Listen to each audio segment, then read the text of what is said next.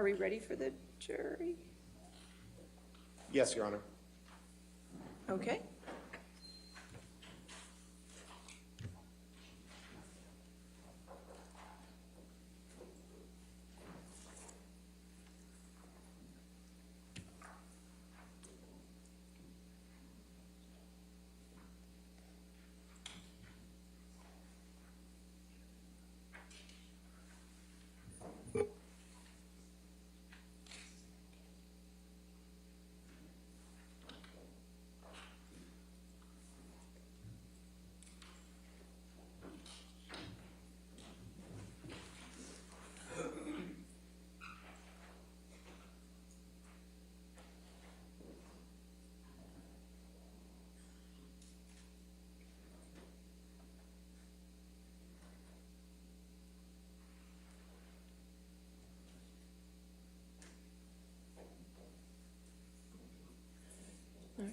Good morning, ladies and gentlemen. All right, please be seated. Next witness. Good morning, Your Honor. Mr. Depp calls Kate Moss to the stand. All right. She will be appearing on your screen. All right, ma'am, can you hear me? Yes, can you count to 5 for me? 1, 2, 3, 4, 5. Thank you, ma'am. If you could raise your right hand. Do you swear or affirm to tell the truth under penalty of law? I do. Thank you. Good morning, Ms. Moss, or I should say good afternoon, your time. My name is Ben Chu from the firm of Brown Rudnick.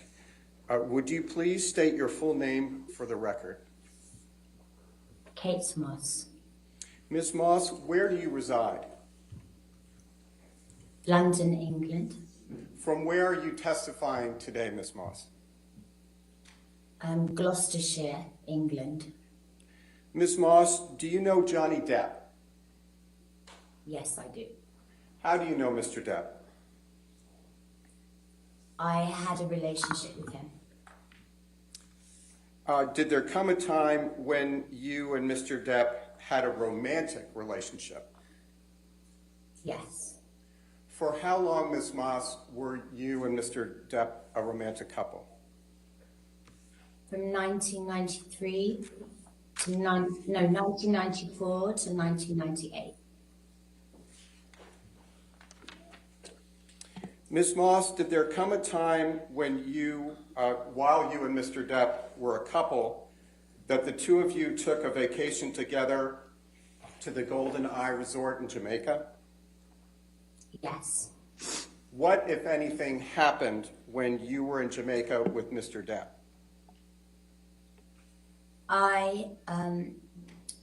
We were leaving the room, and Johnny left the room before I did, and there had been a rainstorm, and as I left the room, I slid down the stairs, and I hurt my back.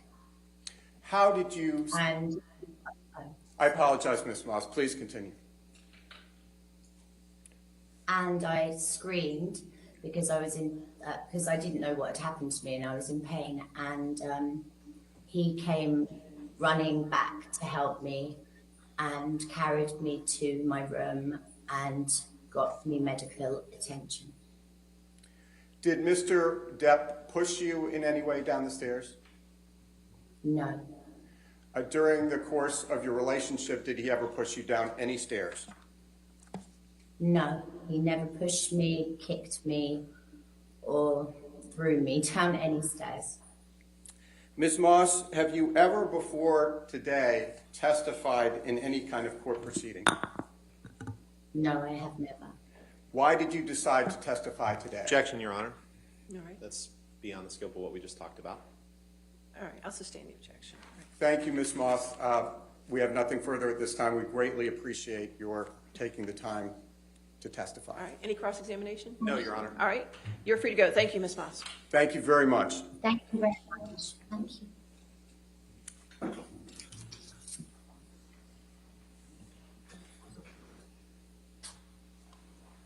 All right, your next witness. Your Honor, we're calling Dr. Shannon Curry. Just give us a moment to move the TV.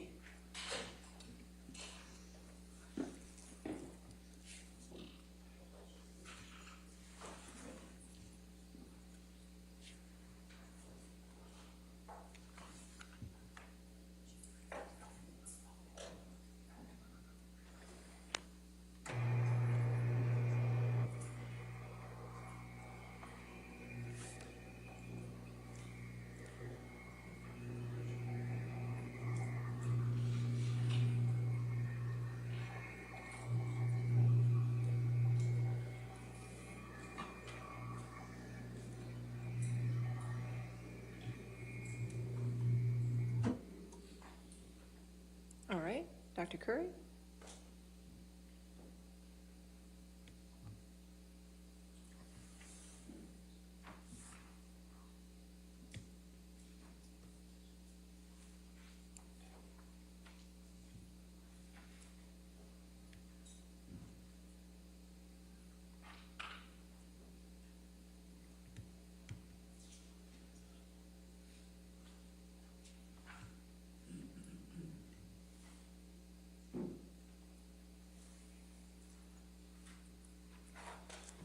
Good morning, Mr. Dennison. Good morning, Your Honor.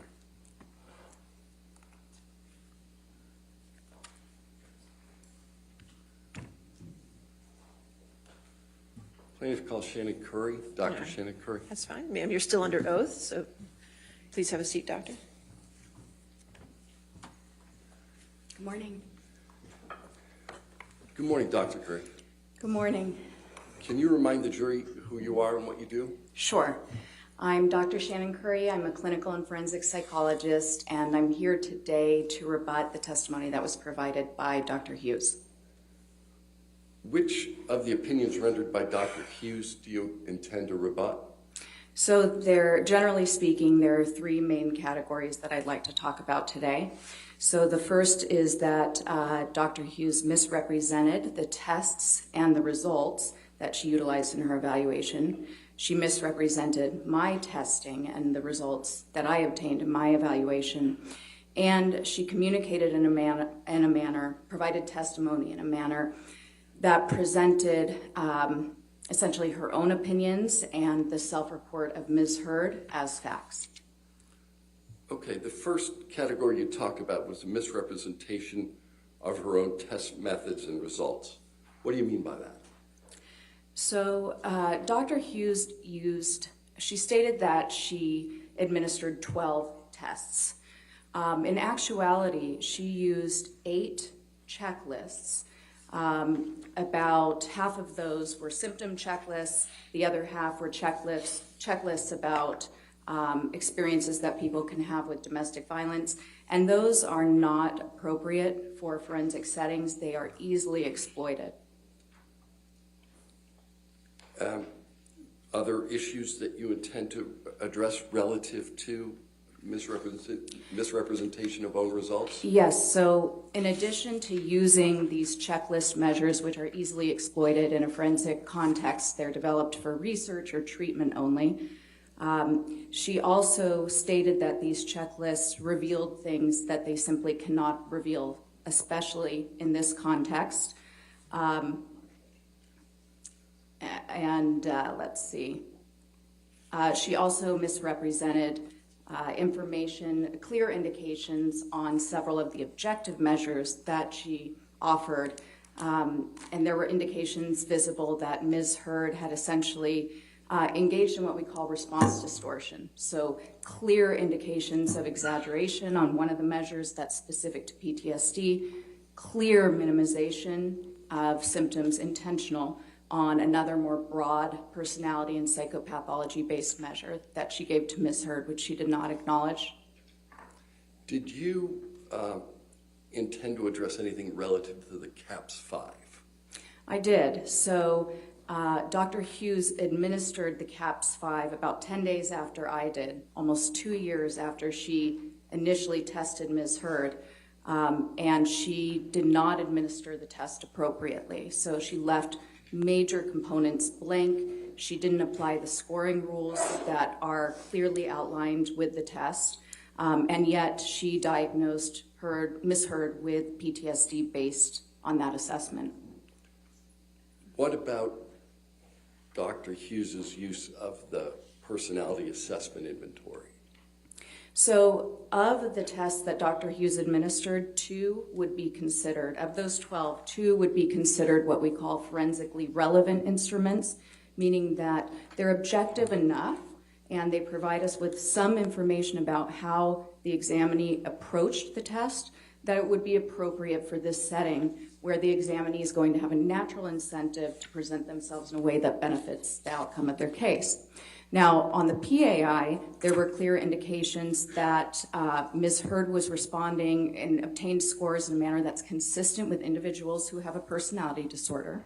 And there was also an indication that several scales, we call this a configuration. So you might have one main scale that you notice is elevated, then you look for additional subscale information to get additional information on what could be elevating that scale. And there was a configuration that showed that even though Ms. Heard had moderately elevated one of the scales that can be associated with trauma, that elevation is better explained by childhood or distant traumatic experiences like the complex trauma Ms. Heard reported experiencing growing up. Okay. You said that Dr. Hughes utilized checklists that are not appropriate for forensic analysis. Can you Yes. explain that?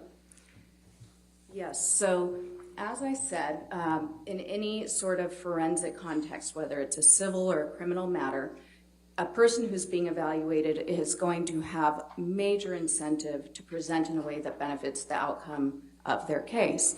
So you always approach the examination, I believe Dr. Hughes said, with a healthy dose of skepticism, but that alone is not enough. We have to operationalize that. So we actually have to administer very comprehensive objective tests that either control for attempts to manipulate the test results or reveal attempts to manipulate the test results, so that we're not just blindly accepting the results or the self-report of the examinee. How many tests were administered by Dr. Hughes?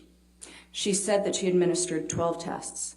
How many of them were appropriate for forensic physical examination? So the trauma symptom inventory is appropriate. It's an objective measure, and it does have 2 primary scales that look at how the person approached the test. The personality assessment inventory is an excellent test. It is a broadband measure, meaning that it captures not only symptoms of mental illness, but also general personality traits. That also gives us pretty detailed scales similar to that one test I administered, the MMPI, that tell us a lot of nuanced information about the way the person approached the test.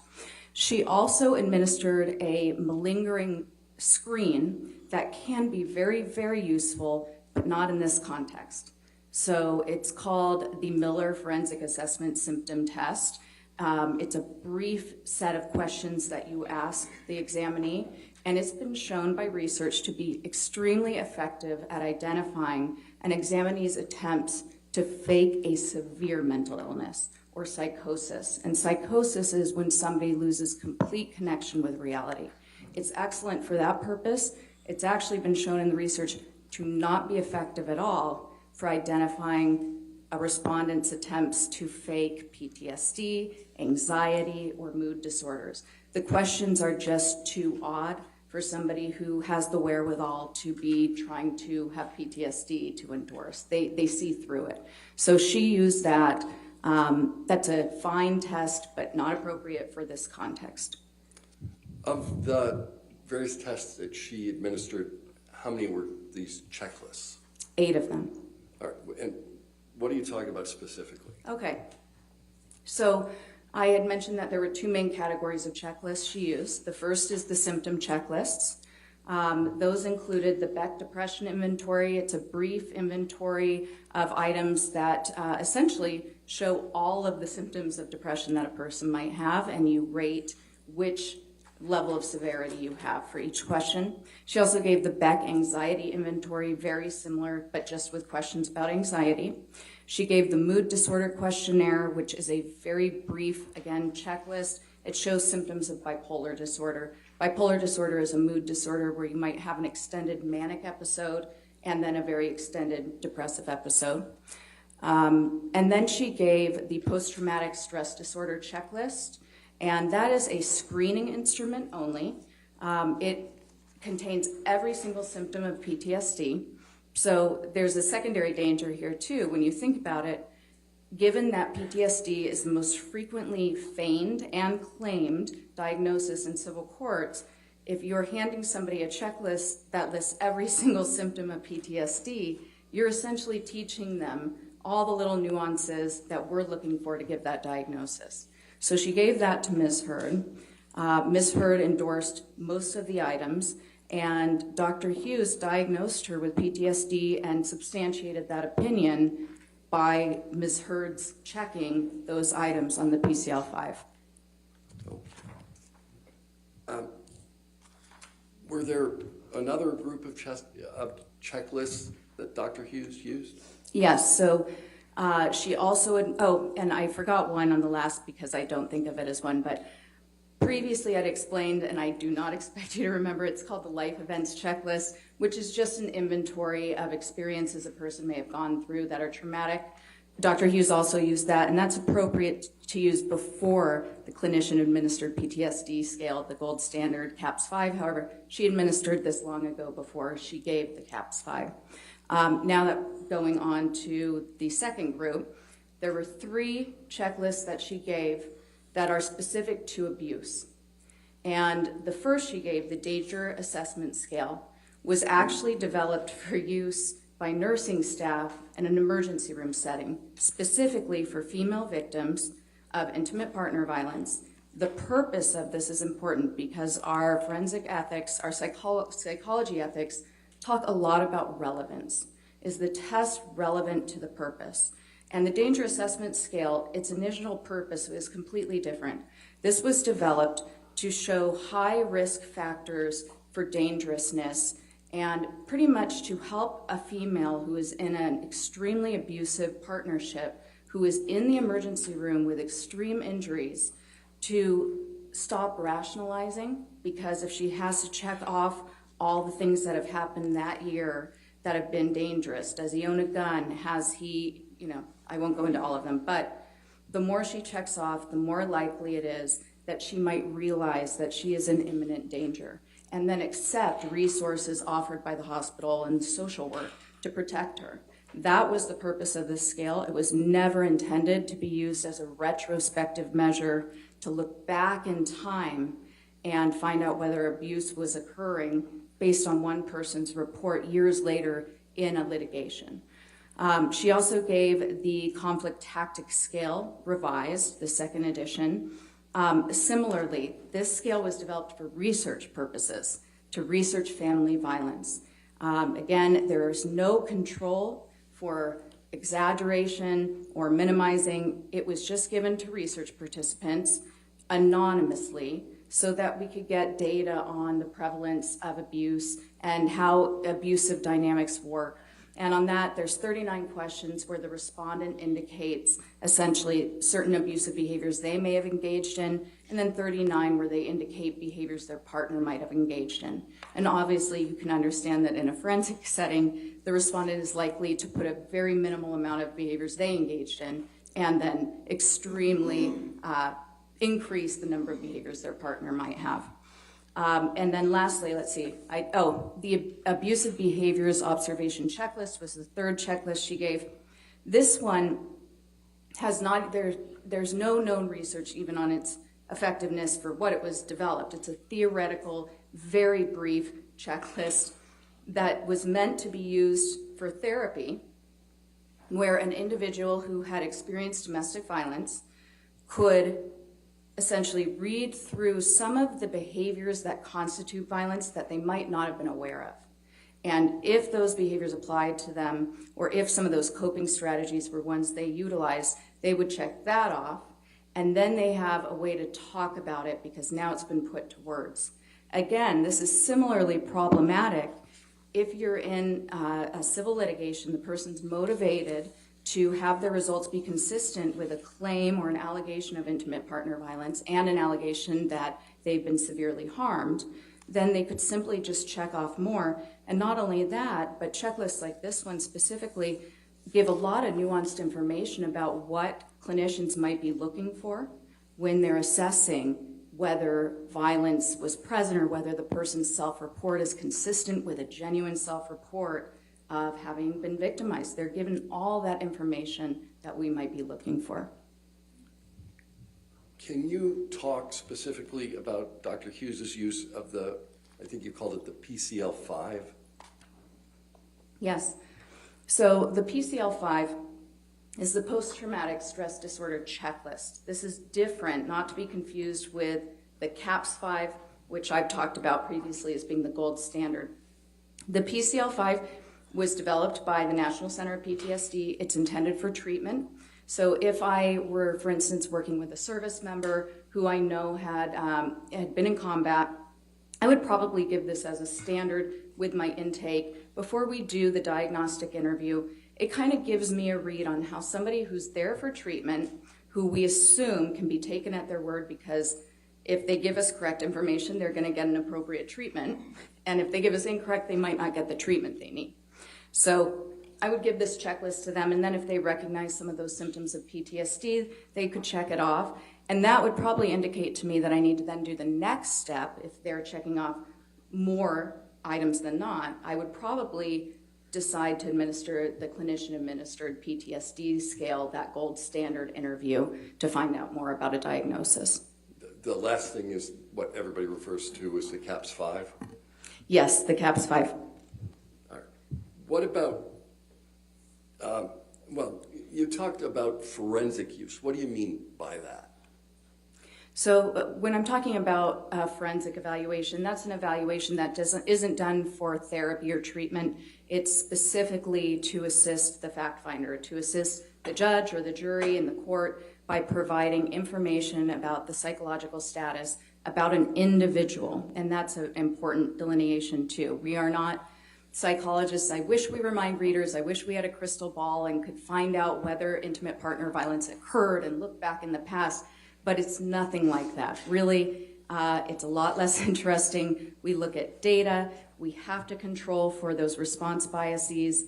And then we also are looking at functioning, which is really the bottom line of the assessment. Did the person have a change in functioning from before the alleged trauma, or in this case, the alleged IPV, to after? Is there a decline in the way they're going about their lives? Objection, Your Honor, may we approach? All right.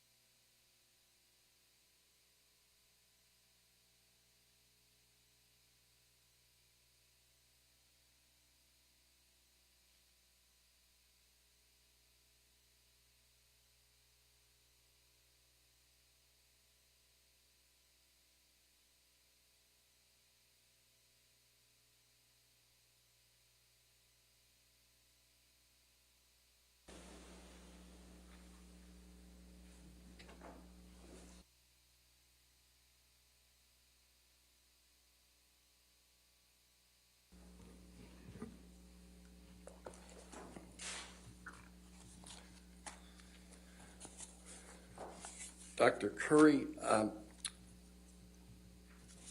let's look back at some of those domestic violence checklists that you were talking about. Okay.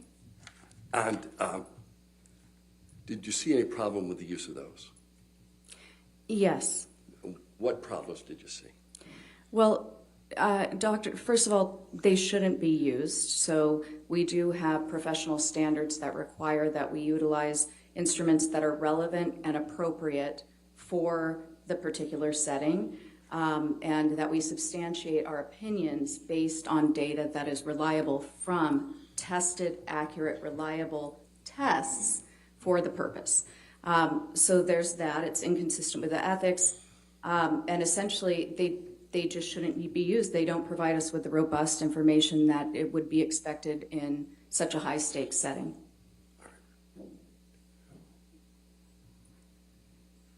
Would you have expected Dr. Hughes to comment on the limitations of the checklist she was using? Yes. So first of all, Dr. Hughes provided opinions based on these checklists. So she referenced especially the danger assessment scale several times throughout her testimony, stating that Ms. Heard was in a very dangerous situation.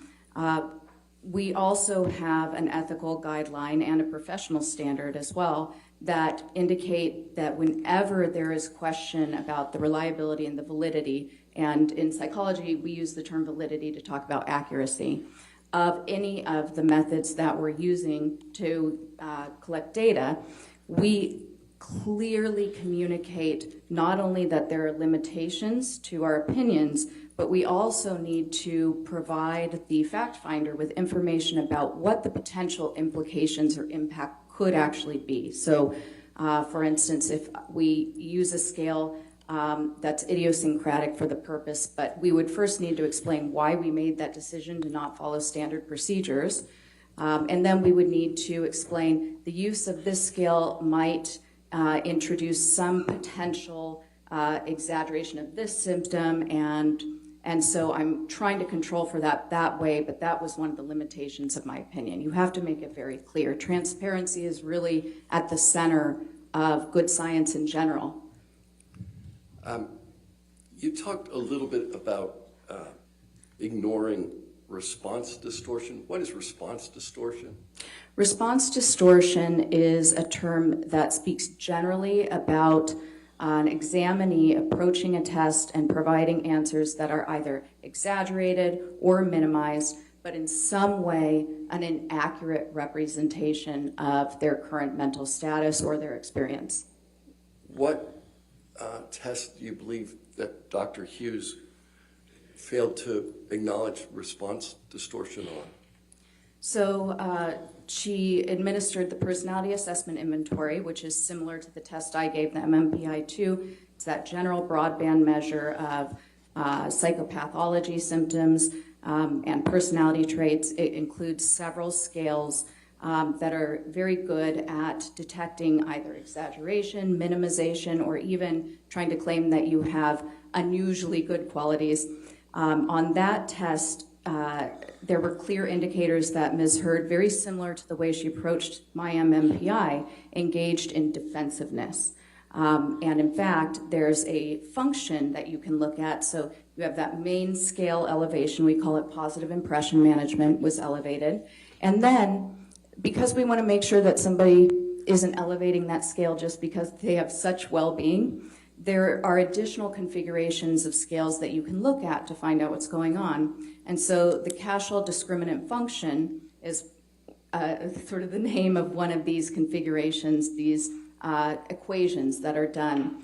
And she was highly elevated on that. In fact, that elevation tells you that no, this isn't accidental. This isn't because she's just doing so well in life that she has an extremely, extremely low amount of problems.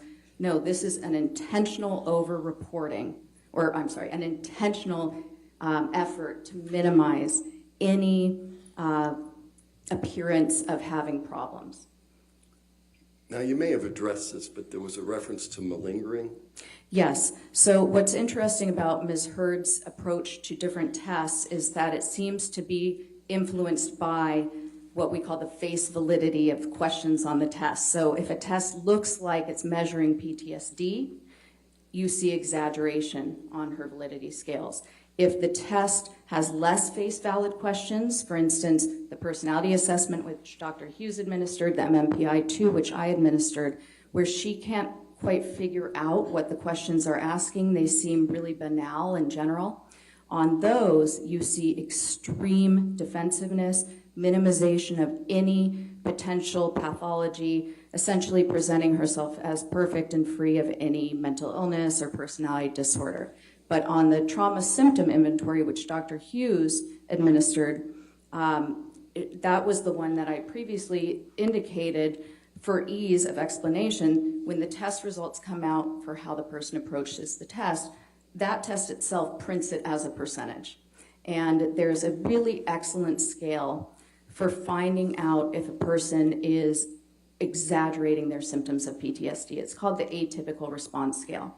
And the TSI-2 is the revised version of this test, and that scale was improved this time around to really try to be a clean indication of, is this person exaggerating? And it puts quite high questions in the test that are so unusual. They might sound like PTSD, but even the most severe cases of PTSD don't have these symptoms. And so somebody who's intentionally trying to exaggerate PTSD, or possibly unintentionally, but nonetheless, who's exaggerating it, is likely to endorse these items, even though they're not real PTSD symptoms. Ms. Heard scored so highly on this that even if there is, although Dr. Hughes correctly said there tends to be a negative skew when people have the high levels of distress that's associated with PTSD, so sometimes people score higher on this even when they do have PTSD. She scored so high that that is effectively ruled out as a possibility. Okay. What about Dr. Hughes's administration and use of the CAPS-5? Okay, yes. So Dr. Hughes had diagnosed Ms. Heard with PTSD back in 2019 when she began testing her. It wasn't till 2 years later, more than 2 years later, 10 days after I administered the CAPS-5 with Ms. Heard, that Dr. Hughes held an impromptu evaluation session remotely with Ms. Heard and administered the CAPS-5. She had previously diagnosed PTSD without using what we consider to be the gold standard PTSD diagnostic interview. And again, when we're doing a forensic evaluation, it is an important responsibility, and part of our ethics and professional standards are that we document everything to allow for transparency and full judicial scrutiny. And Dr. Hughes administered incorrectly. She left huge sections, very relevant sections, blank. There's no way to understand why she scored it as high as she did based on the information that's provided. You're essentially supposed to notate the examinee's responses as verbatim as possible to explain your reasoning and implying their scoring procedure. It's a standardized test, and if you don't follow those standard procedures, it's completely invalid. Not only that, but it looks as though Dr. Hughes further invalidated it by trying to show that she had assessed for the childhood trauma impact, and she had said that she went back and asked the childhood question, but you can't do that. If you're assessing for 2 separate periods of one's life to find out the relatedness to PTSD, you do 2 separate CAPS interviews, period. You don't create your own question system. That is non-standard administration of the test, and it invalidates it. All right. You also mentioned, with respect to the PAI, or the Personality Assessment Inventory, that Dr. Hughes failed to mention some elements. What did she fail to mention? Oh, okay. So on the personality assessment inventory, so first she failed to mention that there were clear indications of response distortion. She also failed to mention that Ms. Heard scored in her score profile, again, so there are main scores. She did elevate a score for the borderline personality disorder sort of section, but that in and of itself would not indicate a diagnosis. However, the configuration of her scores overall is consistent with that. And in fact, it's one of the diagnostic suggestions given by the test itself.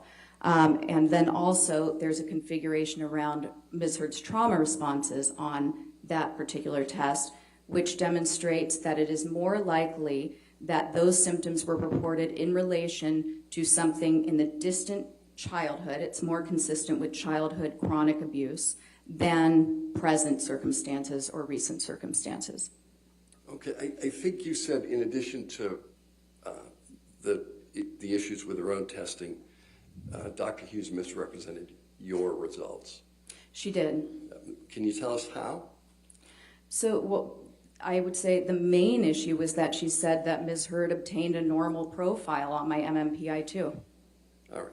How do you disagree with Dr. Hughes relative to the profile?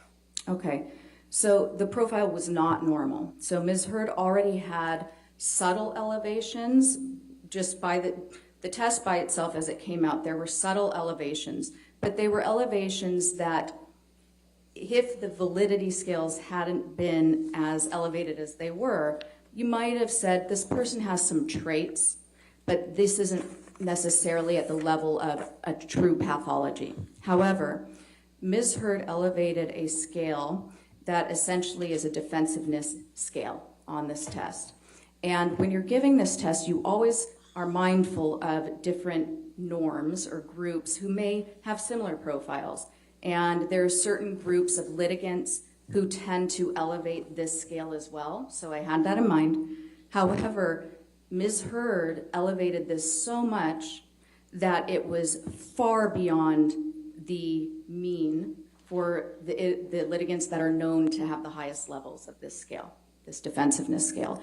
And when this scale is elevated to the level that it is, you automatically understand that it is very likely that those clinical scales, I keep doing this because I'm seeing it in my head, it looks like sort of an ECT. It's sort of these peaks you see on a graph.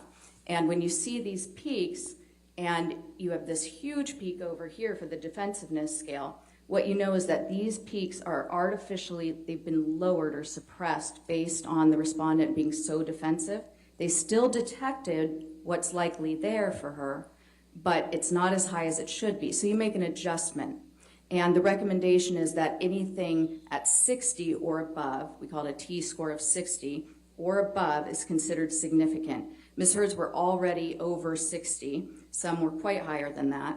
And then you see a very clear profile.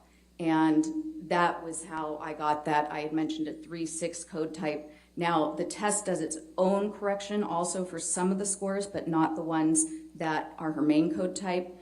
With the test correction, she had a 1-3-6 code type, which is very similar. What is a 3-6 code type?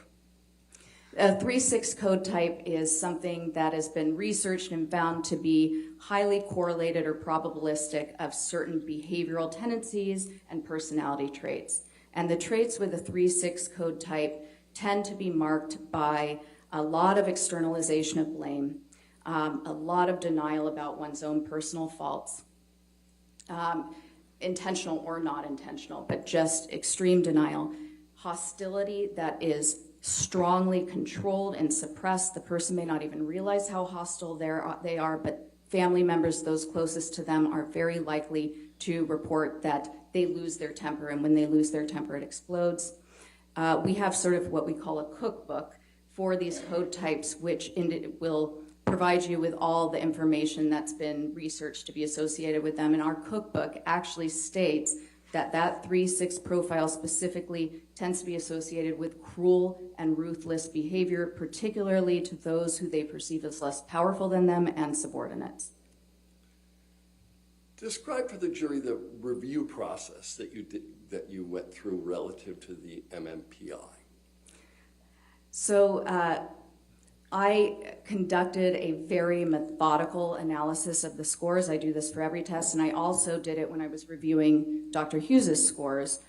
So what you haven't seen that's in Discovery is that I created a 25-page outline just of her scores with, and it's sort of a table. So I'll put the score, I'll do it in sections so that I can understand different groupings, different research studies, and I start with looking at all the validity scales. So I put in the score, and I'll even color the table to show me if it's kind of in the high zone, moderate zone, or low. And then if it's low, is it a significant low score, or is it just low so it doesn't mean anything? And then in the right side, I put all the research data that I found on this particular scale score. And so I start with the validity scales, the way the person approached the test.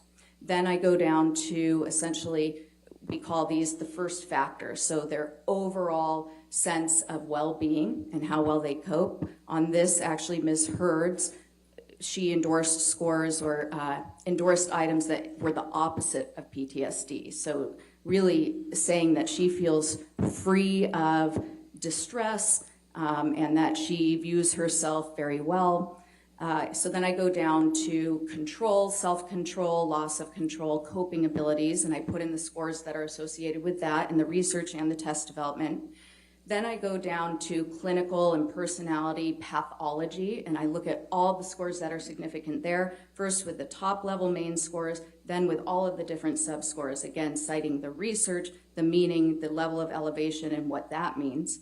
And then I do comparison with different research groups. So for Ms. Heard, I did a section that looked at all sorts of different scores that have been implicated with a PTSD presentation to see if any of those were consistent. I can't remember how many there were. I think I put 13 on there, but I could be wrong. But I believe that there was only one that could even be, in some research, is sometimes associated with it, but it was general anxiety, which turned out to be more trait specific. I looked at the scores that are typical of women with IPV. Hers were not consistent at all with those. I looked at the scores that were consistent with people who are frequently in litigation. Hers actually were very highly correlated with those. That tends to be also consistent with a 3-6 code type, and the reason for that is believed to be that they tend to perceive themselves often as victims who need to avenge wrongs. Were there other results you believe Dr. Hughes to have misrepresented? For instance, Whatever. the TSI-2. Yes. So Dr. Hughes generally said that testing supported PTSD and that there was an etiology for her trauma of intimate partner violence. She did reference that essentially I can't remember if she said that the trauma symptom inventory indicated PTSD, but she did say that the elevation on that validity scale is consistent with PTSD, and that's simply not true.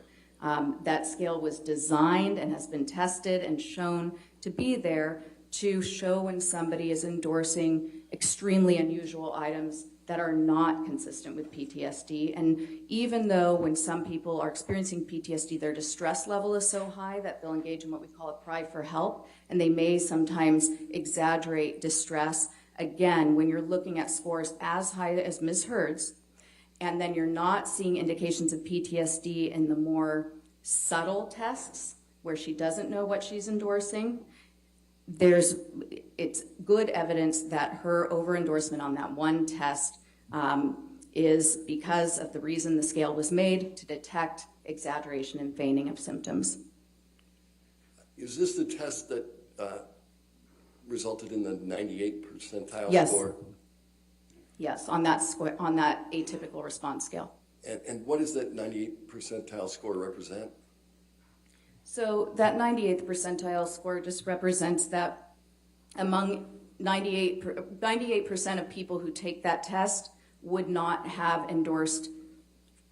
She scored more of those unusual items that are not consistent with PTSD than 98% of people who have ever taken that test. Does that relate to this concept you talked about before called feigning? Yes. What is feigning again? Well, feigning is essentially exaggerating symptoms of a disorder. I think the third thing you indicated you were going to talk about was self-reports and personal opinion as facts. What are you talking about there? So in any science and in psychology specifically, it's really important that we use precise language and we say what we mean, and we do not present opinions as facts, because when you are in the role of an expert witness, or an expert in any setting, essentially a layperson may not be able to detect the difference between something that is a personal opinion that you're giving versus something that is substantiated by research data, test data, reliable test methods. So our ethics talk about, especially the specialty guidelines of forensic psychology, the responsibility we have to distinguish between data, then inferences we're making from that data, what the data can mean, sort of like those tables I do. I put the data, the inferences based on the research, and then what my ultimate opinion is, integrating all of that data. And it's very important that we clarify that to the fact finder, to the judge, the jury. That's our responsibility, that we do not cloak personal opinions or the self-report of an examinee as an expert fact or somehow scientifically based when it is just a personal opinion or self-report of an examinee. What do you mean by self-report? The self-report is essentially what the examinee tells you during the interview. Okay. When did Dr. Hughes do this most? She did this most when describing instances of alleged IPV. And there's also an issue there because one of our ethics also discusses the importance of relevance and withholding, essentially constraining our testimony to the data and not including private information, personal information that unnecessarily compromises the dignity of any of the litigants. She provided a lot of what was Ms. Heard's report to her, the allegations of abuse, when describing Mr. Depp, who she had not examined, when describing Mr. Depp's behavior, his motivations. I believe she used the word obsessive jealousy quite a few times, talked about Ms. Heard being in a highly dangerous situation. These are simply things that we cannot detect based on testing and a psychological evaluation. We have to evaluate the person, we have to get consent, and we can only describe an individual, not whether or not IPV has occurred. And we certainly shouldn't go into explicit details about sexual encounters or other things that are highly prejudicial, shocking, and hard to forget. All right. Dr. Hughes says that Ms. Heard has PTSD. Do you agree? I do not. Why not? The results of my multi-method comprehensive evaluation based on carefully selected, researched, relevant test instruments, based on comparing those instruments to Ms. Heard's self-report, observing Ms. Heard's behavior over 12 direct hours of assessment, reviewing copious notes from prior therapists who indicated symptoms in their notes, reviewing the notes of Nurse Filati, previously Nurse Borum, who spent, I believe at one point, almost 2 months with Ms. Heard daily, reviewing the notes of her treating providers, all of the legal documents and discovery. There was no evidence of PTSD. How is evidence of PTSD generally exhibited? So really the bottom line in a forensic psychological evaluation is a change in functioning. That's what we're looking for. Again, I said we don't have a crystal ball. We're not wizards. We can't get into somebody's head. What we're looking for were there identifiable changes in the way the person engaged in their world. Were they able to keep a job? PTSD is an extremely disabling diagnosis. When a person has true PTSD, it is difficult for them to work. You'll see unemployment, job loss. It causes extreme levels of distress and impairment.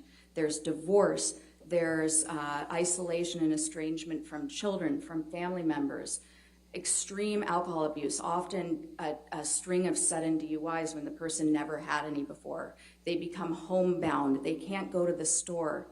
They're certainly not going to events They're not having success in their film career, usually. They're not exercising every day, pursuing their hobbies, being avid readers, obtaining level 3 sommelier training, having dinner parties with friends, speaking to public groups. Those are just indications of very high functioning. And when you're looking for a decrease in functioning over time, that is inconsistent with that decrease. What about Dr. Hughes' suggestion that Mr. Waldman's statements served as a trigger for Ms. Heard's PTSD? All right.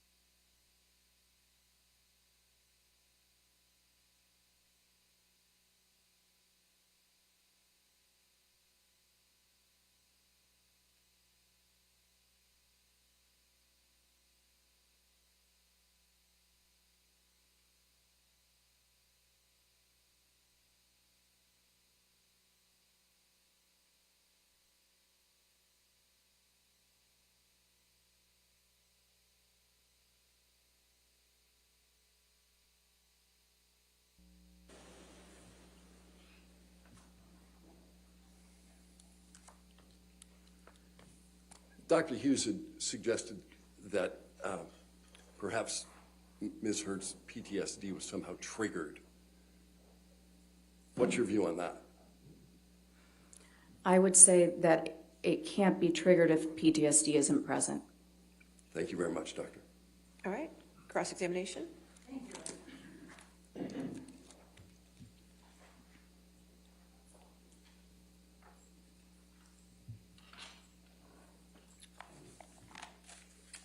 Dr. Curry, I just want to make sure that we all remember, you're not board certified, correct? No, I'm not. Okay. And you've been licensed for how long? I've been licensed for 10 years. Okay. And you are being paid by Mr. Depp's legal team to be here, correct? Yes. How much have you charged so far? I actually don't know. Over 100,000? I truly don't know. I don't do my own books. Over 200,000? I don't know. Over 300,000? That would be way too much, but I do not know. Okay. Now, just so that we all remember, you had dinner at Mr. Depp's house for 3 to 4 hours with Mr. Depp, Mr. Waldman, Mr. Chu, and Ms. Vasquez, correct? I was interviewed.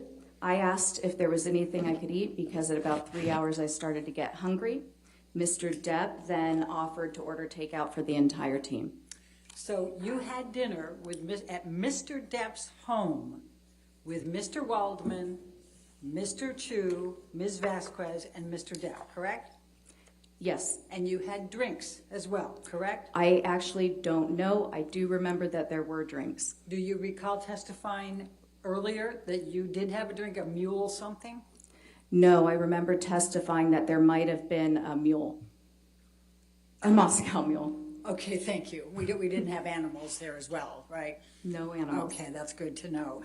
And you talked about transparency. I just want to make sure you had several designations, expert designations and reports in this case, correct? Yes. And in not one of them did you disclose that you had dinner and drinks at Mr. Depp's house for 3 to 4 hours with Mr. Waldman, Mr. Chu, and Ms. Vasquez. Is that correct? Ms. Bredehoff, you're mischaracterizing what occurred. Dr. Curry, please answer the question. Not once did you disclose this in any of your reports, I did not correct? disclose that I was interviewed as that standard procedure. But it's true that you have never gone to a client's house to be interviewed for an expert witness position, correct? Yes, because I never had a client that was essentially homebound because of their celebrity status. All right. And you talked to Mr. Depp for 3 to 4 hours before taking on the role of assessing Ms. Heard and deciding whether she was suffering from any distress, correct? I did not talk to Mr. Depp. I was talking to his legal team, and he was there to observe. He was present for the 3 to 4 Yes. hours. And are you saying now he just stayed silent and said nothing all day? I don't recall what he didn't or didn't do. I was answering questions. Okay. Now, your expertise here is limited to whether Amber Heard suffers from PTSD currently. Is that correct?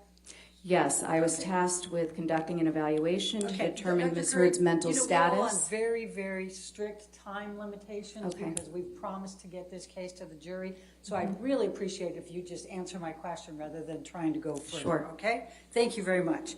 Now, after you had the dinner, you then provided a designation in February of 2021 in which you said, and this is long before you ever saw Amber Heard, correct?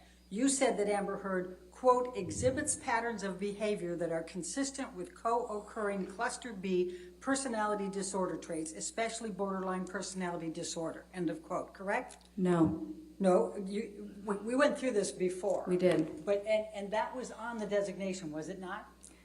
I told you last time that I did not write that. Okay, and you don't know who did on the legal team, correct? No. Okay, and then I also asked you, if you may recall, whether you listened to the audio recording in which Mr. Depp taunted Amber Heard that she had a borderline personality disorder. Do you recall that? I recall you asking me that, yes. Did you recall listening to that audio tape? I don't recall Mr. Depp taunting Ms. Heard. I do recall that he at some point suggested she might have that diagnosis. Okay, and that was back in these audio tapes back when they were together, correct? Yes. Okay. Now, you've never before been asked to testify or serve as an expert with respect to someone who has bipolar disorder, correct? No, as I previously stated, that's not true. All right.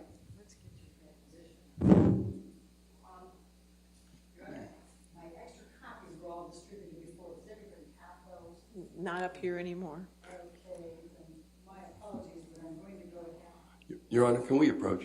All right.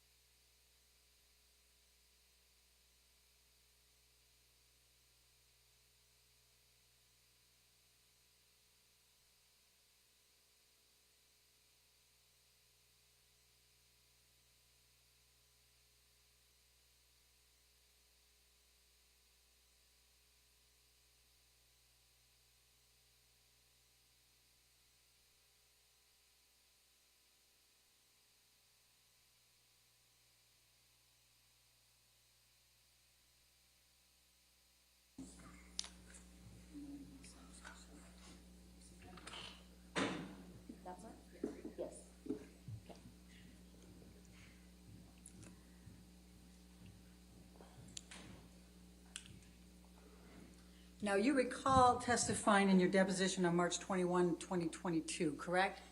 Yes. And you were under oath at that time, correct? Yes. And the question I just showed you on page 207, line 5, have you ever been asked to testify or serve as an expert with respect to whether someone has bipolar disorder? And your answer at that time was no, correct? Yes, I had forgotten that case. Okay. And have you ever been asked to testify whether anyone has behavioral or characterological conduct that suggests they may be an IPV perpetrator? I can't, yeah, I may have. It's difficult. After about 250 cases, it's difficult to remember specifically. All right. And have you ever been qualified as an expert in the area of IPV? No. And have you ever been qualified to testify as an expert in domestic abuse or violence? Domestic. Abuse or violence? Yes, that's been a component of testimony. All right.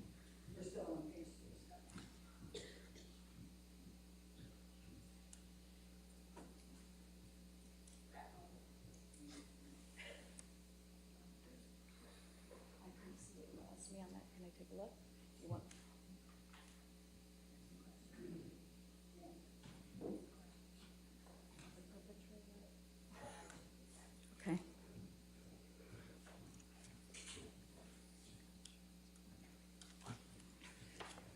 Line 16 of page 207, have you ever been qualified as an expert in the area of IPV? Your answer on line 20 was no, under oath, correct?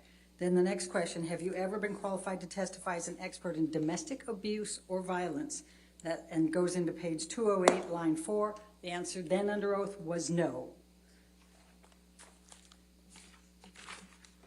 Now, you would agree that the literature is quite clear that trauma-based symptoms such as PTSD or complex PTSD have symptoms that overlap with borderline personality disorder and histrionic personality disorder, yes? Yes. Okay. And you would agree that it's important to use valid and reliable measures for an accurate diagnosis, correct? Absolutely. Okay. You chose, however, not to administer the structured clinical interview for DSM-5 personality disorders, the SCID. Is that correct? I did. Okay. And would you agree that that is a state-of-the-art structured clinical interview? Not for a forensic evaluation with a sophisticated examinee. But to determine if a personality disorder is present? No, not in this setting. You don't agree with that? I do not. And you don't agree that that is the gold standard assessment for reliable, accurate psychiatric diagnosis? It's a good one, but for treatment settings especially. Okay. Now, did Ms. Heard, you said you talked about, you read all of the treatment records, right? Yes. Okay. Do you recall reading the treatment records for the psychologist Bonnie Jacobs, who saw Amber Heard over 5 years? I do. And did you see anything in Bonnie Jacobs' notes over 5 years in which she diagnosed Ms. Heard with borderline personality or histrionic personality disorder? No. Now, you also saw the notes of Dr. Connell Cohen, correct? Mm-hmm. And you even attended his deposition, correct? Yes. All right. And he saw Amber for roughly 2 years. He was part of the Dr. Kipper connection, mm-hmm. right? Yes. Correct? Okay.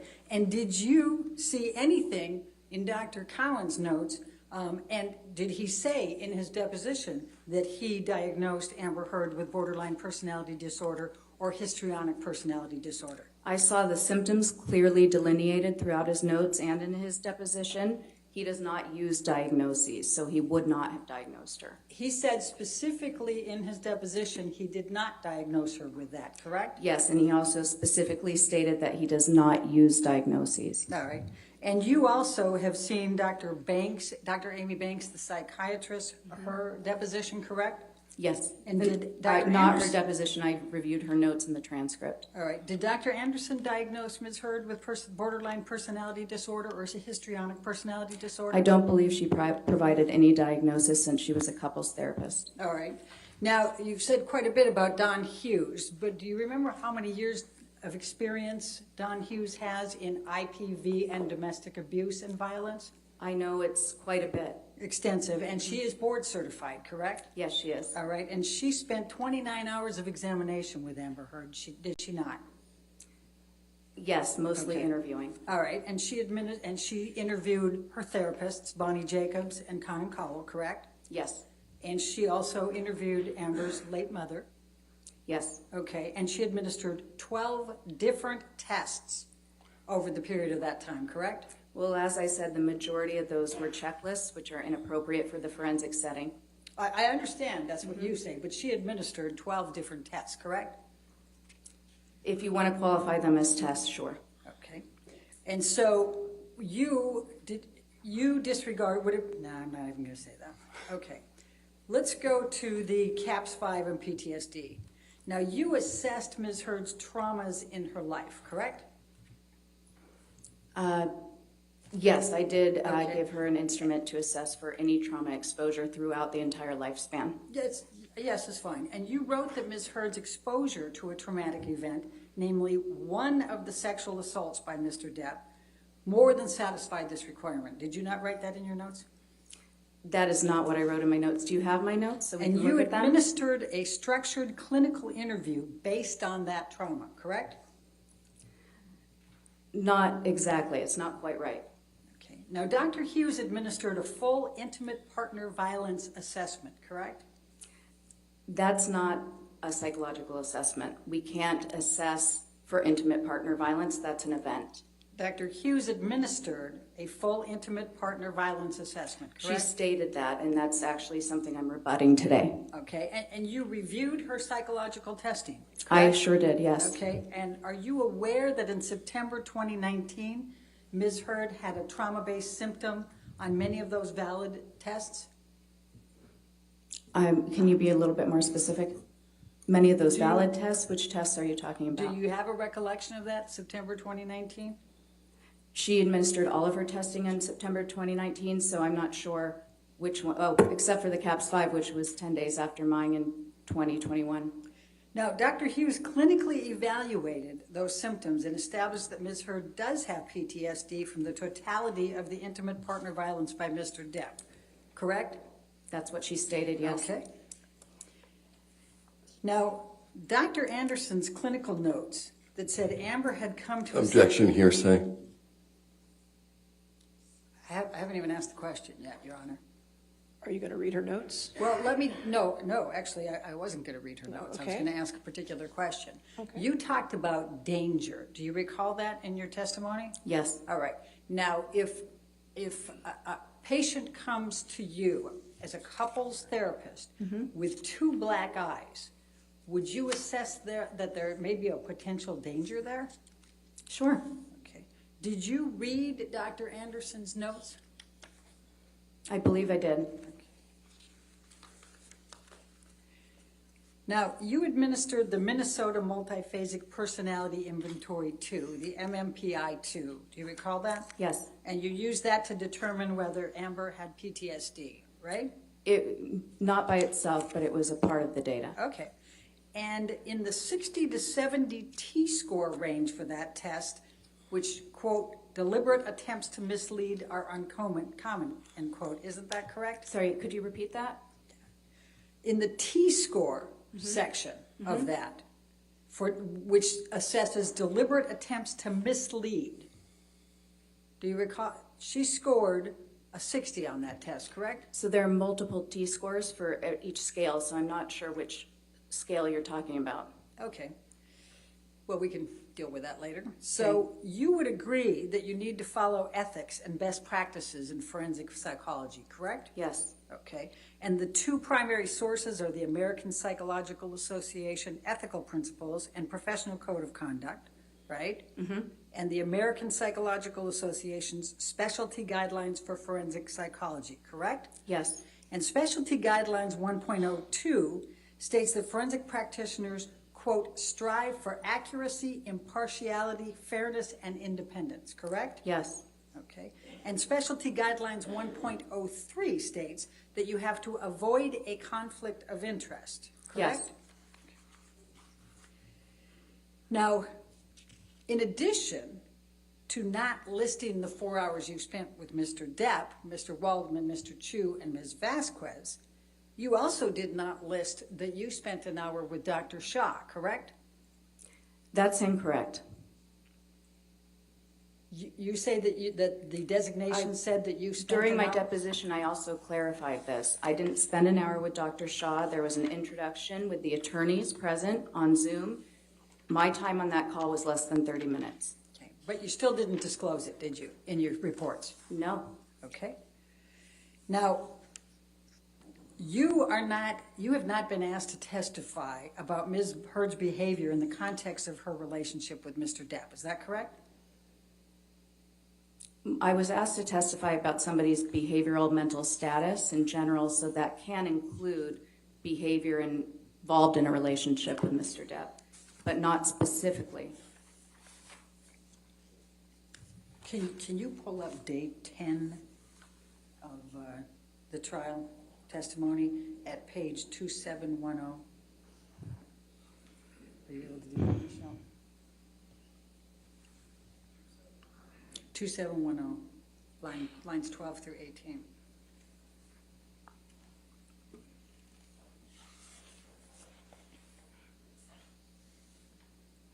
May we approach? All right. All right.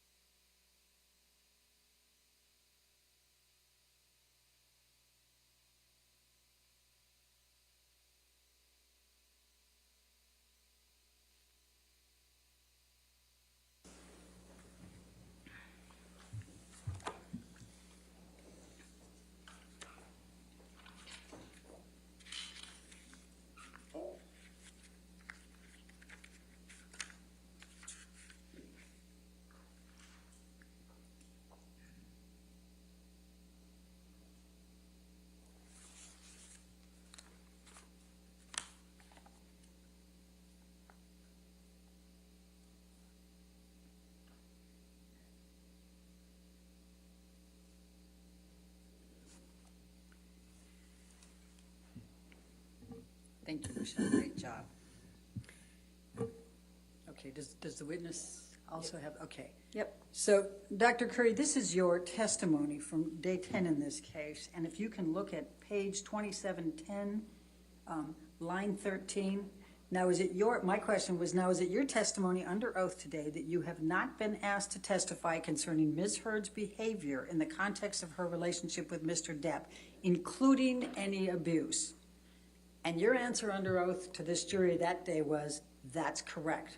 Yes. Correct? I Okay. still agree with that question. All right. And you have not made any determinations, including any opinions, that Ms. Heard abused Mr. Depp or Mr. Depp abused Ms. Heard, correct? Correct. Okay. And in fact, you said that's outside the scope. Yes. Right? Okay. Of psychology. And you cannot testify whether Amber Heard suffered any emotional distress as a result of any of the defamatory comments that she has alleged Mr. Waldman made through Mr. Depp, or Mr. Depp made through Mr. Waldman, correct?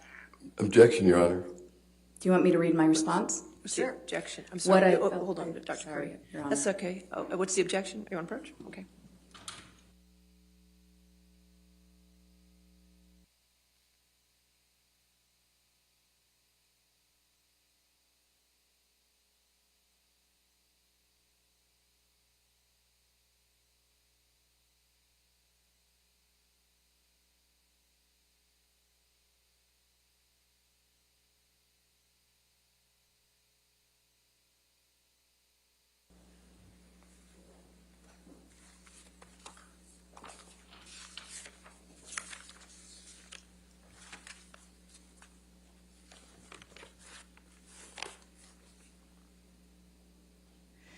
Now, you have not rendered any opinion as to whether Amber Heard exhibits patterns of behavior that would suggest her allegations of abuse against Mr. Depp are false. Would you agree?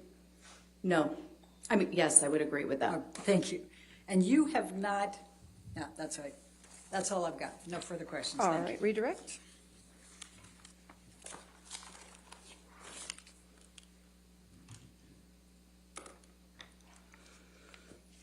You were asked about the skid. Yes. What's that? It's a structured clinical interview. It's for rendering a diagnosis. It's best for treatment because you're asking direct questions of the examinee and about symptoms. So if you have an examinee who has a tendency to minimize, you're not going to get much information. Why didn't you use it? Because, well, first of all, I had a limited amount of time for my evaluation, and I had already had to use, just to complete the interview was extremely time-consuming, and I had to even restructure it into handouts so that I could keep Ms. Heard on track. I determined based on that, so this is where you would make an inference. So because I was having difficulty getting direct answers to my questions from Ms. Heard, I had determined that creating forms of those questions would be a better use of the time, which it was, and then I further deduced that adding on the structured clinical interview would probably be unproductive, given that I had limited time and needed to use the best, most reliable methods for getting information in that time. You were asked about the APA specialty guidelines, Yes. specifically 1.02 and Yes. 1.03. Have you complied with them? I have. No further questions. Thank you. Thank you. Dr. Curry, you can have a seat in the courtroom. you, Your You're free to Honor. go. Thank you, ma'am.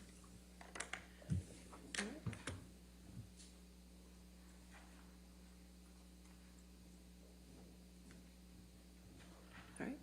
Ladies and gentlemen, let's go ahead and take our morning recess for 15 minutes. Do not discuss the case and do not do any outside research, okay?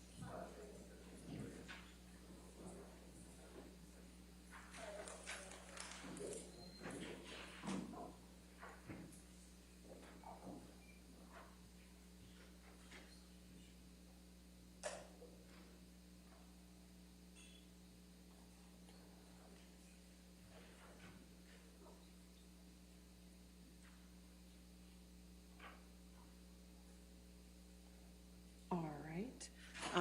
Just for planning purposes, Sammy asked Mr. Tobin to be here as early as noon, just in case with the fluid of the trial. I'm not sure what time we can get to that motion, so. Okay, just to let you know. They need to work on that. They're going to find out who the next witness is.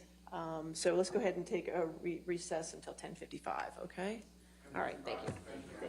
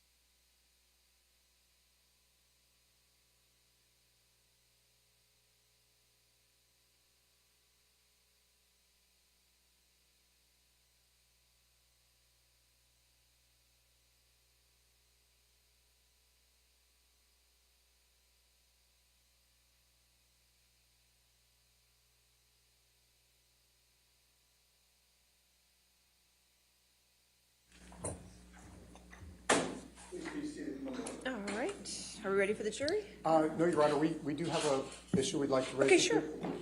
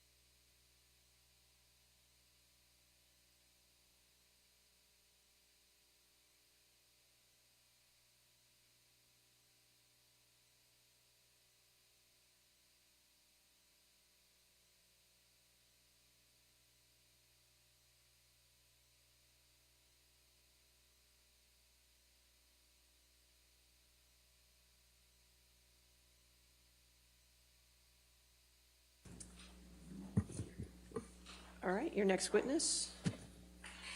I'm sorry, let's get the jury first, right? All right, we ready for the jury?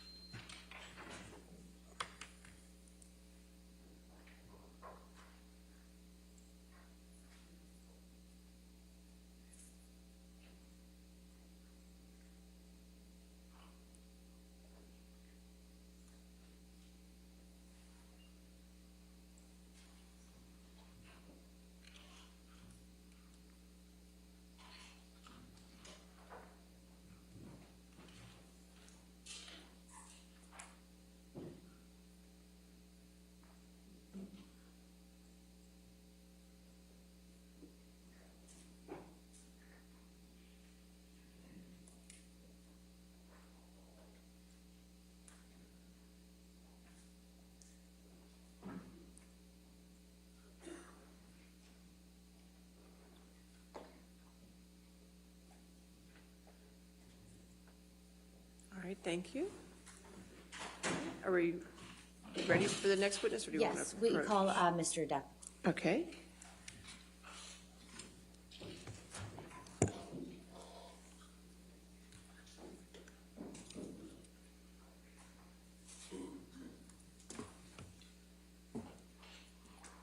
All right. So just a reminder, you're still under oath, okay? Yes, ma'am. All right, thank you, sir.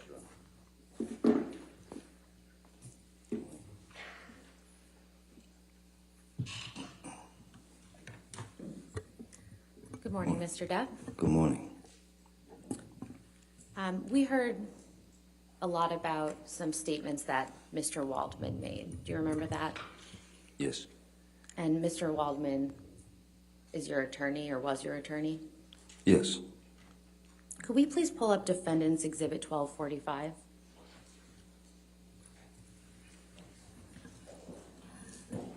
And this is already in evidence, so permission to please publish. If we could scroll down to the second page.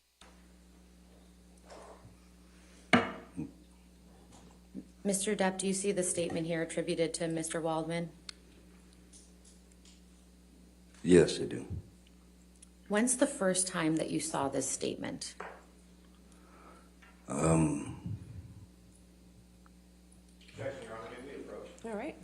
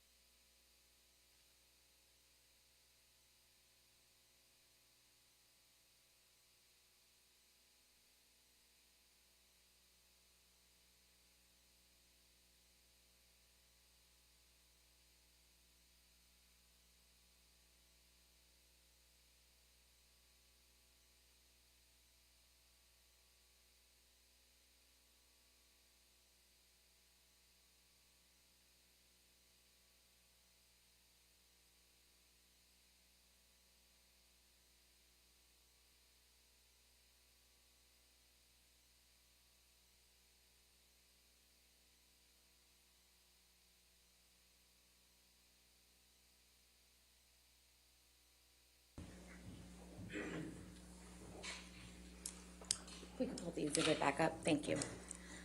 Mr. Depp, when is the first time that you saw this statement by Mr. Waldman? The first time that I ever saw this statement was in August. It was when the piece was when she August 2020 when I was countersued by Ms. Heard. This is the first time that I saw any of these statements. Can we please pull up Defendant's Exhibit 1246? And this is also already in evidence. All right. Thank you. If we could scroll down to the second page, or the third perhaps. Thank you. Mr. Depp, do you see this statement that's attributed to Mr. Waldman here? I do. And when is the first time that you saw these statements? Same, when the countersuit was filed. And could we please go to Defense Exhibit 1247?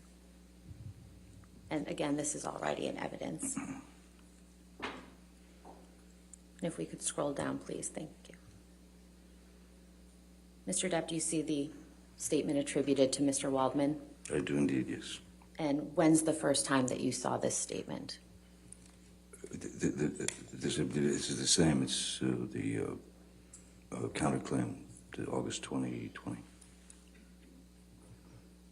After you saw these statements for the first time, did you form an understanding as to where they appeared? I didn't, as to where they had appeared, the statements. In what publication? No, off the bat, I didn't know exactly.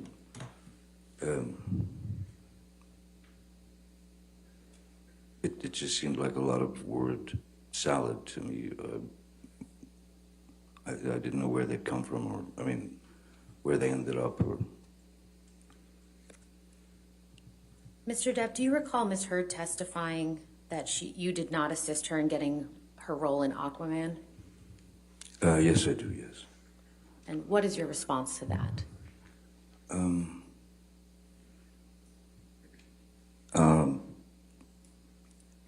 It's not exactly true. Do you know when Ms. Heard first auditioned for Aquaman? Strangely, I know the date. Well, no, yes, I do know the date, because I was scheduled with my band, the Hollywood Vampires. We had done 2 shows at the Roxy, which is a place in Los Angeles, to rehearse for we were invited to play at the Rock in Rio concert, which is a huge rock and roll festival. So we did the 2 shows to go to Rio and play there. Miss Heard wanted to come with me, and Whitney, her sister, had come as well.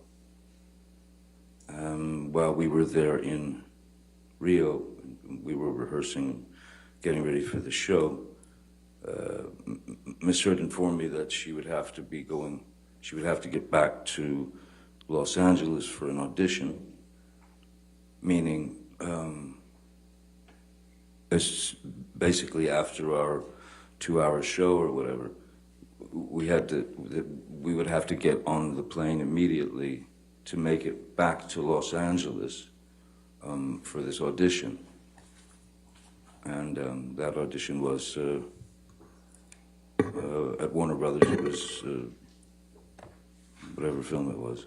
And when were you performing at the Rock in Rio? Oh, sorry. Yeah, that was I believe it was the 24th of September. In what year? That was 15. What do you understand happened after Ms. Heard auditioned for Aquaman?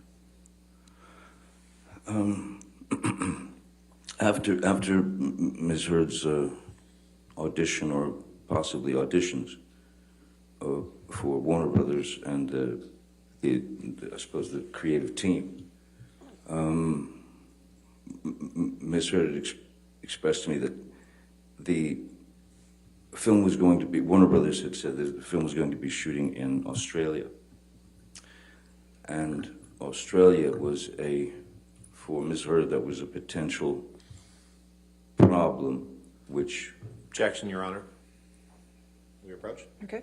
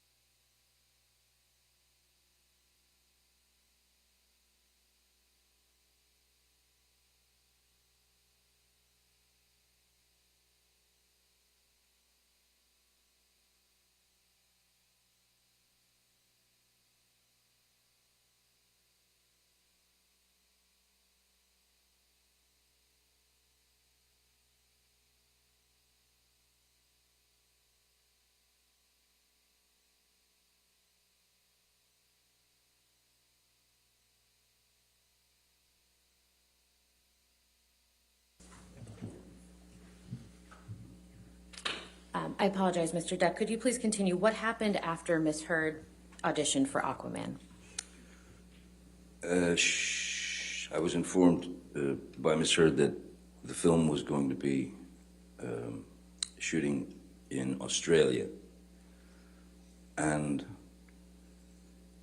that was of concern to her, and because it was of concern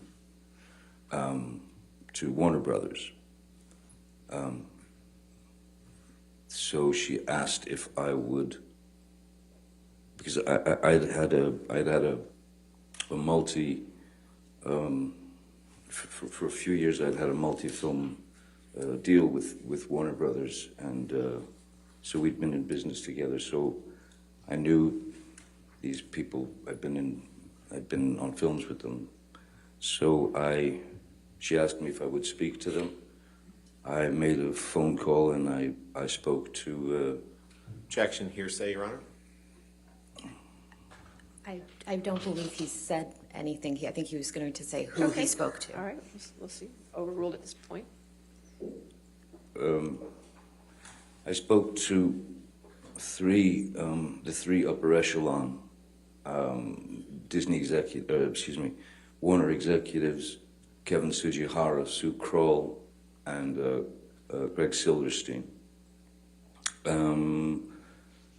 And I told them that... Objection, Your Honor, hearsay. All right, I'll sustain the objection. Next question. What was the result of you speaking with those individuals? Well,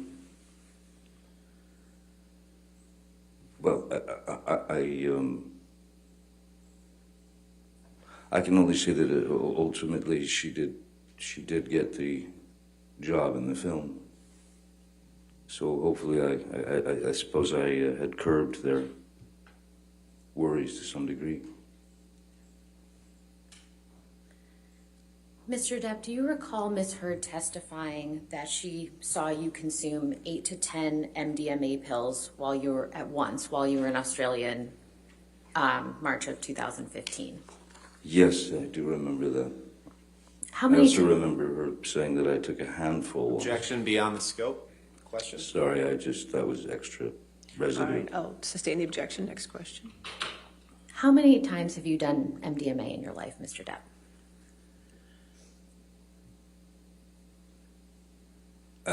Actually, not that many times. I would say in my lifetime, MDMA 6, 7, maybe. And how much MDMA have you done on those occasions? Not enough to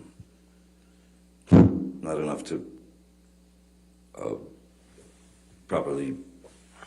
Well, not enough to properly experience what the chemicals are supposed to do to you. Have you ever consumed 8 to 10 MDMA pills at once? No, ma'am. No, I have not. And why is that? Because I'd be dead. I'm pretty sure I'd be dead. I think one would die, yes, and probably rather quickly. Mr. Depp, I'd like to show you some pictures from the home in Australia that Ms. Heard testified about. Sure. Could we please pull up Defendant's Exhibit 1817, which is already in evidence?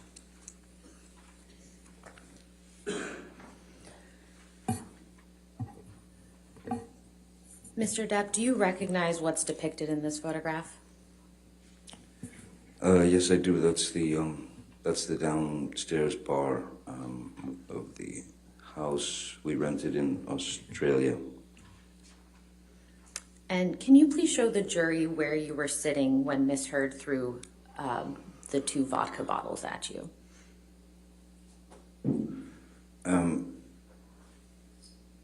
If I touch this thing, it'll make a Yes, mark. it will. Yes. Okay. So this chair, that one here, was over here. And it was in pretty much when I was turned around they were on a swivel, so when I was turned around towards the bar, I'm facing the bar. When I turned around this way, this chair here was in pretty much exactly this same position as this chair. It was when I was facing Miss Heard, who was, let's say she was, if you're looking at the photograph, she would be about here. Could you draw a line in the direction where Miss Heard was relative to where you were sitting? Yes, absolutely. So if I'm sitting here,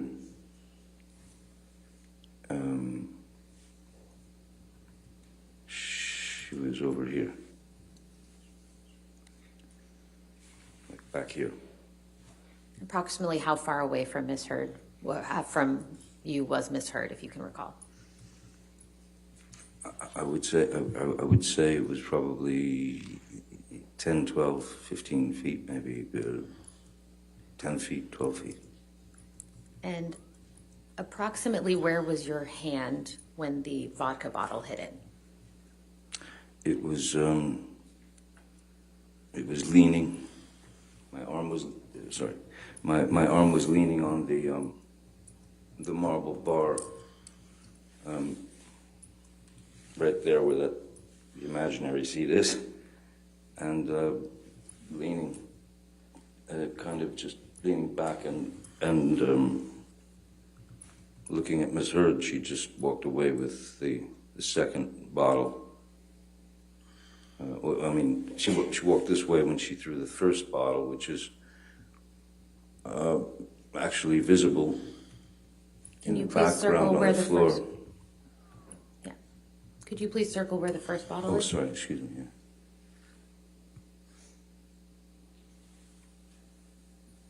All that is the exploded first bottle that went past my head, and the second bottle hit right up here where my hand was resting on the marble bar.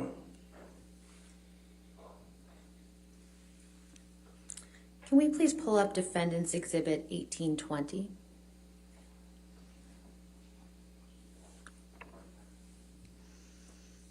Mr. Depp, do you recognize what's depicted in this photograph? This is behind that very bar. And what do you see on the floor in this picture? I see what looks to me like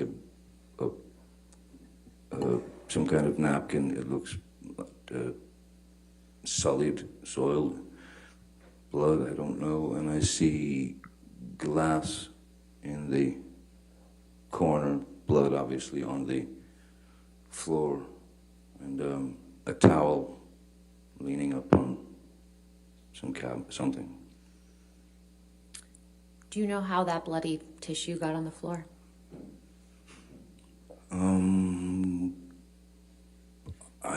My best guess. Objection calls for speculation. Sustained? Do you know how the blood got on the floor, Mr. Depp? I know how the blood got on the floor. It came from my dripping finger. So that's why the tissue is I'm 99.9% sure, since it is, looks like it's got blood on it as well, is what I held my finger with. Do you see the wall on the left side of the photograph? I do. Was there a wall-mounted phone on that wall? On the left side of the photo? No, I didn't. No. Not that I recall, no. Could we please pull up Defendant's Exhibit 394, which is already in evidence? Yes, ma'am.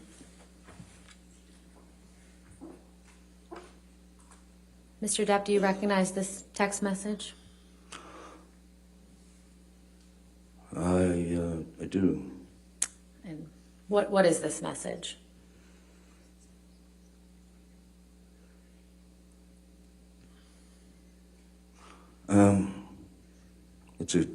It's a text to Dr. Kipper. I'm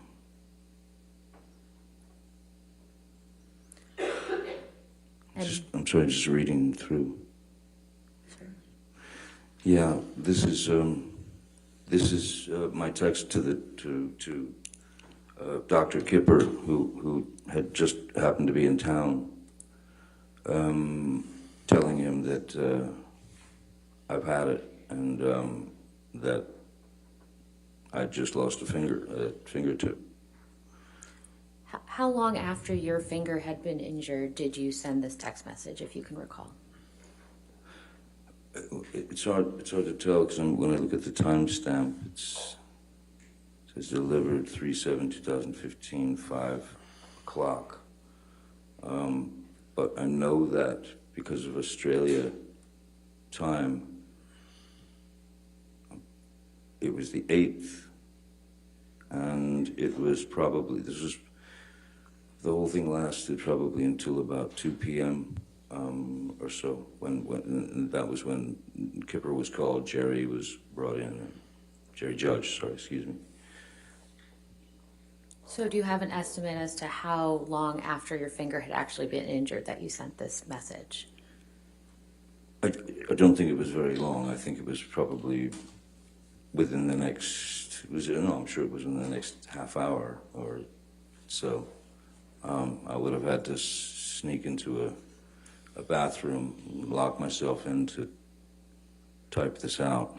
And how were you able to send this text message to Dr. Kipper in the state that you were in?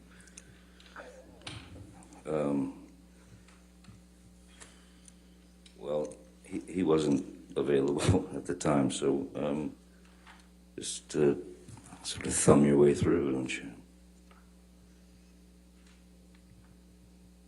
How long after sending this text message did you see Dr. Kipper? I don't recall it. I think it took them probably 30 minutes or more, 30 to 40 minutes to get there. And what did Dr. Kipper do when he first arrived at the home? Oh, the first thing he wanted to do was inspect the damage of my finger and try and figure out exactly what had happened, how it happened. And what did you tell Dr. Kipper about how your finger had been injured? Objection, Your Honor. May we approach? Hearsay. All We've right, discussed that's this fine. several times. Let's go.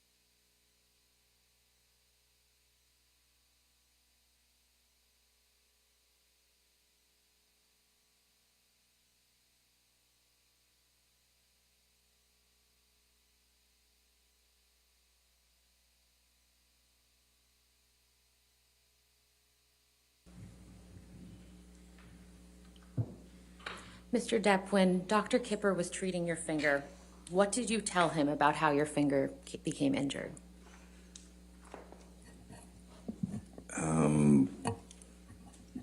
I told him that there was obviously, I mean, when you saw the damage in the house and everything, and the blood everywhere, I mean, obviously there was serious damage done. There would be no point in lying to the man. He'd been through it with me and Miss Heard before. I told him that she had thrown a bottle of vodka and smashed and cut my finger off, the tip of my finger, but a good chunk. I miss it. Mr. Depp, you heard Ms. Heard testify about an alleged incident of abuse on your honeymoon. Do you remember that? I remember her testifying to that, yes. And when did you and Ms. Heard go on your honeymoon together? I believe it was somewhere in the neighborhood of August, because I had just finished the film. Maybe end of July, August. I'm not quite good on the exact date. Do you recall the year? It was 2015, I believe. And where did you and Ms. Heard go on your honeymoon? We took the Orient Express from Bangkok, Thailand to Singapore. And what happened while you and Ms. Heard were together on the Orient Express?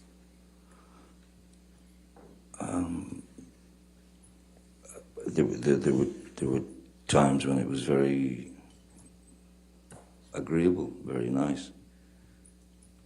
And then there were times when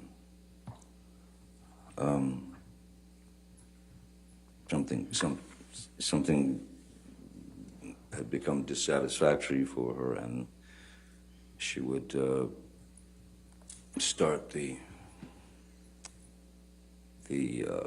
rant, the blooming of a fight would be on deck there, and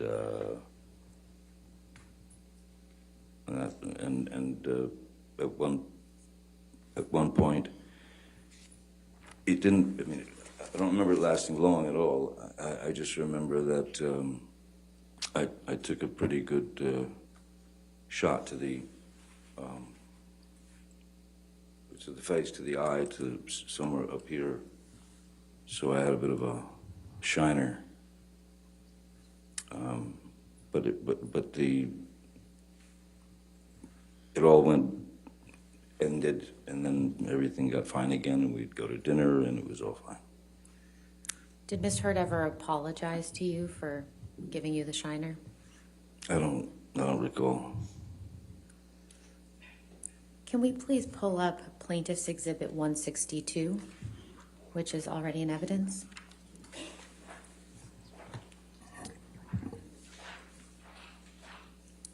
Mr. Depp, do you recognize this photograph? I do. It was with the chef and the maitre d' and the staff were asking if they could take a photo with us, and they'd been very kind. They'd given us a private dinner card. So where was this photograph taken? That was in the, that looks like it's in the, yes, that's towards the back of the Orient Express. That's in the back train bar compartment.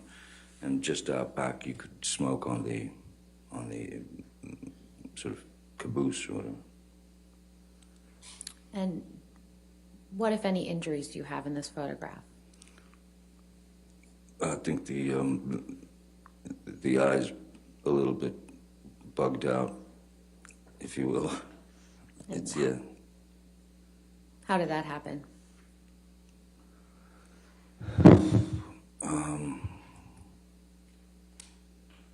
These things could happen very quickly if you disagreed Objection, Your Honor, non-responsive. She just asked, how did that happen? I believe he was about to explain. Well, I'll state the objection. Okay. So, Mr. Depp, specifically, how did the injury in this photograph occur? I'm sure it hit me. Is that better? Does this picture accurately reflect what you looked like on that date? I don't look at myself much, but it certainly looks like me with a black eye. Does this picture appear to have been photoshopped in any way? No, no. I think it would be difficult to photograph or to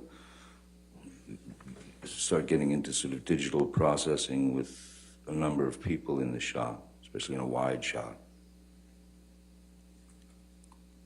Could we please pull up Plaintiff's Exhibit 1301, and this is a new one, Your Honor, so this is not in evidence. Okay, thank you.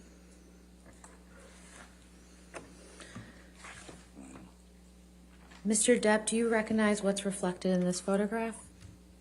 Yes, this is the staff. It's the manager and his staff at the Raffles Hotel in Singapore. And before we left, they asked if they could take a photograph with us. And when was this photograph taken? Well, that would have been, we were off the Orient Express. We stayed in Raffles, I believe, a couple of few days. And then from there we flew to San Francisco. So this photograph was taken after the photograph we just looked at? This photograph was taken after the photograph in the dining car of the train, yes. Your Honor, I'd move Plaintiff's Exhibit 1301 into evidence. All right, any objection? Oh, happy honeymoon. So it's Any 31st of October. any objection? No objection, Your Honor. All right, 1301 is in evidence, can be published to the jury.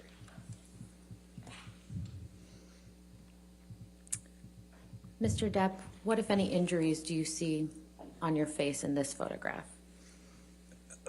I see pretty much the same. I see that the area in here has been is swollen and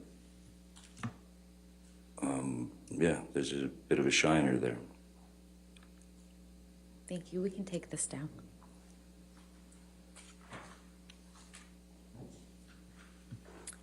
Mr. Depp, do you recall Ms. Heard testifying that she punched you in the staircase incident because she thought of Kate Moss in the stairs?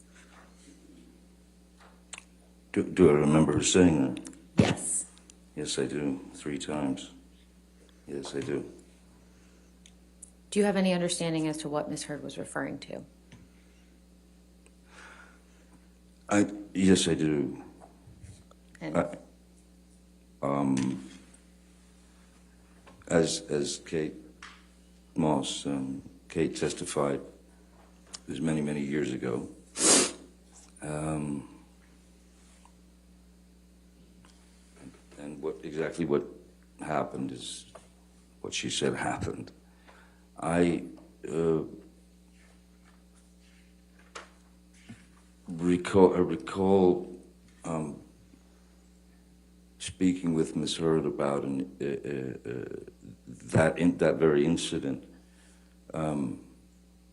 because of the downpouring of rain, because it was raining very heavily that day that Kate slipped. And I recalled the story to her. Objection, Your Honor. Hearsay. may we approach Your Honor? Okay.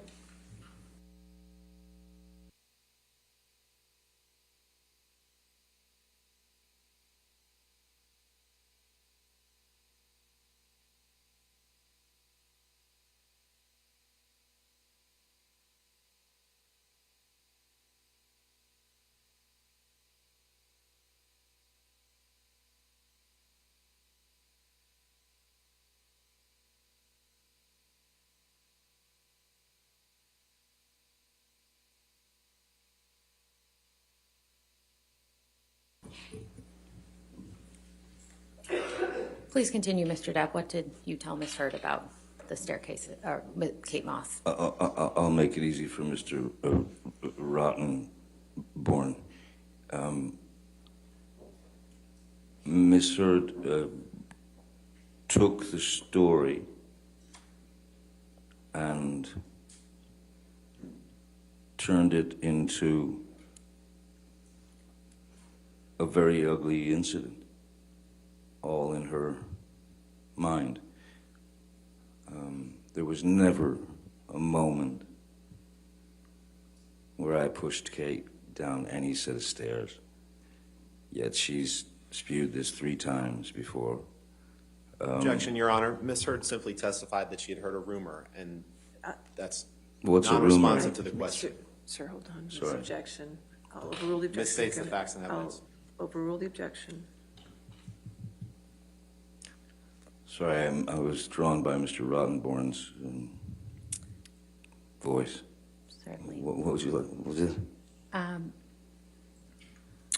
So what specifically had you actually told Ms. Heard about the incident with Miss Moss and the stairs? Very simply that we were in Jamaica. I had left our bungalow about 3 minutes prior to her. I was standing outside, and suddenly rain starts just coming down like it's, monsoon. And then I remember looking and seeing Kate coming out the door, and there were 3 little wooden stairs, and she slipped, her legs went up, and she landed directly on her coccyx and her lower back. So, and she was obviously physically in pain, and she was hurt, she was crying. So I ran over and grabbed her to make sure she was all right. That's it. That's all I ever. That's the whole story. But then the rumor of it, I'd never heard a rumor of that before Miss Heard grabbed hold of it. It's like that. Sorry. Mr. Depp, we heard testimony from Miss Heard's sister, Whitney, during this trial. Do you remember that? Yes. And how would you describe your relationship with Whitney when you were in a relationship with Miss Heard? I liked Whitney very much. Initially, when I first met her, I liked her very much, and grew to love Whitney very much, because I always, it seemed, Whitney, Amber's sister, Whitney, seemed to always get the sort of dirty end of the stick, and I felt bad for her for that, because it wasn't new. It had been there for life, and that was seemed pretty obvious. So I took to Whitney very, very quickly, very easily. She was a very sweet kid. She was wonderful. What do you mean that Whitney got the dirty end of the stick?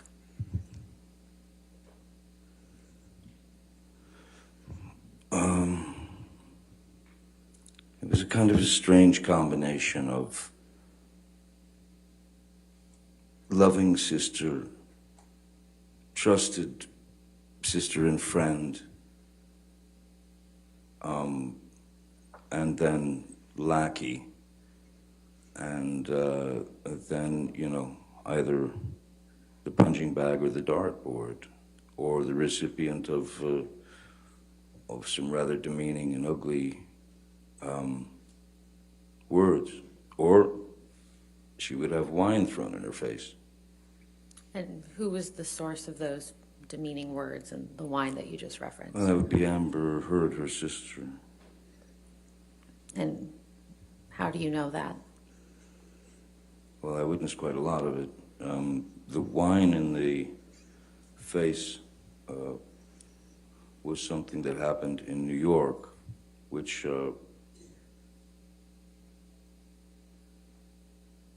I think that even made it into the papers.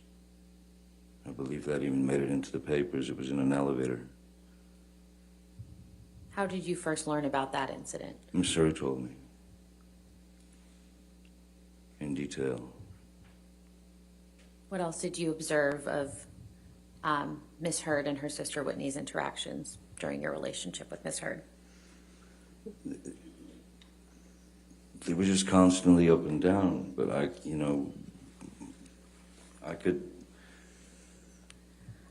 could sense, I could feel that Whitney was trying to please her sister, trying to be up to snuff, and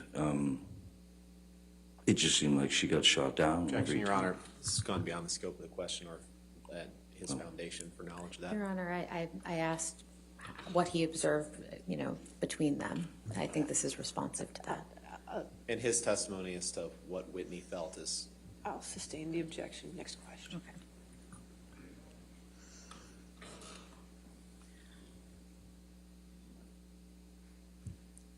Did you ever see Miss Heard physically attack Whitney? No, I've never seen any full-on blowouts, physical blowouts between them. Tons of verbal blowouts. Objection beyond the scope. Overruled. I've certainly seen Miss Heard grab Whitney, push her around. There were a number. There were half a dozen times when some of us, whoever was in the general vicinity, would have to leave. This is at Orange, when Whitney and Amber were living at Orange. Whitney and her boyfriend at the time, Sean Krajewski, and we had to leave the apartment and wait in the car while they fought. And when you say fought, do you mean physically or? Physical. And when you said Miss Heard would push Whitney around, do you mean that physically push her or metaphorically? Both. You heard Whitney testify that she lived in Penthouse 4 at the Eastern Columbia building for a time, correct? That is correct, yes. How did Whitney come to live in Penthouse 4? My recollection when Whitney first came to stay at the Eastern Columbia building in Penthouse 4 was she and her boyfriend, Sean, had broken up. And she needed a place to go. And so Amber asked if she could stay in Penthouse 4, and I said, well, of course, of course, you know. How long did Whitney live in Penthouse 4?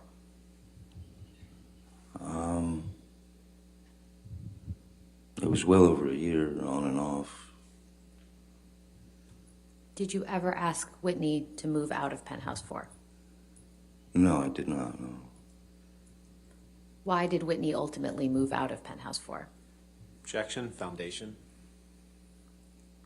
It's his apartment, Your Honor. He was living there. Oh, overruled.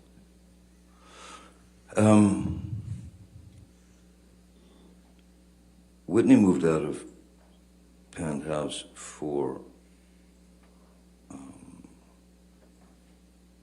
long before the marriage, and it was due to an argument that Ms. Heard and Whitney had, which had to do with Whitney working at the Art of Elysium with Jennifer Howell and those people. And Amber asked her to leave. get out. Where did Whitney live when she moved out of Penthouse 4? My understanding is she went to live with Jennifer Howell. Your Honor, I know you anticipated having a motion at noon. You can keep going, that's Okay. fine, we can. How much longer in direct do you have? I have a bit. Okay, that's okay, go ahead. Mr. Depp, do you recall hearing testimony during Ms. Heard's case from Mr. Mandel? Yes, I do. And who is that? Mr. Mandel is my former business manager of 17 and a half years, who at a certain point I discovered had been embezzling quite a lot of money. So I had to take action against him and he and my lawyer of 17 and a half years, as they were in cahoots, as it were. And so yes, Joel Mandel is, and they settled their case with me. They made their settlement. But yes, it was that was a very, yeah, Joel Mandel is a very bitter man who ended up with a lot of money that I worked hard for over the years. Do you recall Mr. Mandel testifying in this case that you do not spend very much money on charity? That I don't, sorry? That you do not spend very much money on charity? Objection, Your Honor. You just want to May we approach? approach? Okay.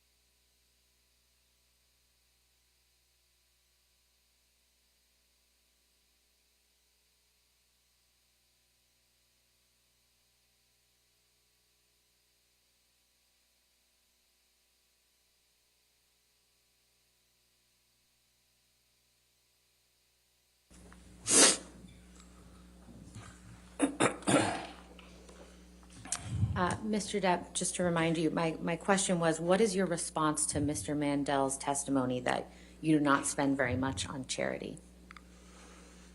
My response to that is Mr. Mandel is a very bitter man, and one thing about that, myself personally, with regard to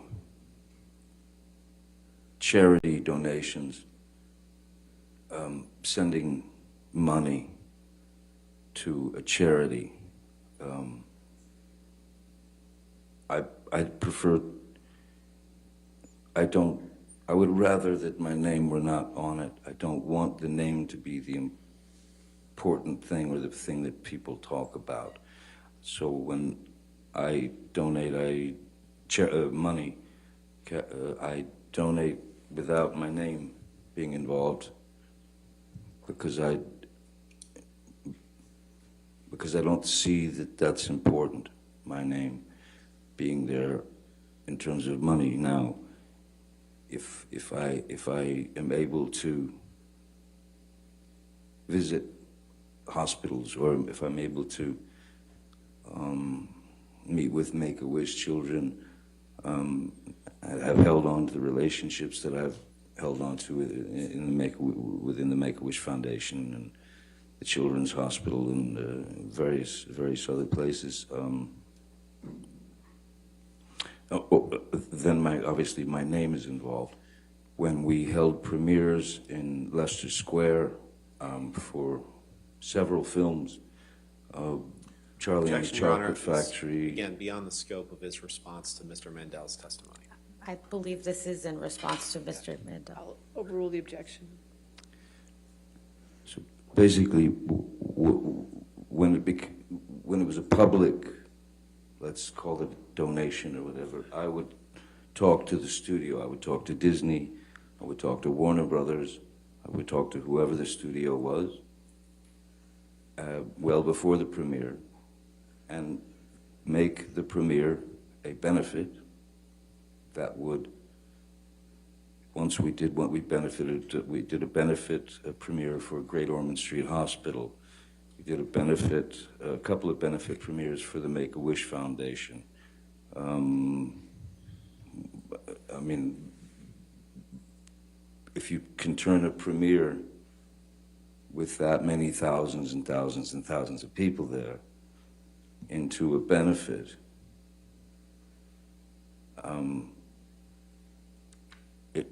it works and it helps, but it wasn't presented under my name, you know.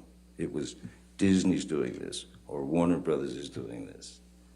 I'm not looking for the pat on the back, as it were. If I can make it happen, great. But I don't need the pat on the back. I don't need the adulation. I don't need the attention. Did you hear Ms. Heard testify that one of the charities she donated a portion of your divorce settlement to was the Children's Hospital of Los Angeles? Yes. What is your relationship with the CHLA? Objection, Your Honor.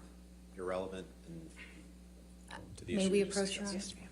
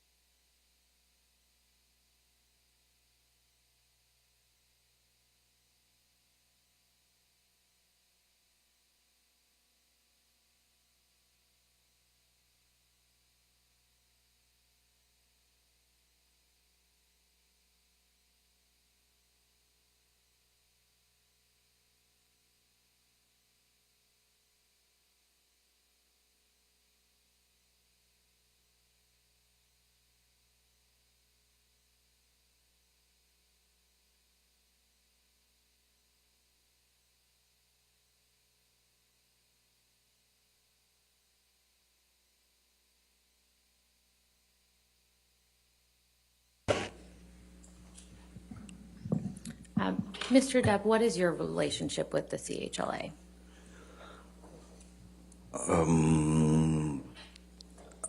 I've had a relationship with the CHLA for probably 20 years or so. And what's just the nature of that relationship?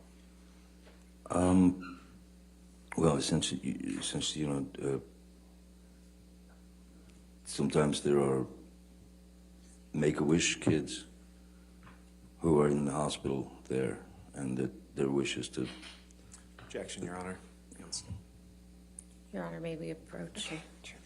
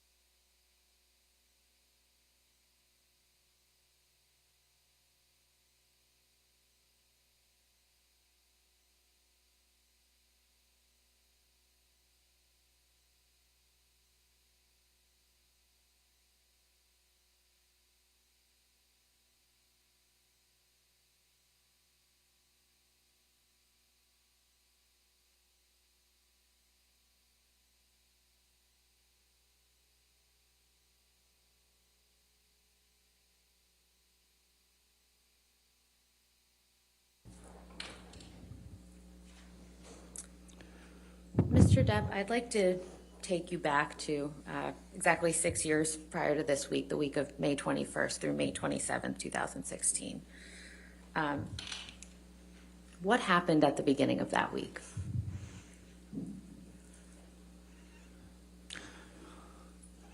May 21st. Excuse me, May 20th.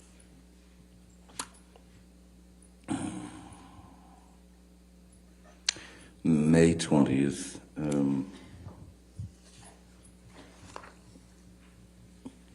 We're talking 2016 here. Yes. May 20th, the afternoon of May 20th, afternoon, evening, my mom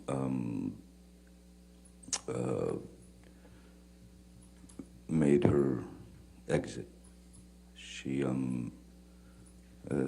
been fighting cancer numerous times and for many years, and she fought all the way to the end. And so my mother passed away on the 20th of May.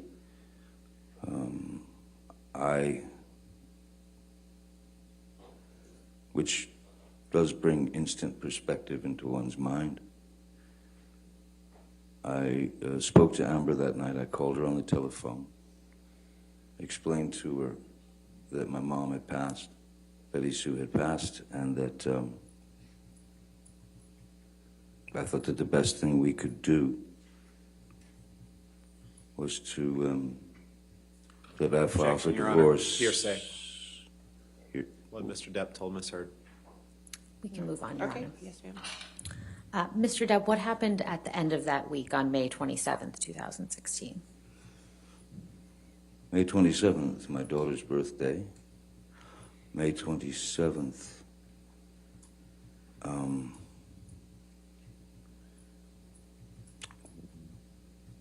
I was not in Los Angeles. I was on the way to on tour, and that was when Miss Heard went for the restraining order.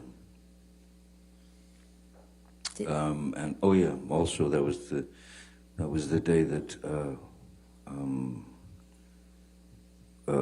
Alice Through the Looking Glass, a film I'd done, was opening.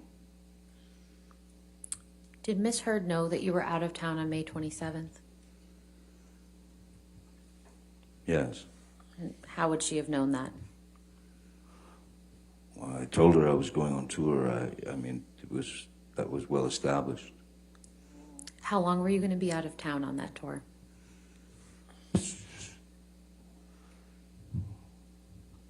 2 to 3 months. And did Ms. Heard know how long you'd be out of town? I don't know if she knew exactly how long I'd be out of town, but it was a pretty extensive tour of Europe.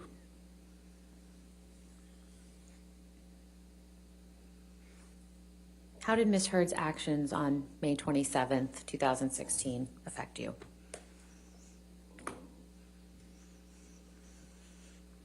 Changed everything.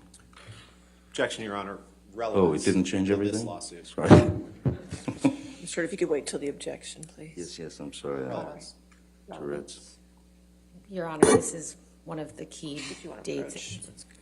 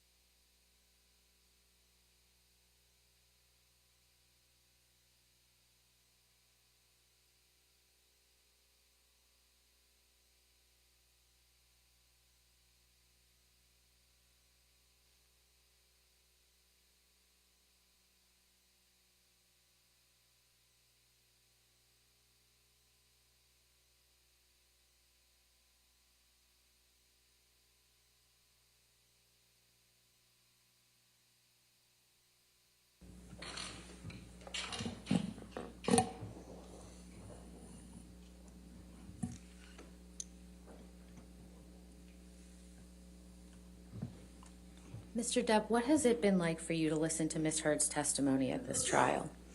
I'm sorry? What has it been like for you to listen to Ms. Heard's testimony at this trial? Objection, relevance, Your Honor. Oh, overruled.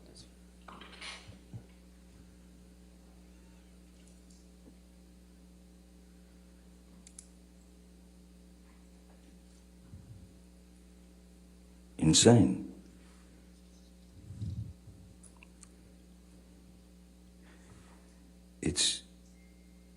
It's insane to hear heinous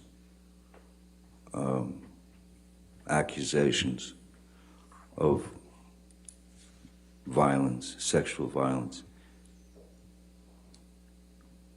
that she's attributed to me, that she's accused me of.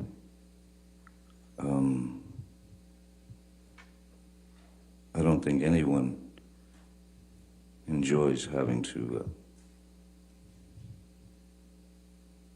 split themselves open and tell the truth. But there are times when one just simply has to, because it's gotten out of control.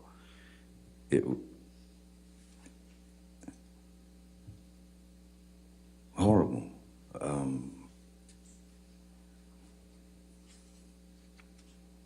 Ridiculous, humiliating, ludicrous, painful, savage, unimaginably brutal, cruel, and all false. All false. I wanted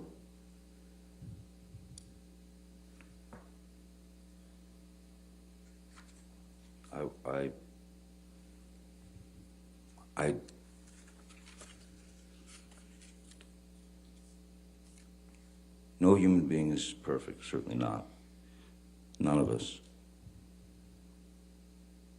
But I have never in my life committed sexual battery, physical abuse, all these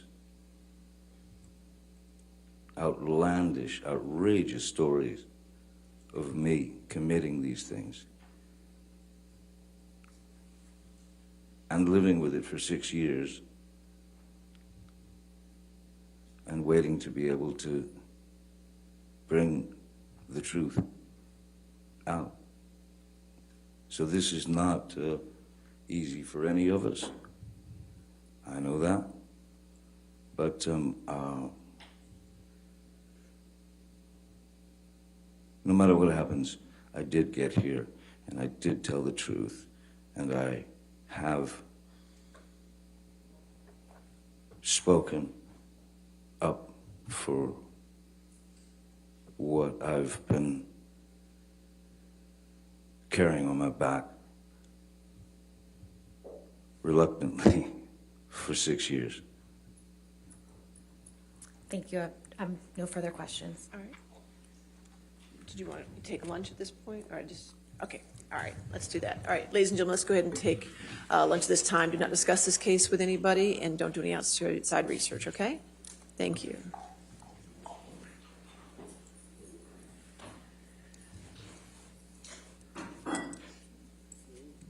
And don't break anything on your way out. Thank you. Thank you.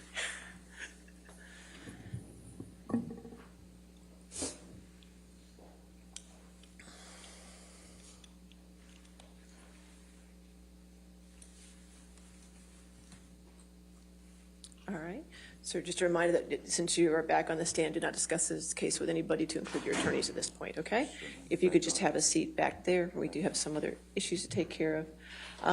Before we take care of the third-party motion, can I have the attorneys come forward on our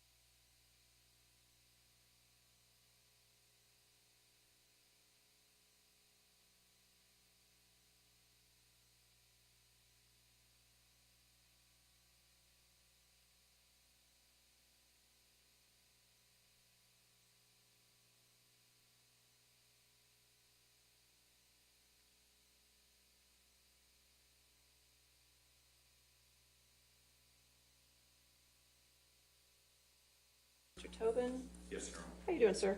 Very well, thank you, Your Honor. Thank you.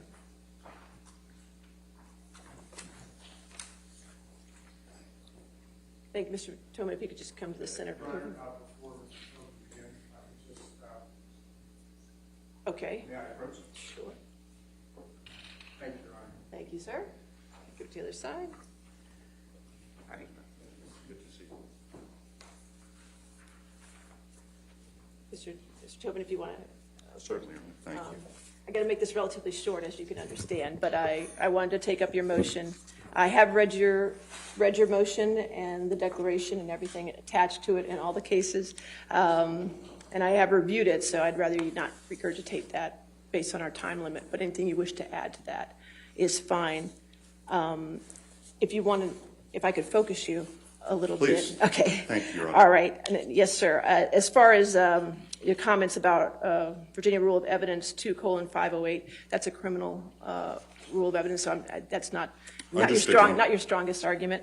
And as far as what goes on is when or if the witness testifies, whether it's hearsay or it's third-party knowledge, that's something I'll deal with at trial. So again, not what I'm concerned with. As far as Supreme Court Rule 314, which I would like you to talk a little bit about that as far as intervention.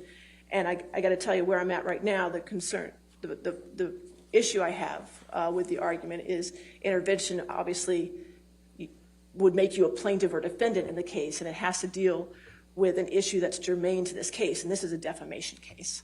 So if you could just tailor your argument to that issue, sir. Sure. I'm happy to address the intervention. For the record, Your Honor, Charles Tobin from the law firm of Ballard Spahr. Yes, here sir, Mr. representing TMZ, which is the publisher of news and entertainment for the celebrity and entertainment industry. And Your Honor, we're seeking to intervene simply to protect the relationship between reporters and their sources when it comes to reporting news in the public interest.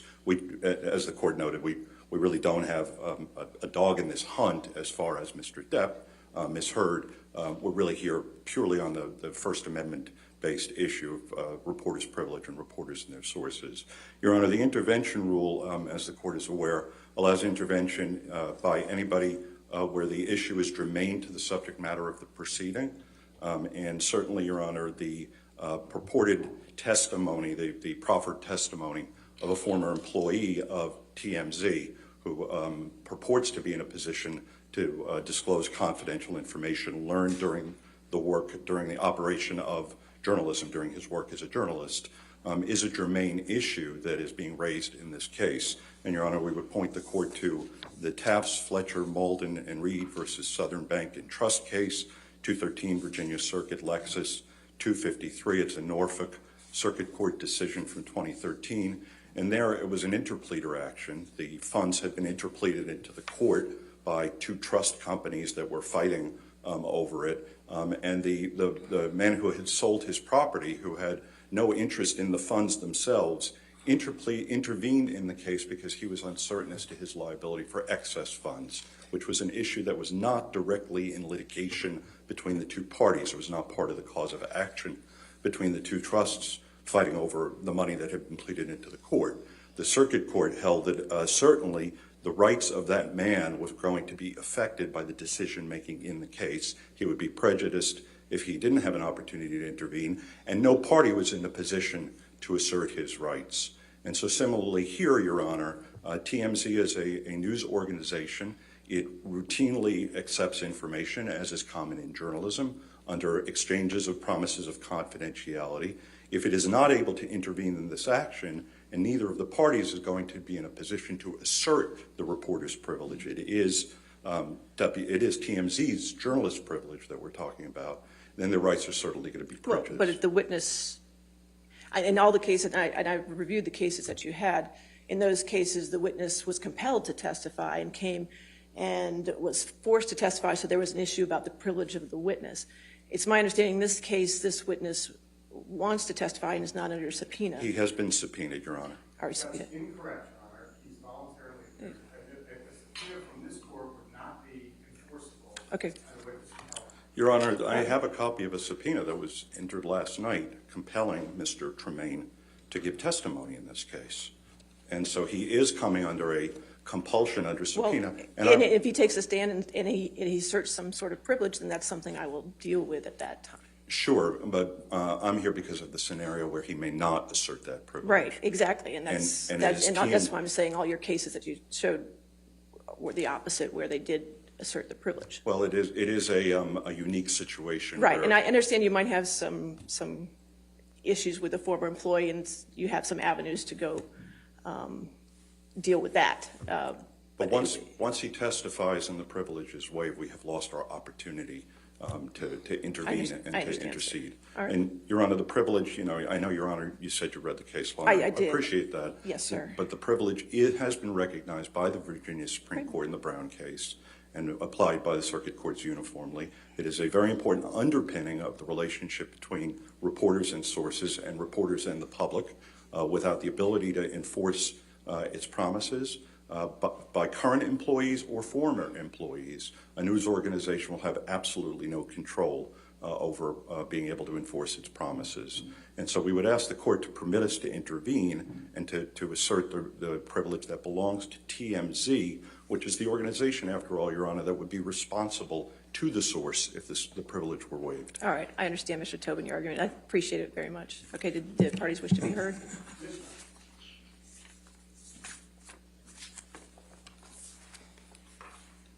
Good morning, good afternoon, Your Honor. I'd like to begin where Your Honor began. As a threshold matter, the court should deny TMZ's motion to intervene. Intervention is not appropriate for the reasons suggested in Your Honor's questions. As Your Honor is well aware, intervention is only appropriate with leave of court where a third party seeks to, quote, file a pleading to intervene as a plaintiff or as a defendant to assert any claim or defense germane to the subject matter of the proceeding, unquote. Virginia Supreme Court Rule 3:14. As Mr. Tobin, to his credit, has conceded, TMZ is not asking to file a pleading. It cannot properly categorize itself either as plaintiff nor defendant, and it seeks to assert no claim or defense germane to the subject matter of this action. Moreover, even if the privilege were applicable, which is not the case here, the testimony intended is directly relevant and would outweigh any qualified privilege. Quote, an intervener must be asserting an interest that is part of the subject matter of the litigation, unquote, Hudson versus Jarrett, 269 Virginia 24/32. Here, as Mr. Tobin stated, TMZ seeks to protect potential information solicited from a third-party witness, which is in no way a matter before this court, citing Commonwealth versus Gill, 89 Virginia Circuit 323, a 2014 case denying a motion to intervene where the intervener filed it, quote, to protect a property right, not a matter before the court, unquote. The outcome of this trial will not affect TMZ, and it does not have a sufficient interest in the subject matter of this suit to intervene. See Texas Fletcher, Maiden and Reed, PC versus Bank National Trust Co., 2013 Westlaw 5849140, granting, and this is distinguishing it, granting the motion to intervene where the intervener's liability would be affected by the outcome of the litigation. Finally, Your Honor, TMZ lacks standing to object to testimony by a third party in this action because TMZ, as Your Honor pointed out, is not being compelled to testify.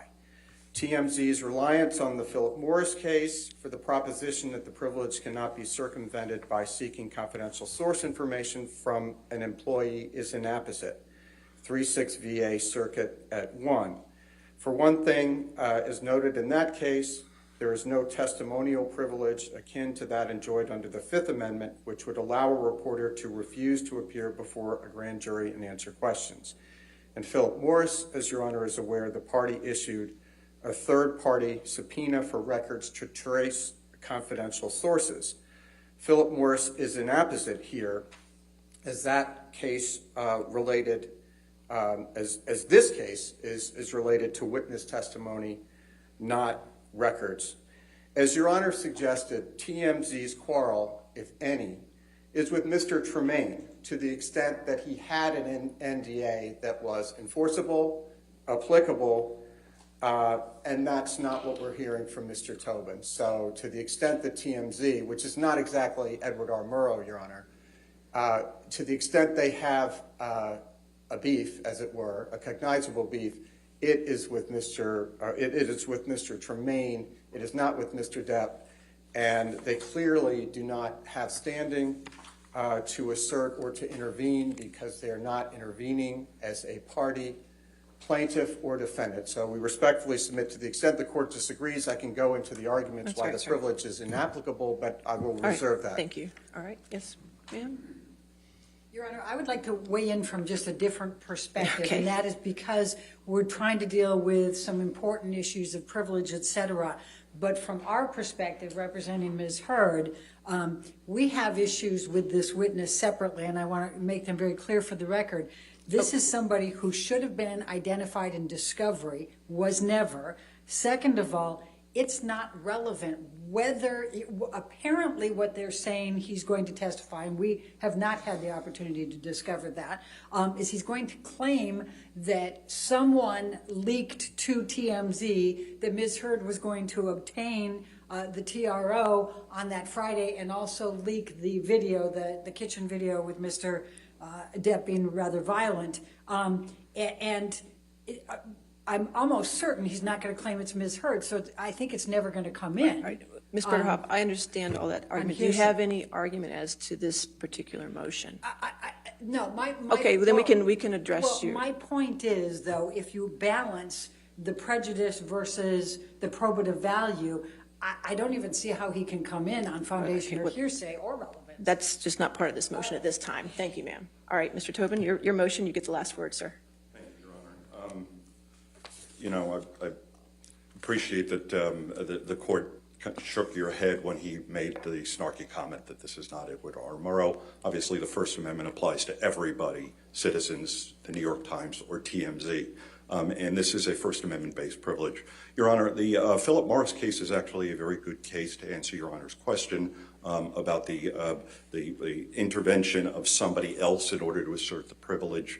ABC was a defendant in the case, and it moved in order to prevent other people, the phone company. Right. But they were already airlines. in the case in that particular I understand. matter. There is no other mechanism, though, and so it would be an interesting procedural issue for appeal, Your Honor, whether a journalism organization or anybody else who's a First Amendment holder would be denied intervention on a constitutional-based privilege. I also, just for the record and for the merits of the case, if I understood Mr. Chu correctly, he said this is not an issue in the litigation. This does not relate to an issue in the litigation. Well, if it's not an issue in the litigation, if it's not part of a prima facie part of the defense, part of the allegations of the complaint, if it's impeachment evidence, if it's collateral to the main issues in the case, under the Brown v. Commonwealth decision under the Virginia Supreme Court, under the application of that privilege in the Philip Morris versus ABC News, it is not supposed to be compelled in this case. Which is, again, it's not being compelled, it appears. Well, he is appearing by subpoena, and it is a compulsory process, and he will have an obligation unless he asserts privilege under oath. But it is our privilege, Your Honor. It's not an employee, a loyal or a rogue employee's privilege to waive on behalf of its employer. This is an unusual situation.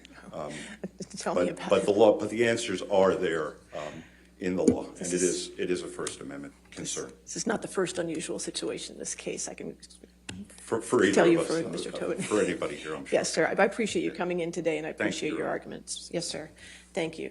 All right. In this matter, under Virginia Rule Supreme Court 3:14, a new party may intervene as a plaintiff or defendant to assert any claim or defense germane to the subject matter of the proceeding. A new party may not intervene unless they assert some right involved in the underlying litigation. A party is not entitled to intervene merely because a byproduct of the litigation adversely impacts them, and the decision to allow intervention is within the broad discretion of the trial court. Here, the rights asserted are not germane to the trial. The central issues in this case are whether defendant defamed plaintiff and whether plaintiff defamed defendant through a theory of vicarious liability. The issue of the confidentiality of sources has not come up as in other cases cited by EHM, which is the corporation that TMZ belongs to, is under their umbrella. In Brown versus the Commonwealth, there was an attempt by the criminal defendant to subpoena institutions in order to obtain the name of the confidential source. When the author of the article was subpoenaed, she refused to identify her confidential source on the stand. And in this case, it appears that the witness is willing to state the name of the confidential source without being compelled voluntarily. Whether that breaches a non-disclosure agreement between Mr. Tremaine and EHM is not germane to this matter and can be litigated in a separate matter if EHM so chooses. And while breaches of contract must be taken seriously, and the court does, any alleged breach is not germane to the underlying litigation here. That contractual action has no bearing on this case and is thus not germane to this litigation. Therefore, I'll deny the non-party EHM Productions motion to intervene. Thank you, Your Honor. For the record, I've known Mr. Tobin for several years. I meant no snarkiness toward him. Well, you're just a snarky guy.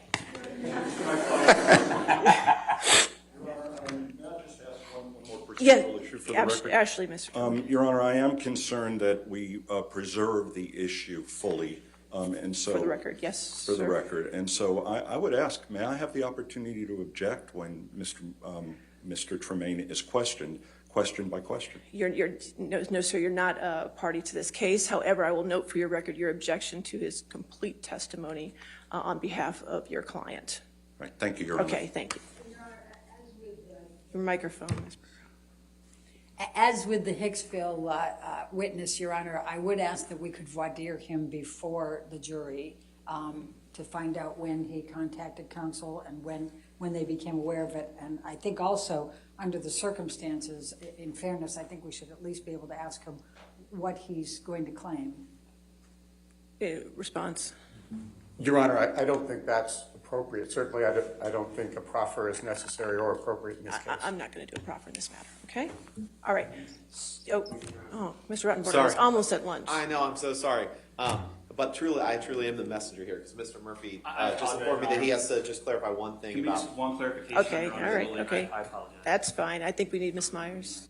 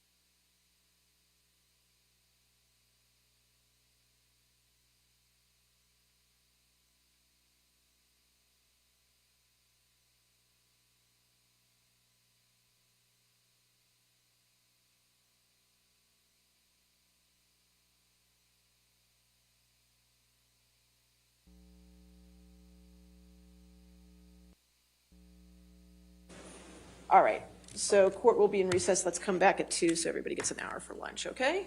All right, 2 o'clock. All rise.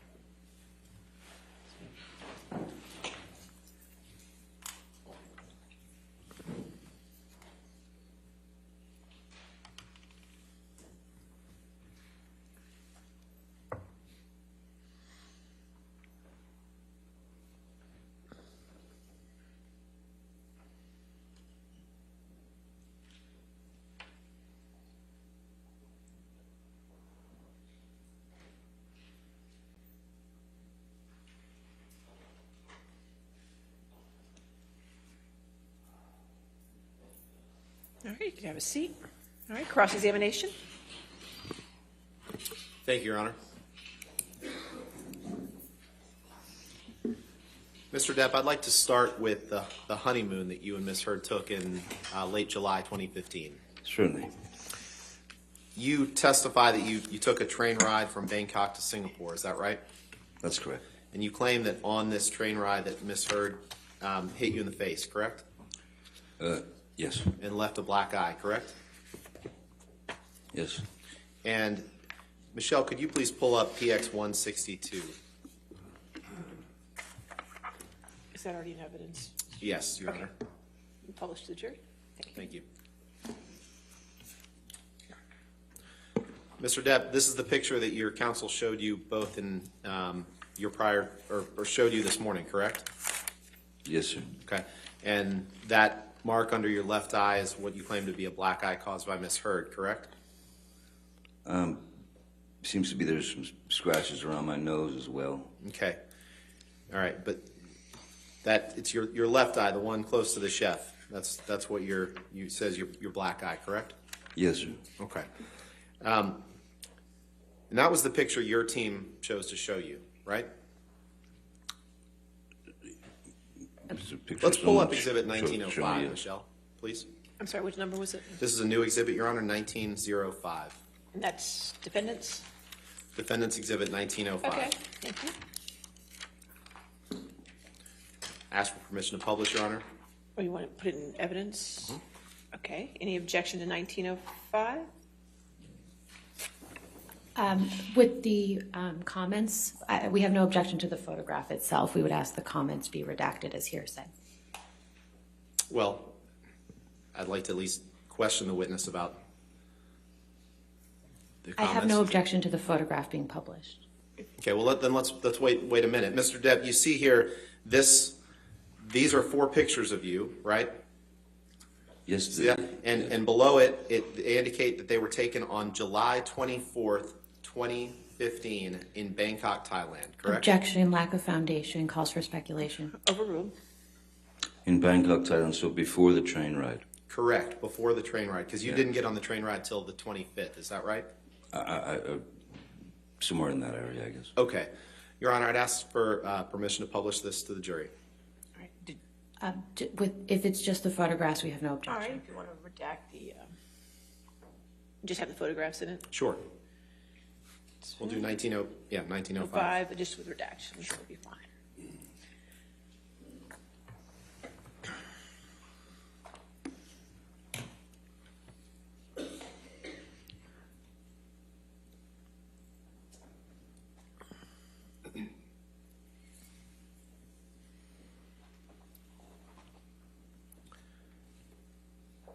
I think there's still some on the bottom. I'm just, It's just redact that.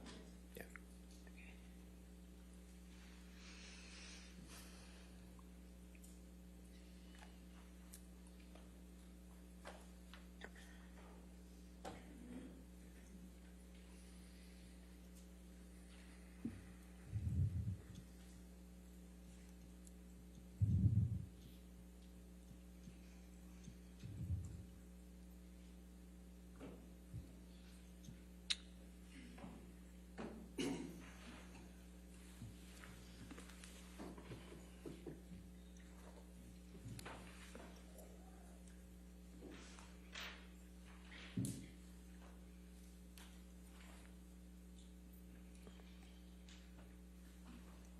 Thank you, Michelle. all right, publish. Thank you, Your Honor. Michelle, could you please scroll down to the bottom 2 pictures there?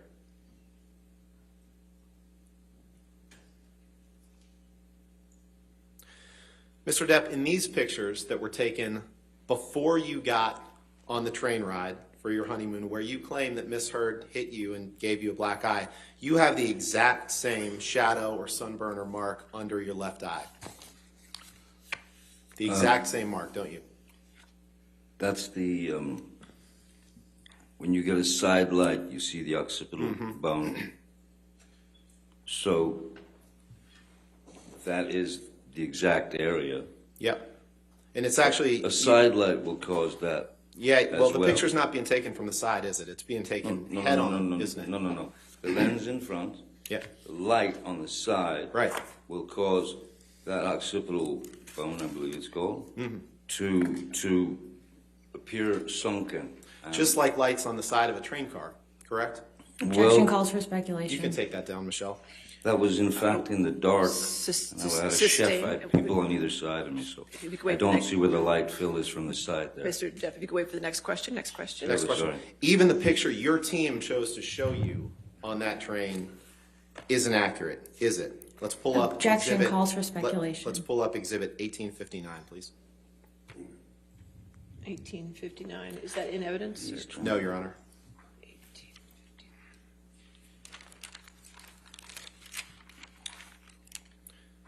Mr. Depp, this is the same picture, or the exact same scene displayed in PX 162 that you looked at this morning, correct? That looks like my face has been, the eyes have been photoshopped. Oh, okay. So this post from the Eastern and Oriental Express's Facebook page, you're saying that that's photoshopped? Is Let's that from pull their them up page? side I by would, sure, why wouldn't they? Let's pull them up side by side, please. Your Honor, I'd move for the admission of this exhibit. We can just have the pictures. We don't need the. Any objection to the picture? Objection, lack of foundation, lack of authentication. Is that you in the photo, Mr. Depp? It is me, but it's clearly. Your it's Honor, been- I'd move it's to strike been- anything after that, first of all, and would ask for admission of this photograph. All right, just a photograph? Yep. You're gonna, We maintain our lack of authentication, lack of foundation. all right, over objection, I'll allow 1859 in evidence. Thank you, Your Honor. Michelle, could I please get you to? You need to redact it first. We actually have one. It's that will admit or ask to be admitted as 1858. That is just the picture. I already have 1859. Okay, so we'll call this 1859 then. So this is 1859, Yeah, we just need to. okay. We'll fix that exhibit sticker on the bottom and get you that correct 1859. 1859. And Michelle, what I'd like to ask you to do, please, is to put the picture displayed as 1859, just was admitted into evidence, next to PX 162 that was shown to Mr. Depp this morning. Okay, you can pop, those are both in evidence. Okay. Can you try to make them the same size, please?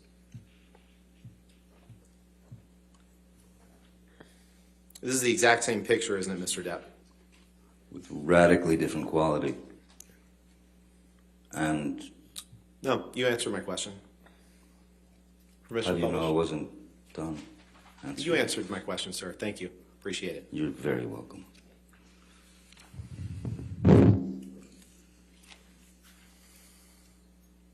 Mr. Depp, you had that, whatever mark it is, whether it's a sunburn, whether it's a shadow, whether it's the light reflecting, you had that same mark on your eye before you got on that train. Well, it's pretty difficult to get a sunburn on a train. And let's in go the to- photographs with the child, I don't look particularly sunburned. Can we see those again? Let's pull up exhibit one. Actually, no, let's talk about Australia for a little bit. Oh, good.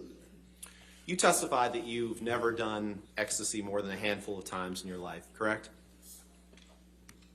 6, 7 times. Now, you heard Miss Heard's testimony. You've been sitting here. I know you didn't look at her, but you heard her testimony. And Oh, I you heard heard her. You didn't hear her say you ingested 8 to 10 all at once. She said she came down after being apart from you for some time, and there were 8 to 10 gone from the bag, correct? Objection, form, compound.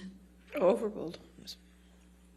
I also heard Miss Heard say I reached into a bag and poured a bunch of Yep. MDMA down my mouth. Correct. That's right. She a didn't say you poured handful. 10 at one time, did she? No, she said a handful. Okay. Which is more than 10, I believe.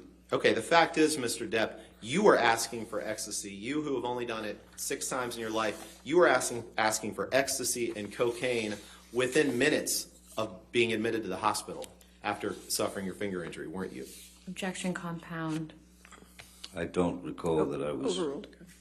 Let's begging pull up. for any drugs. Yeah, let's pull up plaintiff's or exhibit 393, please. You just said you don't recall you were begging for any drugs? No, I don't, that- but I do okay. recall being in great pain and great distress, so Okay, I could have asked for a teddy bear as well. okay. So this has been admitted, Your Honor. This is in evidence, okay, and publish.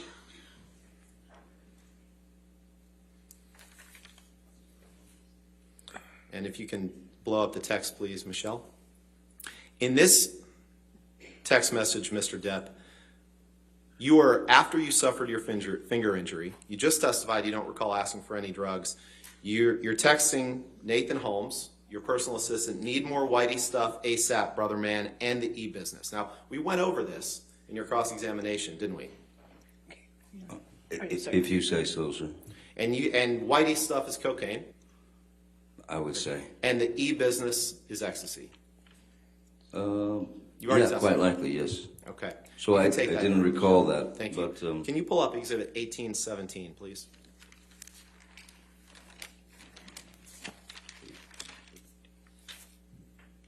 This is a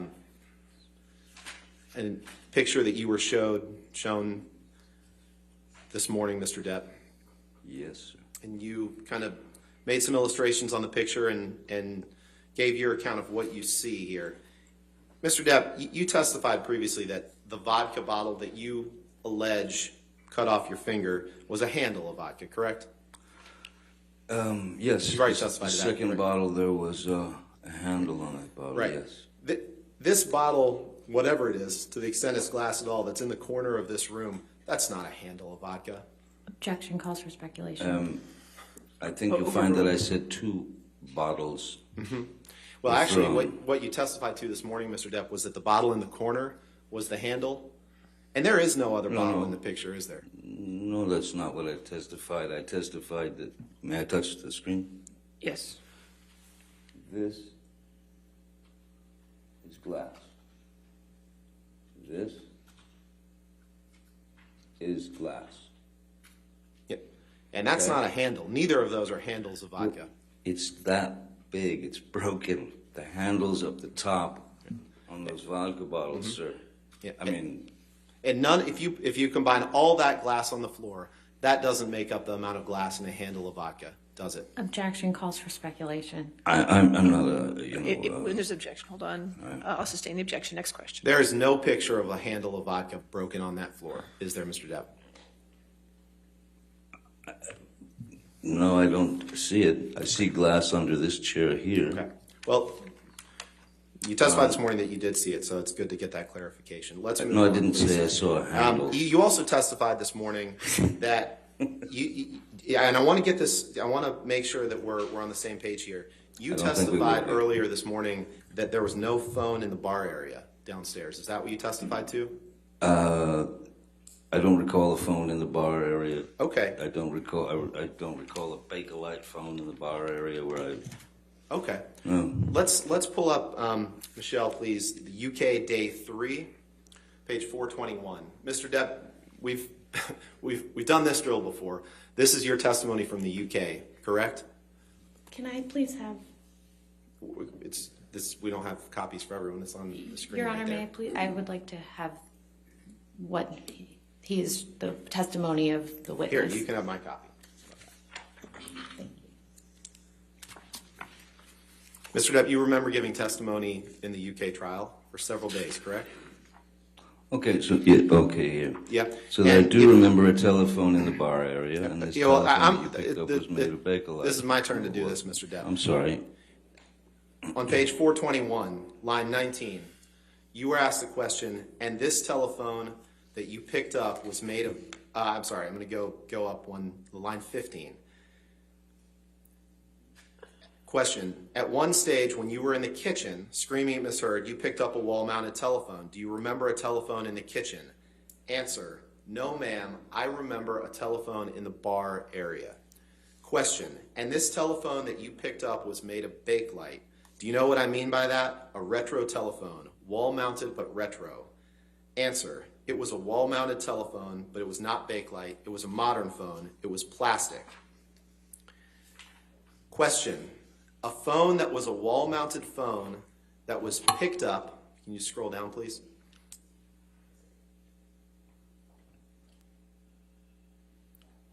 Question, a phone that was a wall-mounted phone that was picked up by you, held in your right hand, and you were repeatedly smashing it against the wall in your right hand. Answer, that is possible. But I do not, if that is the case, I do not believe I spent very much time on the phone. I remember ripping the phone off the wall.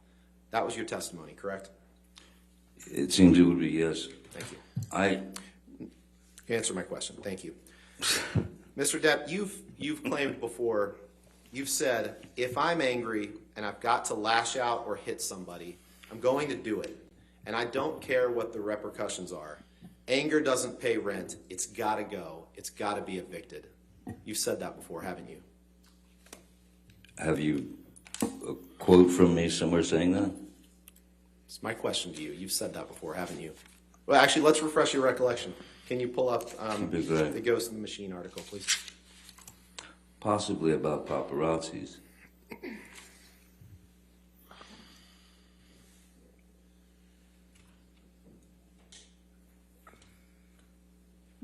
Mr. Depp, you see the picture of you on the lower left. Yes. Appears to be shirtless and wearing a crown, I believe. You see the long paragraph above that starts with "in the Mark Hotel"? Ah, yes, You see yes. that? Yes, I At do. the bottom of that, does this refresh your recollection that you said, "I have a lot of love inside me and a lot of anger inside me as well. If I love somebody, then I'm going to love them. If I'm angry and I've got to lash out or hit somebody, I'm going to do it, and I don't care what the repercussions are. Anger doesn't pay rent. It's got to go. It's got to be evicted." Did I read that right?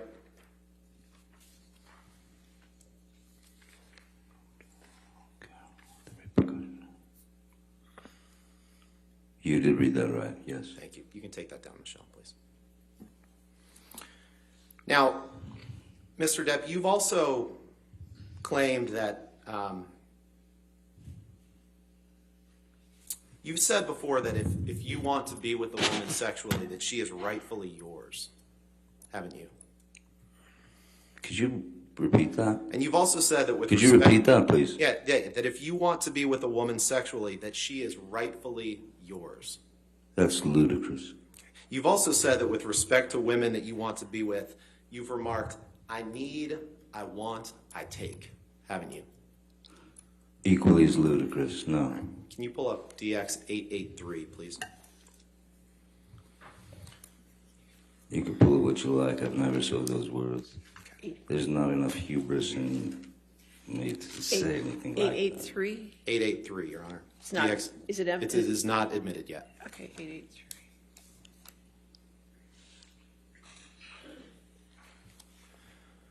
Mr. Depp, these are text messages from you to Stephen Deuters on February 22nd, 2017, correct?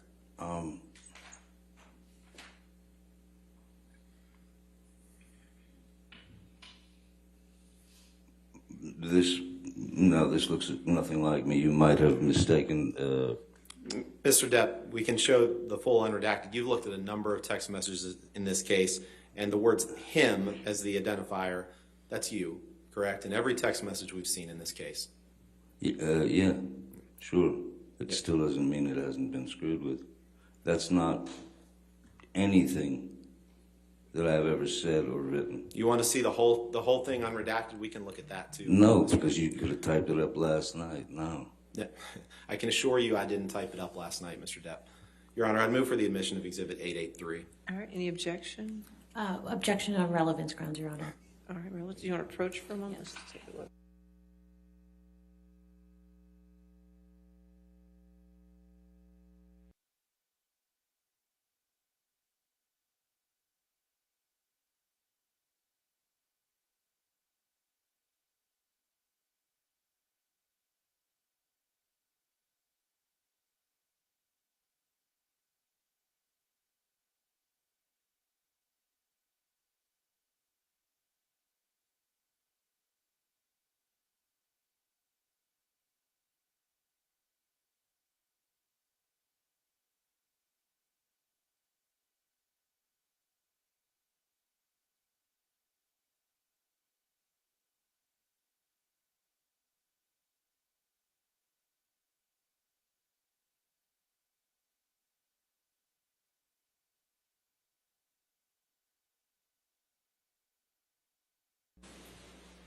All right. 8A3 in evidence as redacted. Thank you. Mr. Depp, you're aware that these are text messages. You can see the bottom right where it says Depp and then it has a number, 8129. Those are produced by you in this litigation. You understand that, right? I understand that, sir. Okay. All right. Michelle, could you please, let's take a look at the top text first. Mr. Depp, on February 22nd, 2017, you texted Mr. Deuters, right, exactly, Molly's pussy is rightfully mine. Should I not just bust in and remove its hinges tonight? Did I read that right? You read it right. And the one beneath that, you say, I want to change her understanding of what it is like to be thrashed about like a pleading mackerel. And then in all caps, you write, I need, I want, I take. Did I read that right? You read it right, but I did not write that. Okay. Perhaps someone else You wrote had every my other phone. text that you produced that came from you in this litigation, didn't you? Not necessarily. Sometimes you give your phone to people and they Now, text when you from got it. off that plane Excuse me? From Boston, I'm sorry? when you got off the plane from Boston, you knew Miss Heard was angry with you, didn't you? It was pretty much a given. Objection, calls for speculation. And you understood her to be angry, right? She was always angry, yes. And you asked Mr. Deuters, same person, you can take this down, Michelle, please, thank you. Same person that you texted in that last exhibit. You asked Mr. Deuters to communicate with her on your behalf, correct? I don't know what you're talking about. You'll have to explain. You asked Mr. Deuters to communicate with Miss Heard by text to speak to her about the incident, correct? About what incident? To speak to her about the plane flight, The plane? the Boston plane. The Boston plane. So you're saying that I influenced Mr. Deuters. I told him that he had to write this, and I had told him that he had to write that. Is that what you're saying? No. It wasn't uncommon for Mr. Deuters to text to communicate with Miss Heard on your behalf, correct? Objection, calls for speculation. He was your personal assistant. Mr. Deuters was your personal assistant, correct? I had two personal assistants at the time. He was one of them, right? Yeah, Mr. Deuters was one of them, yes, sir. Right, and it wasn't uncommon for you to ask Mr. Deuters to communicate with Miss Heard on your behalf, correct? It wasn't uncommon for any of them to communicate with Miss Heard on my behalf if I were on set or unavailable or any of that. Or if Miss Heard and you had a fight, you would sometimes have them communicate with Miss Heard on your behalf, correct? I think my crew caught on very quickly that Just a yes or no, would be Mr. Depp. necessary for them to. No, just a yes or no. It was not uncommon after Objection, you and Miss Your Heard Honor. had I'd ask that he be allowed to finish his answer. yes or no question, Your Honor. All right. Go ahead and ask your question again. Thank you, Your Honor. It wasn't uncommon for you to have one of your personal assistants communicate with Miss Heard after you and her had a fight. I disagree because you're insinuating that I had them do it, and you don't know that. After the Boston plane flight, you had Mr. Deuters communicate with Miss Heard, correct? When I'm asked what to do, I said placate her, just placate her like we always do. And you told him, send her whatever message you need to send to I'm placate sorry, her, he's correct? sorry, he feels bad, yes, because any other answer, it would turn into World War III. Okay. Can you pull up Exhibit 229, please?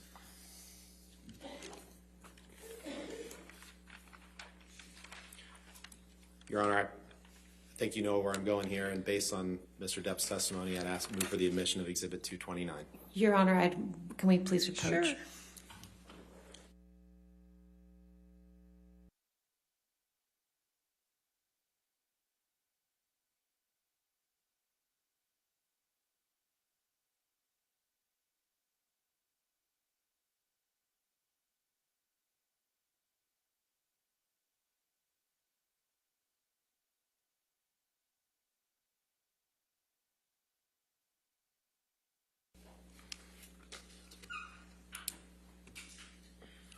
Mr. Depp, you You were pretty angry after Miss Heard got her temporary restraining order, weren't you?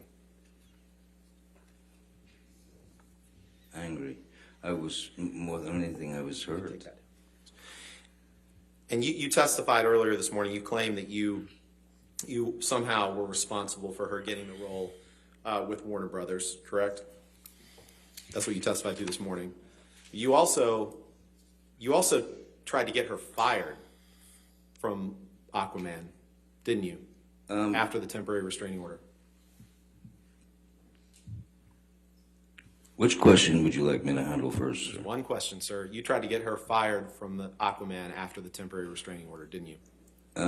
Well, what is related to the story about me getting It just her? yes or no, Mr. Depp. I don't. I So didn't life ask does what not related, come down to what yes or story no at all related to. times. I can't please you with a yes or a no every single time. It's a yes or no question, Mr. Depp. You tried to get Ms. Heard fired, didn't you? Answer's no.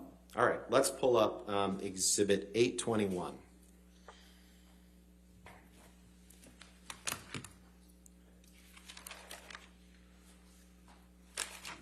Is that Mr. me Depp, trying to is get her this- fired? This is a text message that you had with your sister, Christy Dombrowski. She was the first witness in this case, right? She doesn't work at Warner Brothers. She- You can't fire Amber. Yeah. This is a text message you had with her on June 4th, 2016, isn't it? June 12th, yes. Your Honor, move for the admission of Exhibit 821 as redacted. Any objection? We would object on relevance grounds, Your Honor. I'll overrule that objection, 821 in evidence.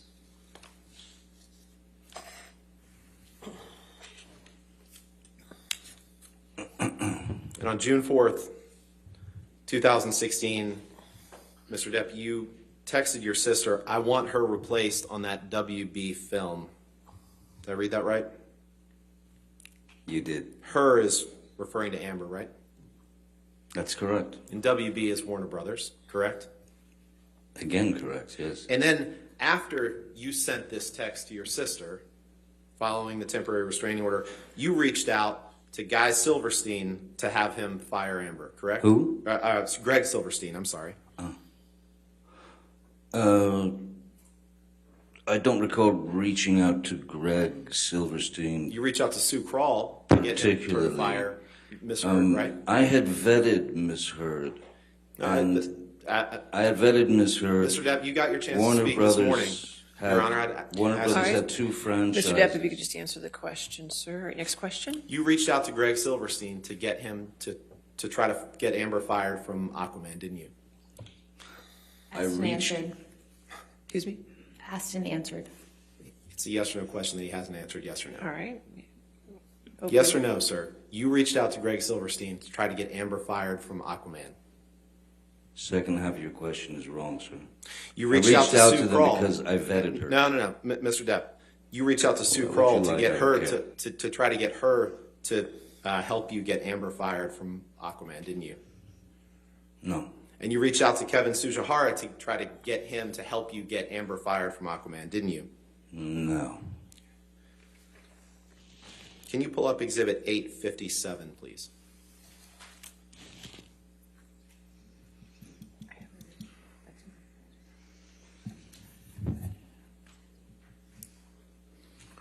Mr. Depp, this is a text message that you sent to Christian Carino on August 15th, 2016, correct?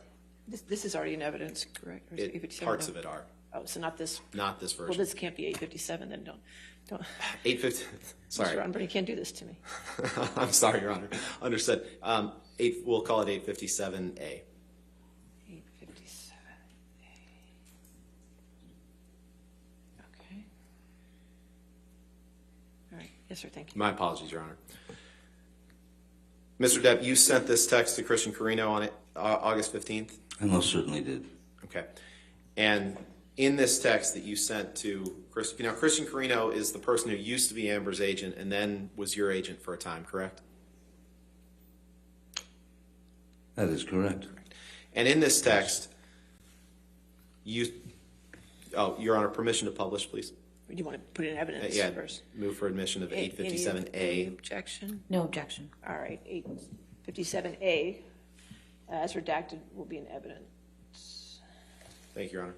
And in this text, Mr. Depp, you said, she's begging for total global humiliation.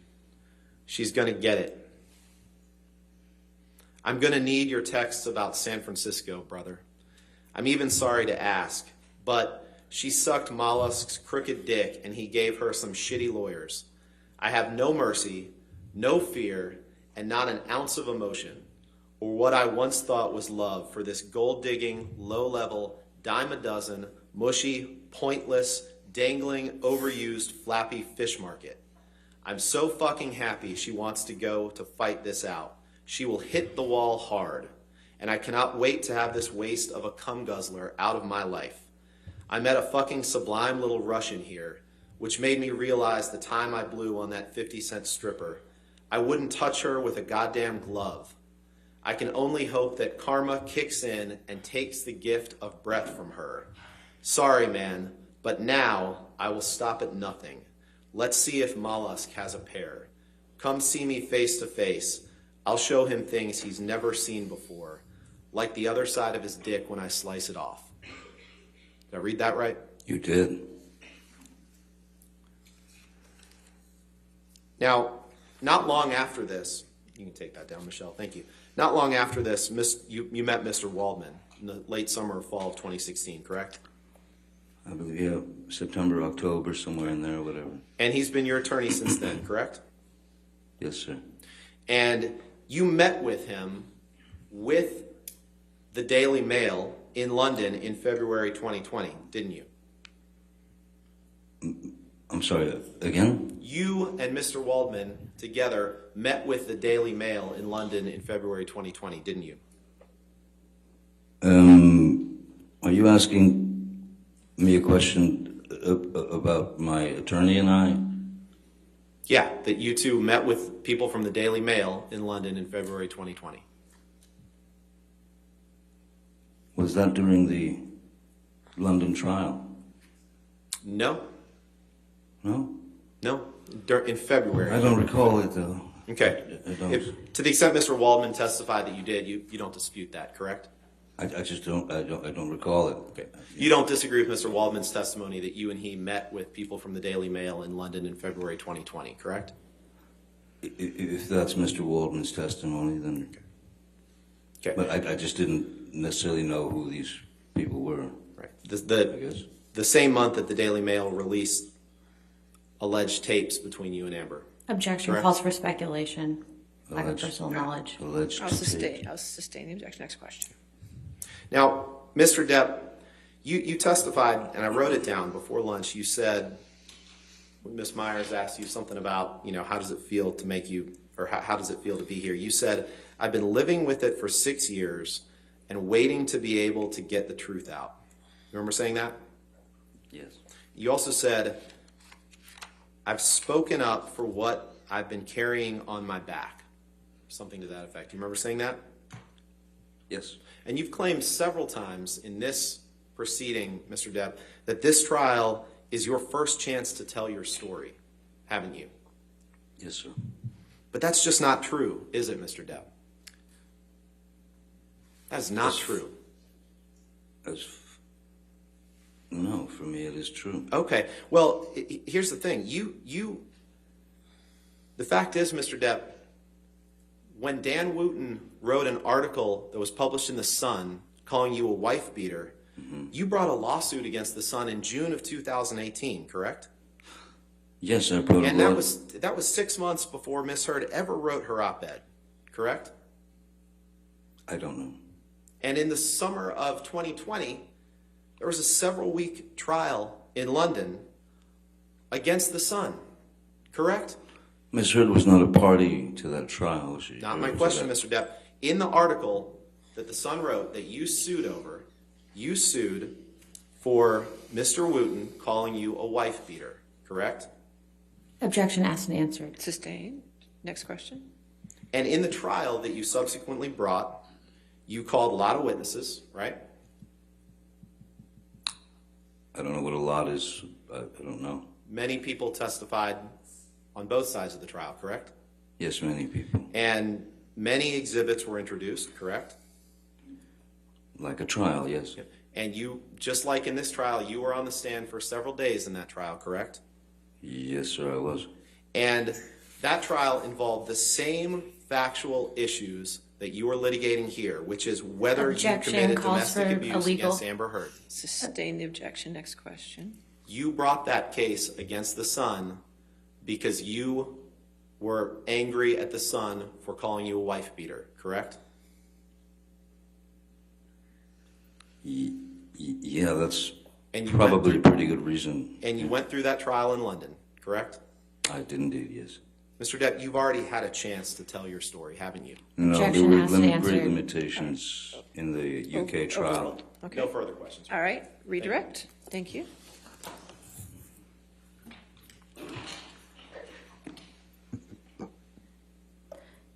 Mr. Depp, Mr. Rottenborn asked you some questions about the UK trial.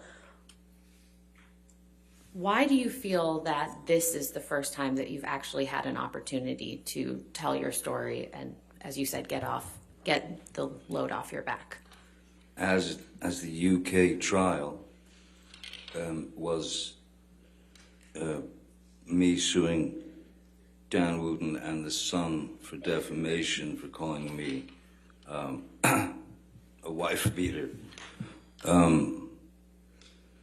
The UK have there are different laws, there are different ways they handle things. There are also limitations in evidence.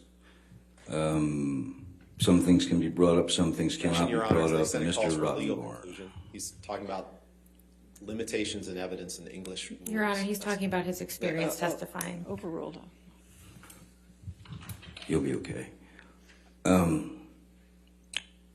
Yes, there is a very everything is quite boxed in with regard to what can be said, what can be spoken about. So,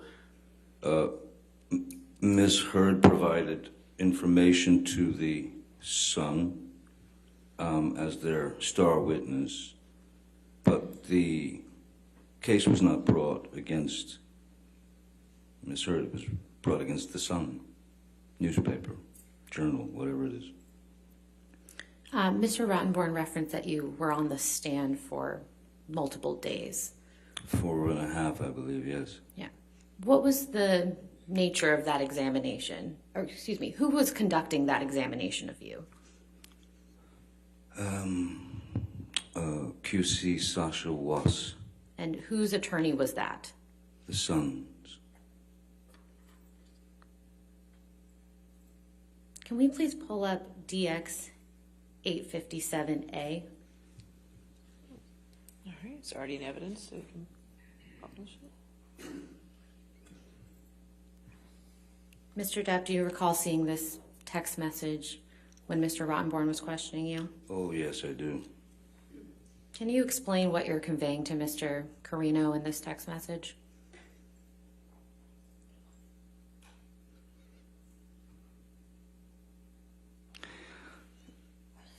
I'm in total shock that this is happening to me, that my entire life on the planet has been brought to the head of a pin with all this completely, utterly false information. So I am, when you're accused of horrific acts and things that you have not done, when it's actually some very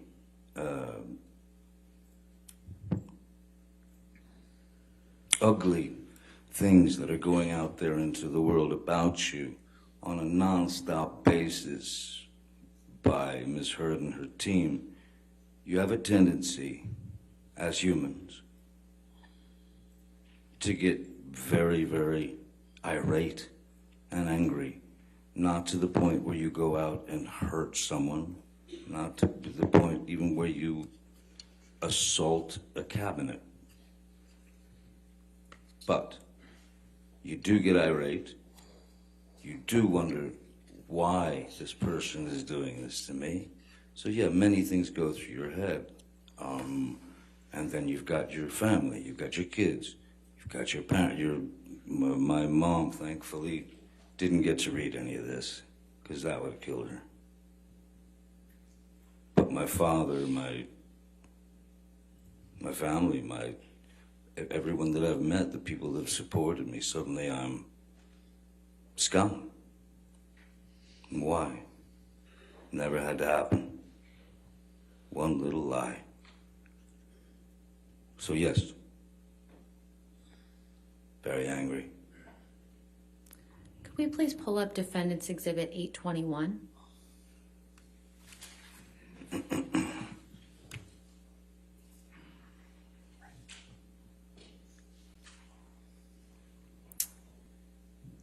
Mr. Depp, do you recall seeing this text message when Mr. Rottenborn was asking you questions? Yes, he loves this one, yes. Yes. Would you care to explain what you're trying to convey in this text message? Well, Warner Brothers was about to find themselves in quite a dilemma as the person that they had just cast. Objection, Your Honor. Lack of foundation as to what Warner Brothers knew or thought. Didn't I meet with them? All right. If we could just wait for the question. I'll sustain the objection. Next question. Mr. Depp, without explaining what Warner Brothers felt, why did you send this text message to your sister? And what were, excuse me, strike that. What were you trying to convey to your sister when you sent this text message? Honestly, I felt responsibility for having gone to those people and painted such a beautiful picture. Objection. Hearsay, Your Honor. Now he's talking about what he said to Warner Brothers. Overruled. Please continue. Could change seats.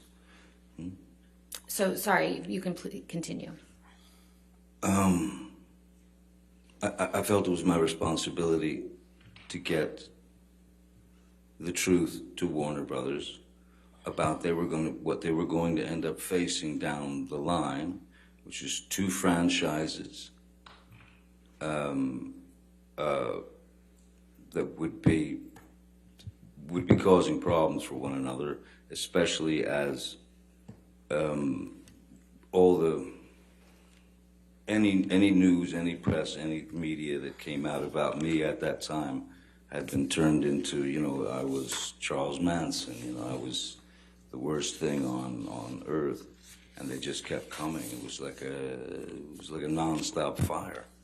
So my responsibility, after having painted a beautiful picture of her for them, was to tell them,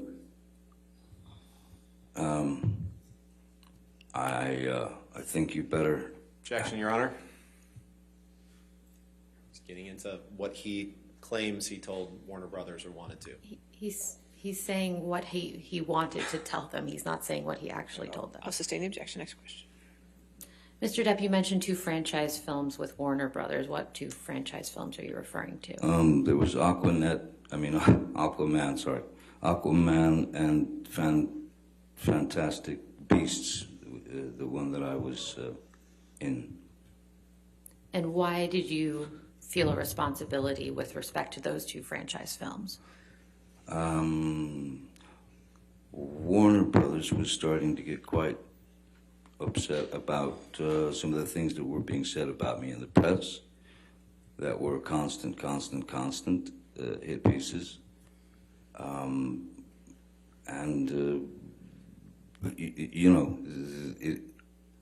one level, yes, it's just acting, it's just movies, but it's business and it's your word.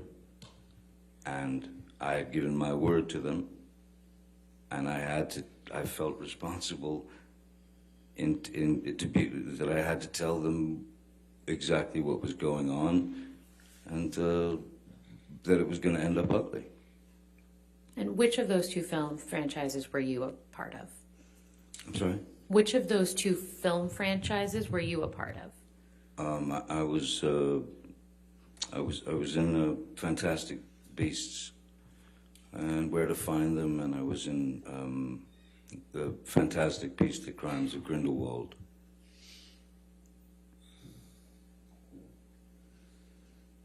Could we please pull up DX 883?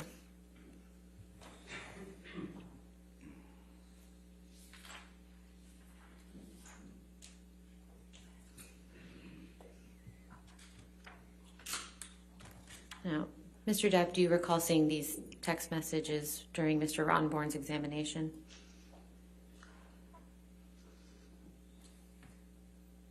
Oh, God, yeah. Yes, I remember. And you didn't seem to recall these text messages, is that fair?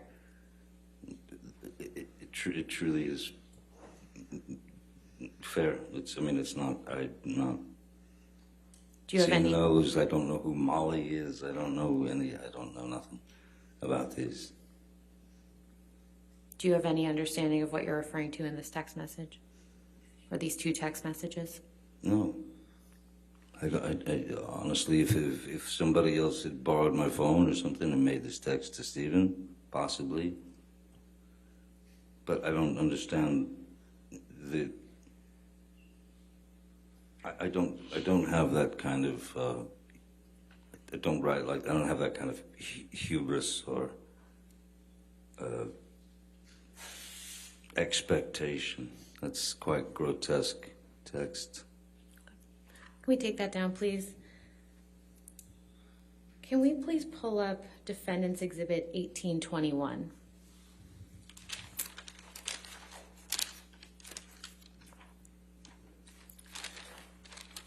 Mr. Depp, do you recognize this document? That is behind the bar, yes. Okay. And do you see Mr. Ronborn asked you some questions about whether there was a telephone Yes, in now Australia. I see a telephone there now. Yes. And did you recall that telephone being there? I don't recall the telephone being there, but I can see it now. Can we please pull up Defendant's Exhibit 1820?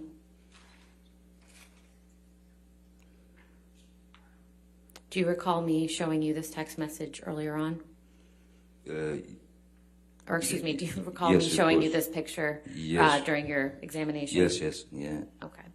And I think I asked you whether you recall a phone being mounted on the wall in the left of this picture. Do you remember that? Yes. And what was your answer to that? No.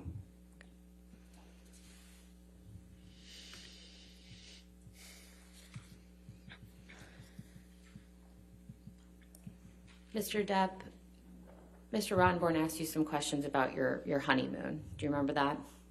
Yes. And I believe you had testified that you and Miss Heard were on the Orient Express together.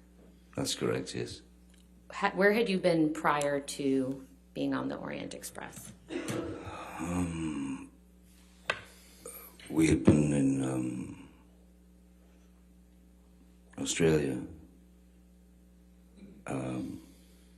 And then made it over to Thailand to catch the Orient Express. If we could bring up the Plaintiff's Exhibit 162 again.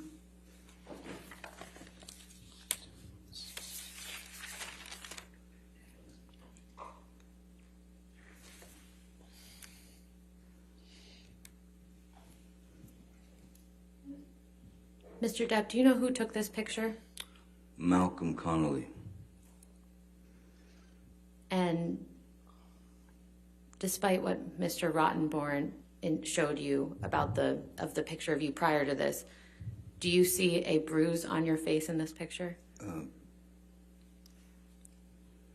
I see like what looks like a pretty decent shiner and a kind of a scratched up nose, yes. And do you recall how you got the scratches and the shiner? There was a very brief freak out that Miss Heard had in our cabin just before this dinner.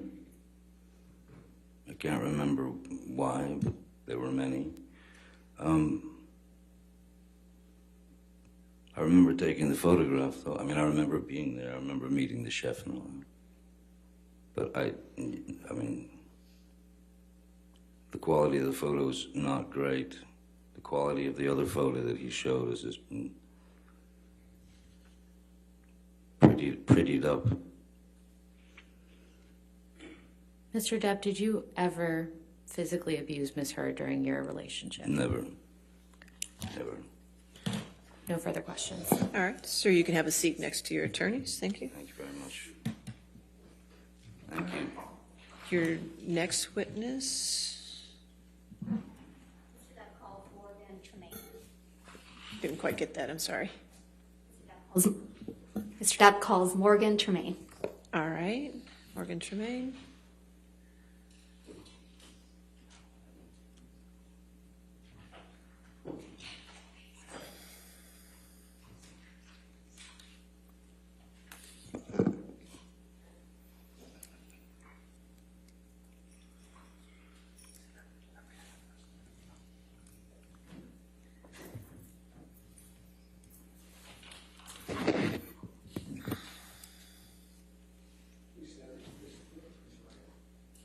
Do you solemnly swear or affirm to testify truthfully in this case in the penalty of law?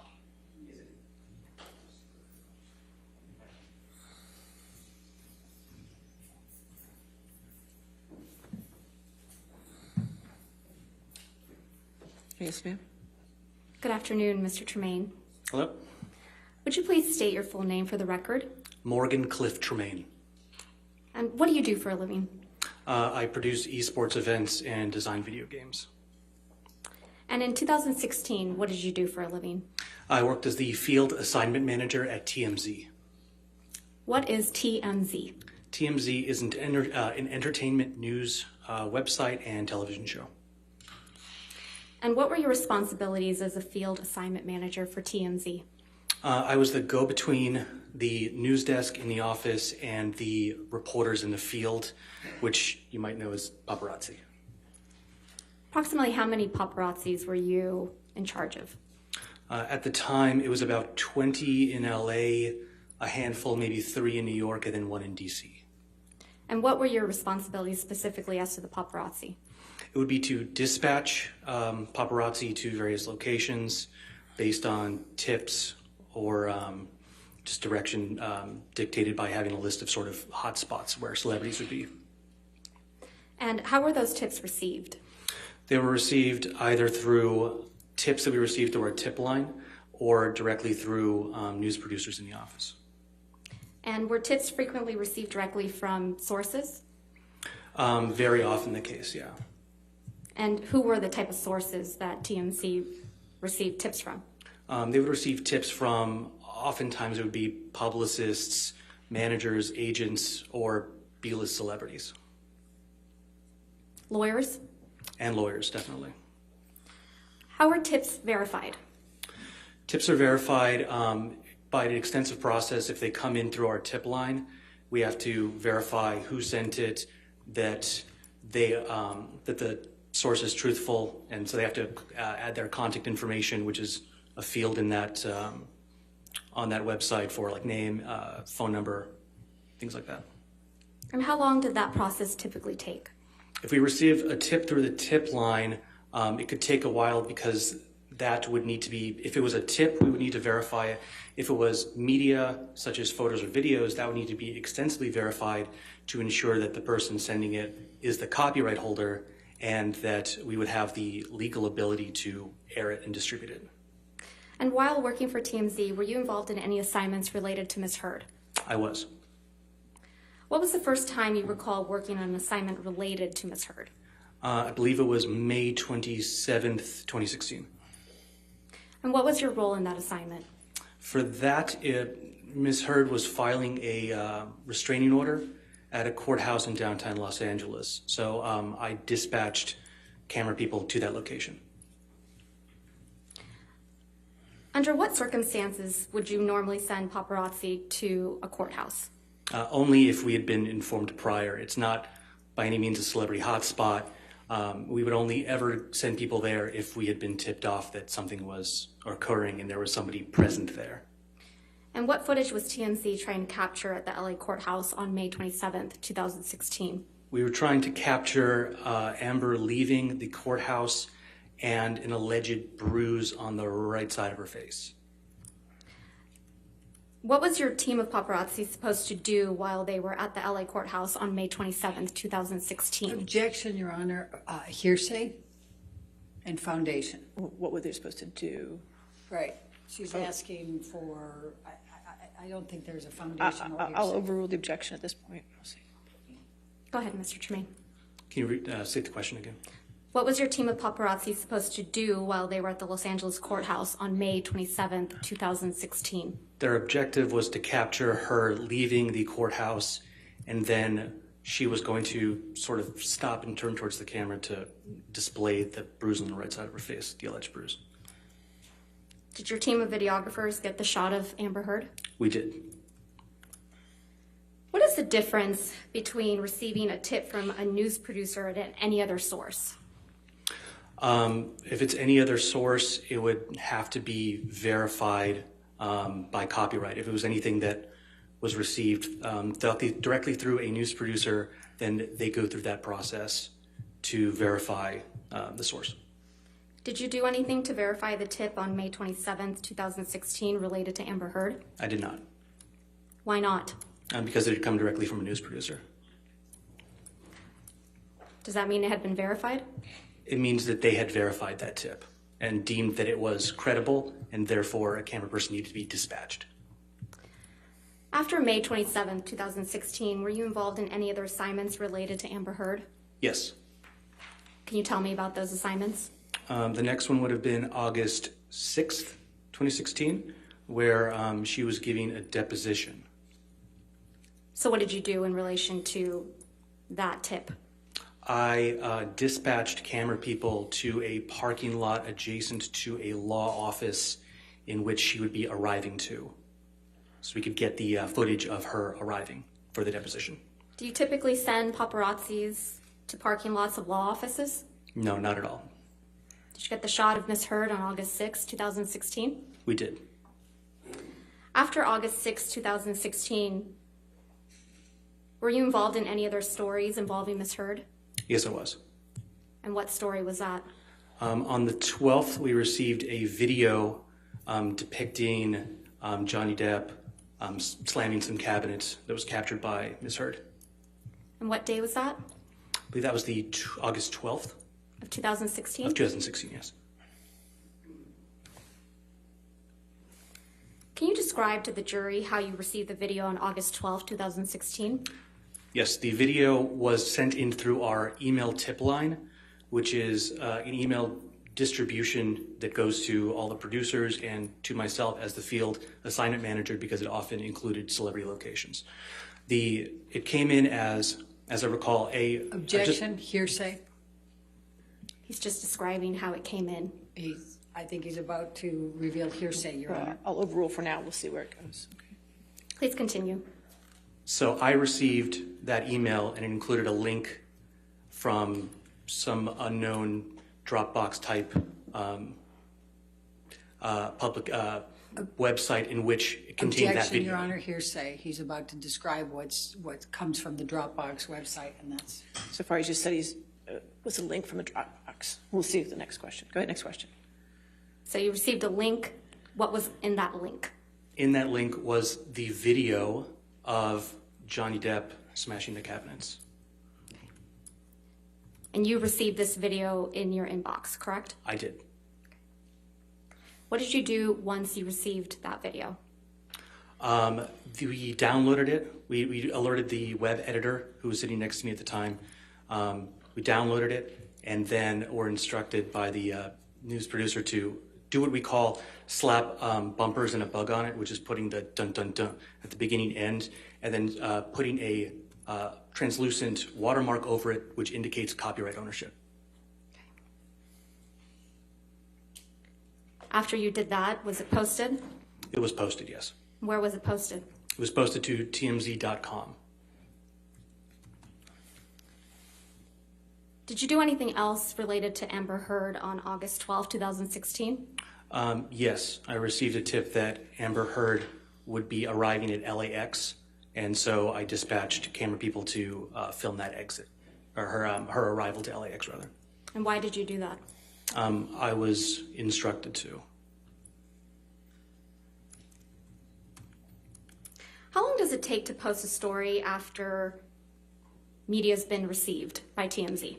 After media's been received, it could take any length of time depending on who owns the copyright. How does TMZ obtain copyright over images and videos? The only way to obtain copyright over media would be if we shot it ourselves, if it was sent to the tip line, source verified that it was from the original copyright owner, and then either purchased from that person or given to us. And then the third option would be if it was directly given to us by the copyright holder, like a direct source. And how long does it take to copyright something TMZ has received through the tip line? It can take a while because you have to extensively verify that that person owns the copyright. And then possibly, it depends also if you can even get in contact with the person because they might not be super responsive immediately via phone or email that they provided. And then potentially you'd have to enter a negotiation with our clips and clearances department to figure out the cost of that media. How long does it take for TMZ to obtain a copyright over something received directly from a source? Something in the realm of 15 minutes just to do what I described before, which is putting bumpers and a bug on something and write the article and post it. It's pretty fast. How much time had passed from the time you received the kitchen cabinet video to the time it was posted on TMZ? About 15 minutes. Did any other tabloids other than TMZ post this video? Objection No, leading and calls for hearsay. Did any other tabloids? Overrule. Mr. Tremaine, go ahead. No, they did not. And why not? Because it was a TMZ exclusive. And what does that mean? It means the TMZ owns the copyright to it. So it can't be distributed by any other media source without backlinking to TMZ, and they wouldn't be able to upload that media without getting a copyright strike. Have you seen the kitchen cabinet video that was played in this trial? I have, yes. How does that video that was played in this trial compare to the one you received on August 12, 2016? When I had clicked the direct link that we received and watched the video in its entirety, it was much shorter than the video we had received, than the video that's been played in this trial. There was a bit at the beginning that was played here in which Ms. Heard is seemingly sort of setting up the camera and getting into position. And then there's a bit at the end where she's seemingly sniggering and looks at the camera. That part was not present in what we received. Did TMZ edit the video? No, not even a little. When we receive something and it's edited, there's a clear indicator because there's sort of a journalistic practice that uses when there's an edit, you do what's called like a white flash transition, which covers the entire screen with white to very clearly indicate to everybody there was an edit here for time or whatever, just to make it a little more compelling. But in this case, it was not edited as I was staring at the machine that edited it and present for the entirety of receipt to publishing.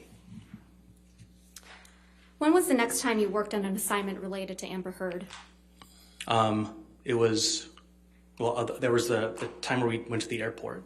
And then the day after that, because she had flown in for the deposition, because I think the first time didn't work out. So she was arriving again for the deposition in that same parking lot adjacent to a law office.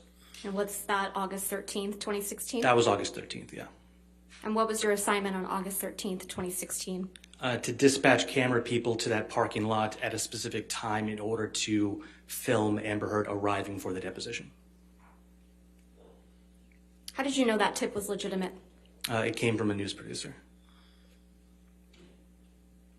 While you worked at TMZ, did you ever receive any communications from Mr. Depp or his camp? I did not. Nothing further, Your Honor. Cross-examination? Yes. So how do you know what video was shown at this trial? I was alerted by a friend that that TMZ was being kind of talked about in this trial, and so I had seen a clip of that. So you watched some of this trial? Correct. Okay. When did you first reach out to counsel for Mr. Depp? I believe that was 6 days ago, whatever that date would be. I'd have to do that. All right. And then you received a subpoena, I think yesterday, in care of your attorney, Cindy Hickox, right? Correct. Okay.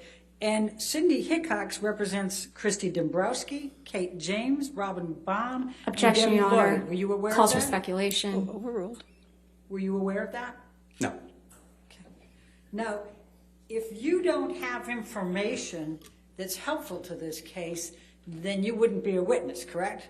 Objection. Calls for can't- speculation. Sustained. Sustained. Next question. I'm not All right. aware. Okay. You know this case is being televised, right? I am aware that there are cameras. And so this gets you your 15 minutes of fame, doesn't Objection, Your Honor. Argumentative. it?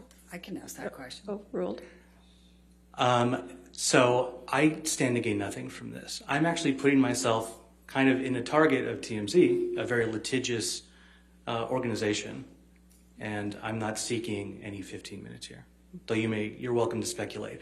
I could say the same thing by taking Amber Heard as a client for you. A little argumentative, don't you think? Oh, hardly. I find that to be purely logical. Thank you. Now, are you aware that Mr. Depp's attorneys were well aware of the TRO that was going to be presented on May 27th? Objection. Calls for speculation. Were you aware of that? Lack of foundation. Overruled if you can answer it. Can you restate the question? Were you aware that Mr. Depp's divorce attorneys were aware that Amber Heard was going in to seek a TRO on May 27th? I don't think I understand the question. I don't think so, no. Okay. It's kind of a Do you complicated know whether Blair Burke, one of Mr. Depp's divorce attorneys, had a very close relationship with TMZ at that time? Objection. Calls for speculation. Overruled. If he knows. I was not aware of that. Okay. And when you said that you were dispatched twice, once to film Amber in a parking lot for the deposition, and then it didn't work out, and so you had to do it another time, how did you know it didn't work out? Because TMZ.com posted an article saying as much. Okay. And Do you I was know- not dispatched. Do you know I worked in the office. why the deposition did not work out? I'd have to reference the article, I forget. So do you know? I didn't write that story. I wasn't involved in the Do actual you know journalism of that. which side? Do you know which side would have known or not known whether that deposition was going to work out? In other words, the people representing Mr. Depp or the people representing Ms. Heard? I wouldn't know. Okay. And then the video clip. You don't know who provided that, correct? Correct. Okay. Not testifying to I that. have no further. All right. Redirect.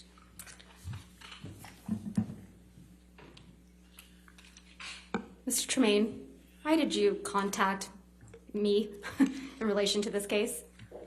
I saw that there was a discrepancy with like the video that was shown here and the video that I know I'd received. So I had no interest in testifying. I had reached out simply to maybe try to help with the timeline of things or help with the case in any way, just by virtue of understanding the timeline of the stories that were published and kind of how that can be unclear. But I had no idea I'd be on the stand. Okay, nothing further. Thank you. All right, sir, you're free to go. Thank Thank you. All right. You have another witness? Okay. Mr. Depp calls Brian Neumeister, Your Honor. All right, Brian Neumeister.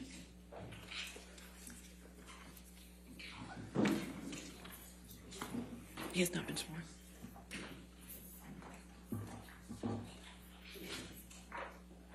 Do you solemnly swear or affirm to testify truthfully in this case on penalty of law?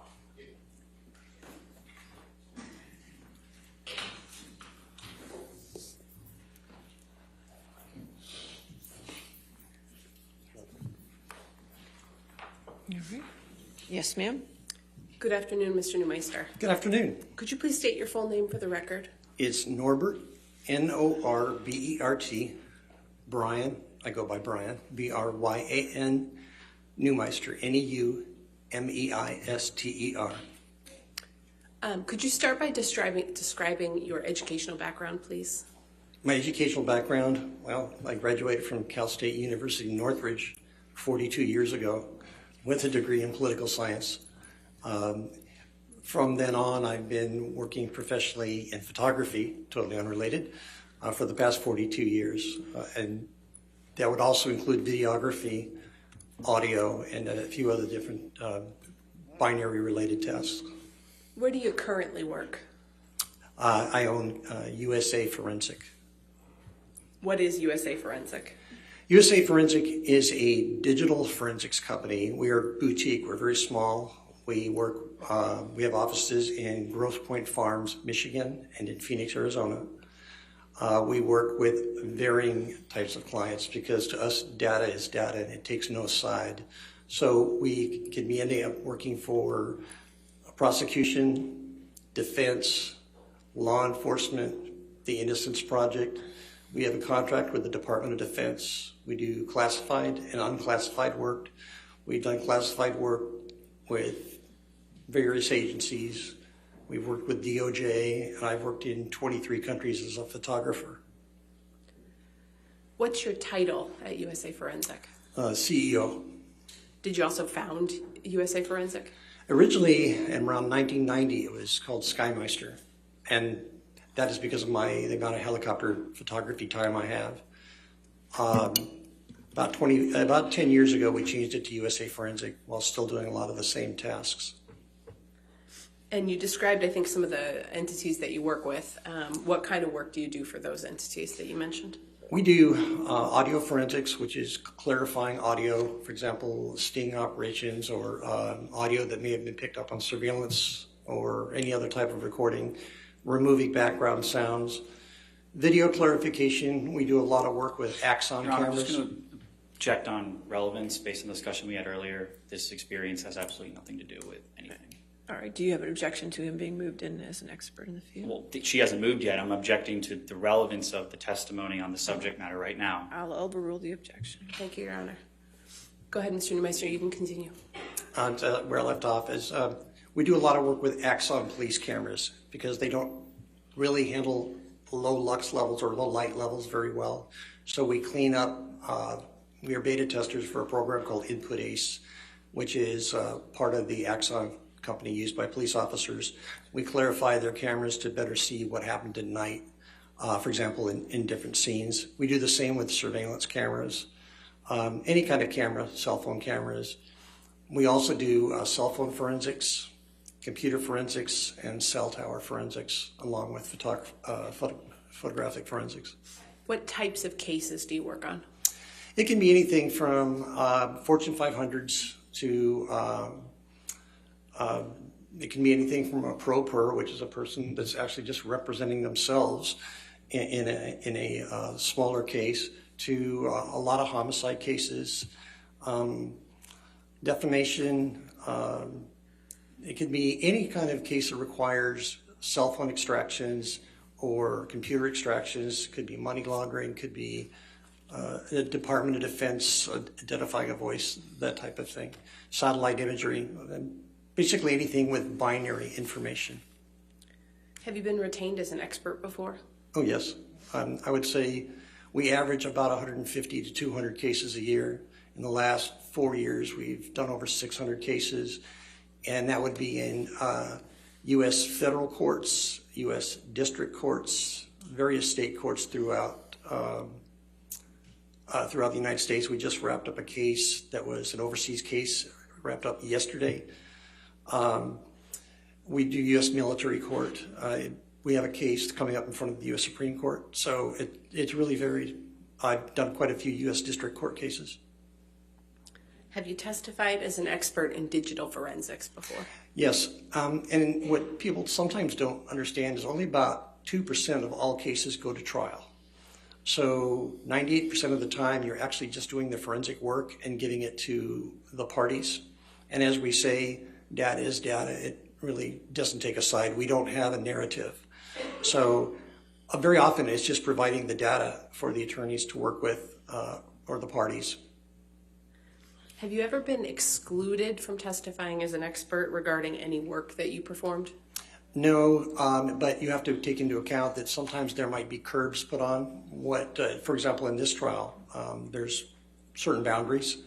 Or if you're working with a pro per or with a attorney that is not very familiar with electronics. And the thing is, again, they teach Latin in law school, not binary, and binary is the universal language these days.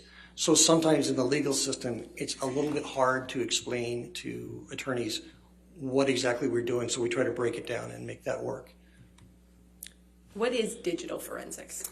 Digital forensics is anything that you are using, like your television set, your cell phone, your computer, anything that runs off of binary information that has coding in it.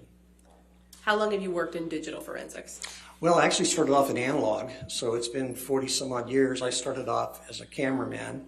My first cameras were film cameras. When I was a kid, my dad was a director of sales and sales service administration for the NBC television network on the West Coast. So I grew up around television cameras. My first cameras were cameras people might not have heard of, Leica, Hasselblad, cameras like that. I trained with some of the best photographers around at the time, William Wallner, Niall Latham, really excellent photographers. And I started shooting videotape from helicopters, and I logged about 14,700 hours of video. And at that time, oddly enough, since we were the only helicopter, a television helicopter, we were the only helicopter in Phoenix. At the time, the sheriff's department did not have a helicopter. The police department did not have a helicopter, nor did Aerovac. So we ended up doubling up, being a news crew as well as an air rescue crew. So as far as forensics, analog probably from 1980 to 1990, and digital from 1990 through current. How'd you get started in it? Really by osmosis. I started in the production field. I usually don't do that much TV work anymore. I did shoot part of an episode, a program called Planet Earth for the BBC last year.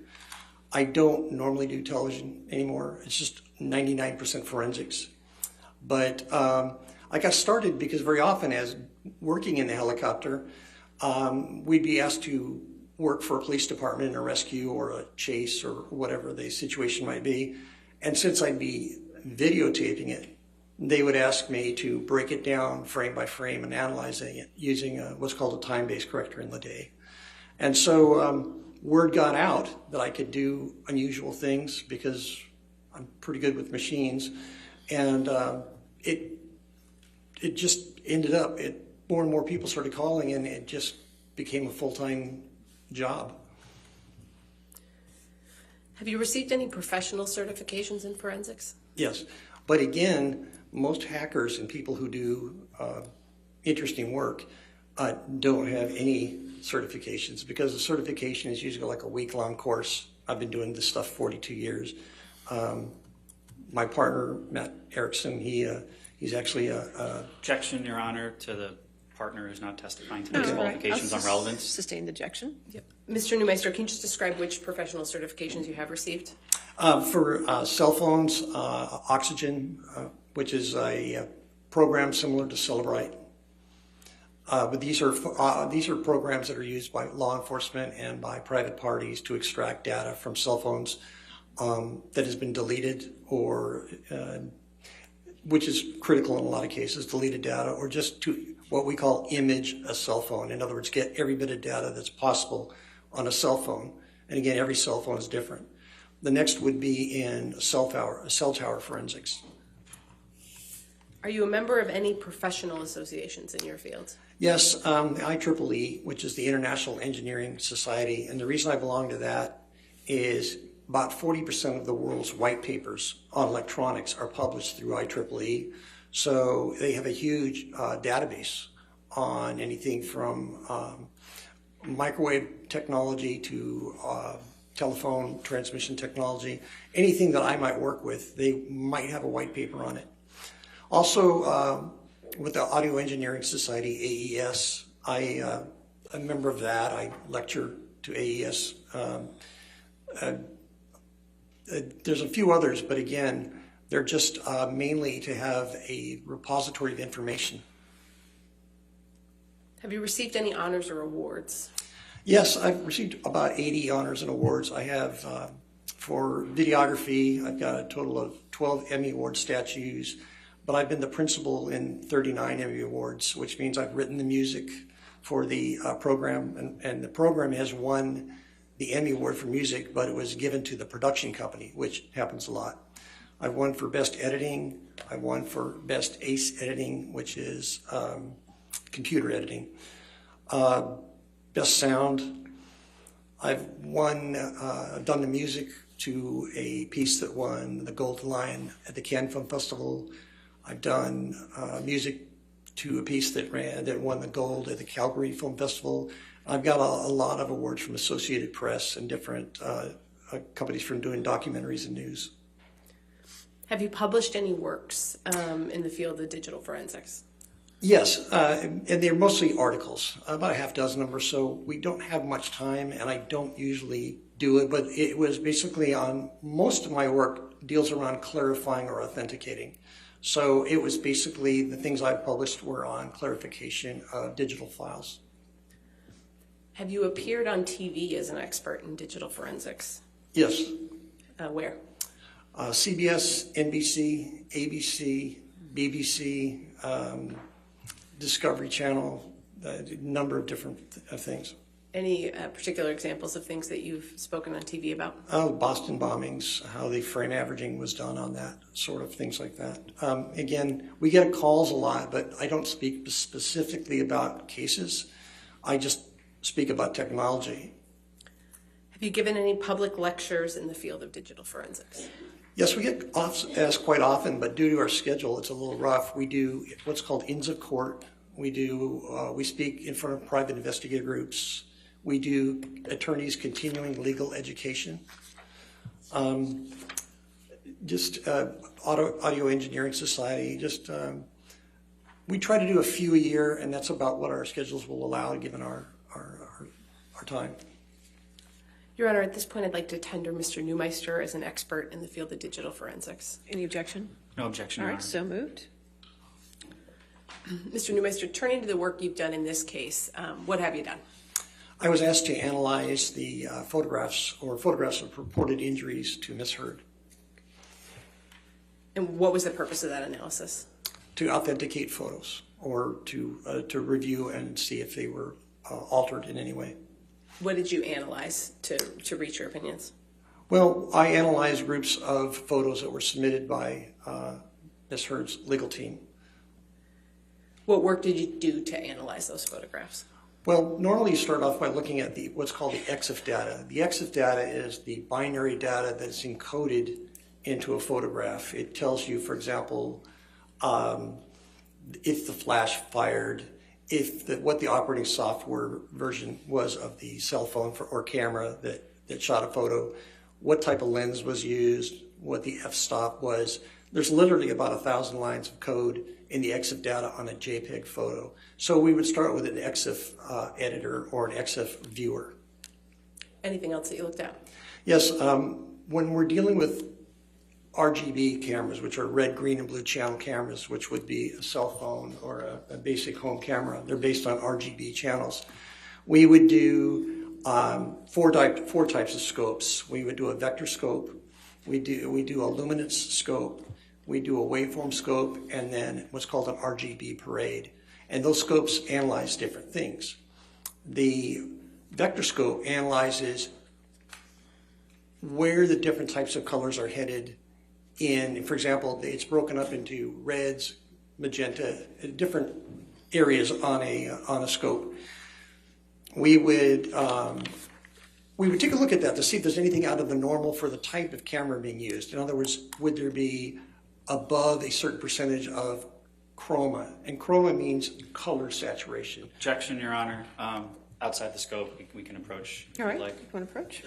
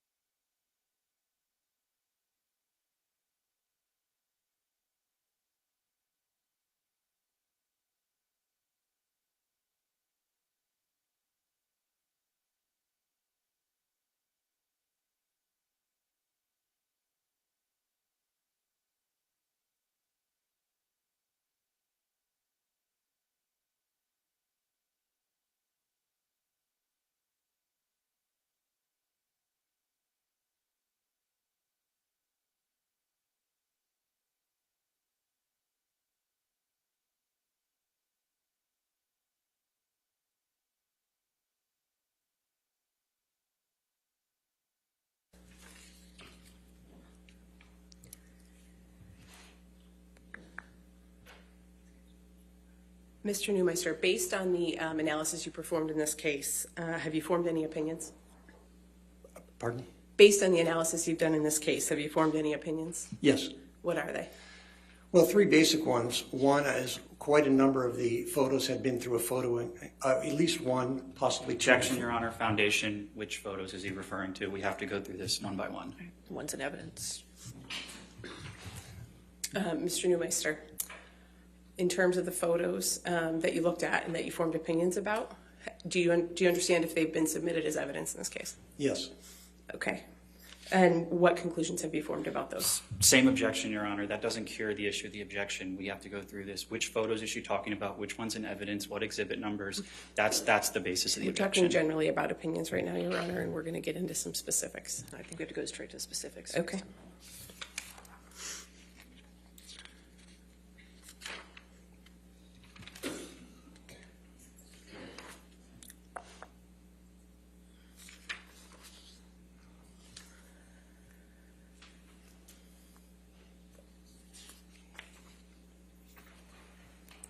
Mr. Neumeister, have you prepared a demonstrative that aids in your testimony with respect to any of the photos that you looked at in this case? Yes. I'd like to pull up Plaintiff's 1303, Your Honor, if I might approach. All right.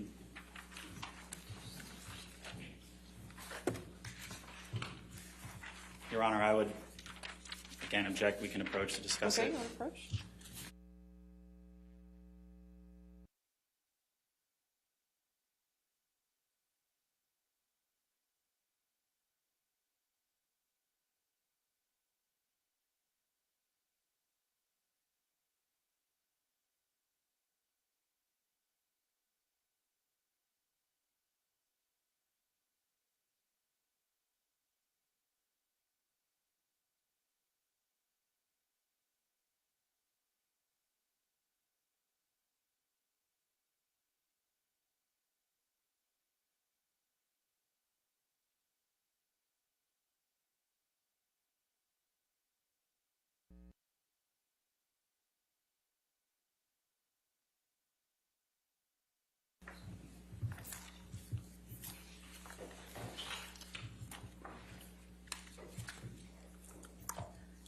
Tom, can we pull up Defendant's Exhibit 170A, which has been admitted into evidence?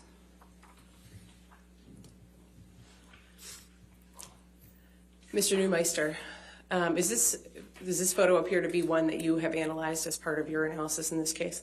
There were many versions of this photo. I would say there were dozens of different versions with different chromatic values, different file sizes, different physical sizes. Some had been through Photos 1 or Photos 3, which are photo editing software programs. Your Honor, at this time, I'd like to show Mr. Neumeister's demonstrative, Plaintiff's Exhibit 1303. All right. Any other objection? I would object again, Your Honor, because the photograph in 170A is not in evidence. All right. Or, yeah, I mean, the photograph is in evidence. None of the photographs he wishes to show the jury are in evidence. 1303 is in evidence over objection. Not in evidence, I'm sorry, as a demonstrative. Just as a demonstrative. I'm sorry. Can we go to 1303, please? And Mr. Neumeister, what does this demonstrative show about the photos that you analyzed? Well, they appear to be similar. However, if you look below at the file sizes, one on the left is 712 kilobytes. The one in the middle is 489 kilobytes. And the one on the right is 524 kilobytes. Now, what's unusual about that is these photos will not digitally fingerprint with each other. They won't hash. In other words, forensically, they don't match. But the thing is, you could say, well, it was sent through email, maybe it's a different size. The file sizes, for example, would be possibly, you can select the file size, you send a photo, but there's no way to authenticate any photo that was presented in the way the evidence was collected. And so what conclusions do you draw from that? Well, this is just three of many of the same type of photos that are all different sizes and have different chromatic, which means color. Objection, Your Honor. We just had a ruling on this. All right. Sustained objection. Mr. Neumeister, stick to your opinions that relate specifically to what you analyzed about the EXIF data, please. All three of these photos had to go through some type of transformation to change sizes. We can take that one down. You mentioned Photos 1.5 and Photos 3.0 earlier, I believe. Photos. What is that? Photos 3 and Photos 1.5 are editing programs that Macintosh or Apple put out with their product. It's for editing photos. In other words, you would put a photo in and you would change the colors, or you would crop it, or you would clarify it by enhancing, for example, the sharpening, or you could darken it. But when you save a photo through an editing program, you leave a mark on the EXIF data.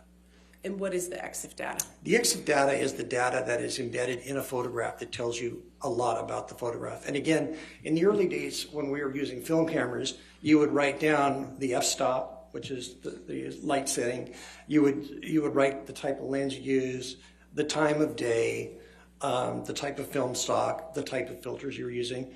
Now with digital cameras, that's done electronically, and there's about 1,000 lines of code, of which 50 are probably important, that tell you what the camera was doing. So what's the significance of EXIF data in your photo analysis? Well, in this situation, I can see that normally where the operating system of the camera would be, which means the version that of operating system the phone is running on, it would normally say something like, I'll just throw out an arbitrary number, 9.1.3 operating system for iOS, which is Apple's iPhone operating system. Instead of saying that, it says software Photos 3.0 or Photos 1.0. That means that the photo had to be rendered, which means composited together in an editing program.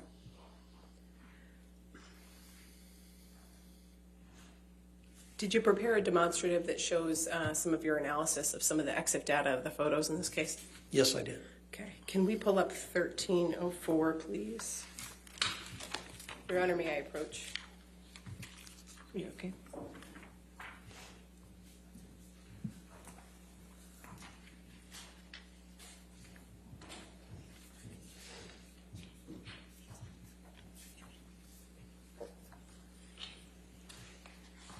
Permission to publish as a demonstrative, Your Honor.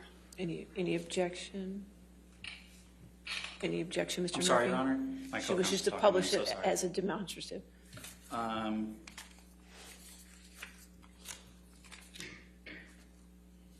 No objection as demonstrative. All right, thank you. We'll publish it as 1304, just as a demonstrative. And Mr. Neumeister, are these images in this demonstrative excerpts from the report you prepared in this case? Yes, they are. And what do they show? On this particular photo, and on all of them, it shows the first few lines of EXIF data, the ones that would be most important for this photograph. So, for example, things you would see, the very top line would be the make of phone. It's an Apple iPhone 6. And then the resolution is 72 pixels per inch, 72:1. And instead, where it says software on a normal iPhone photo, it would, instead of saying Photos 3, it would say the software version, for example, 9.3.1. And then you've got the date and the time of the photo below that, which is really easy to change in an EXIF editor.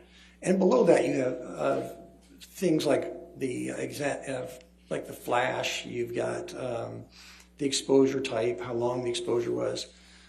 So what you just highlighted there again was the date and time. So that's universal time code minus whatever area you're in the world. Anything else you want to show us with this demonstrative? Yeah, just below that, if you look, there's some things that would say, for example, a directly photographed image. That is not going to be necessarily accurate once it's been through an editor. It will always pretty much say that. So when you're looking at scene type or auto exposure, these are things that really don't matter all that much. What would matter is, for example, if you're taking notes, the focal length would be important, the pattern of metering, things like that to a photographer would be important. And again, this is just a few lines, and the reason I put these in there was just to explain a bit what EXIF data is. The actual thing I'm trying to point out is the fact that instead of an operating system, it shows the editing program that was used on this photo. Are there additional photos that you did this analysis for? Yes, many. Can we scroll to the next page, please, Tom? Is there anything about this photo that you noted as part of your analysis, Mr. Neumeister? Yes, again, it's you know, right there, you've got photos 3.0 on that particular photo. And I think, you know, we pretty much covered what the stuff is, but again, you see the photos 3.0.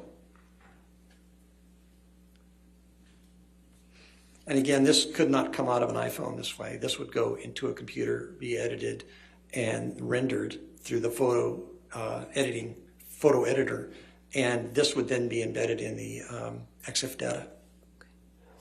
Do you have other photos in this demonstrative? Yes. All right, can we scroll to the next page? Same thing.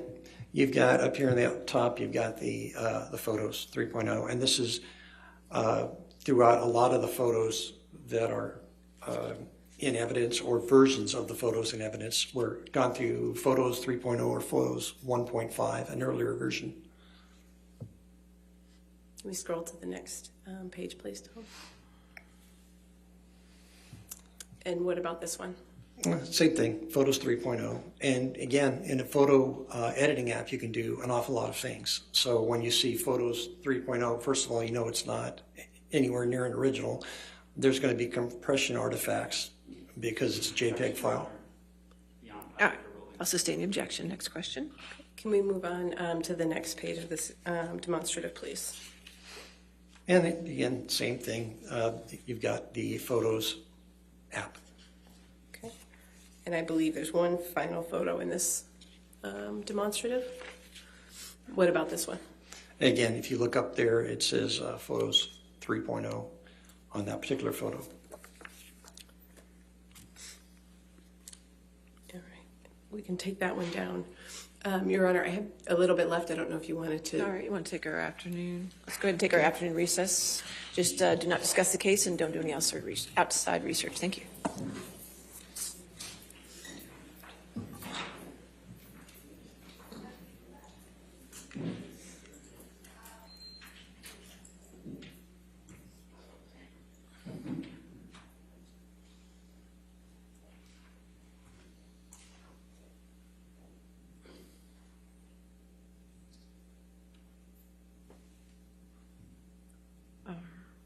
Right, so let's just come back at 4 o'clock, all right? Thank you.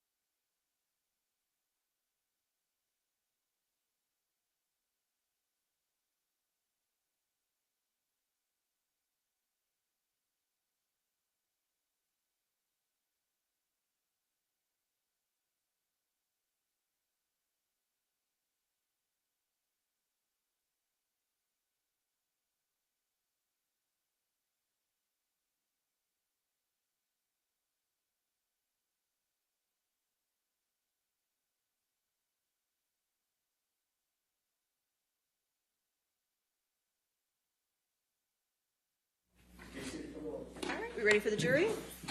Yes, Your Honor. May we approach for just one moment? Okay.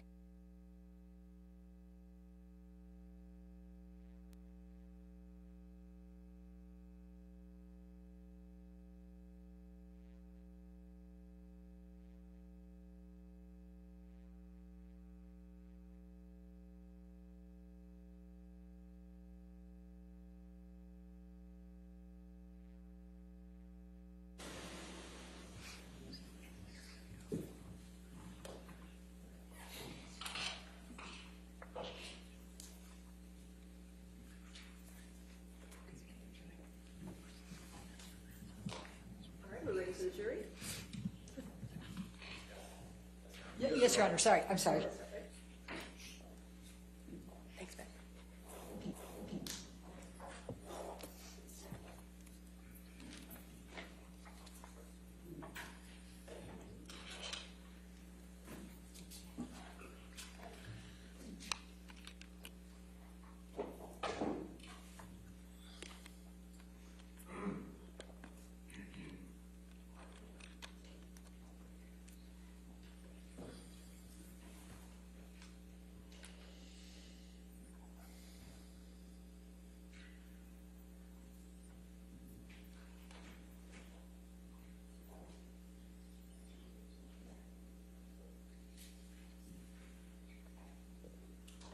All right.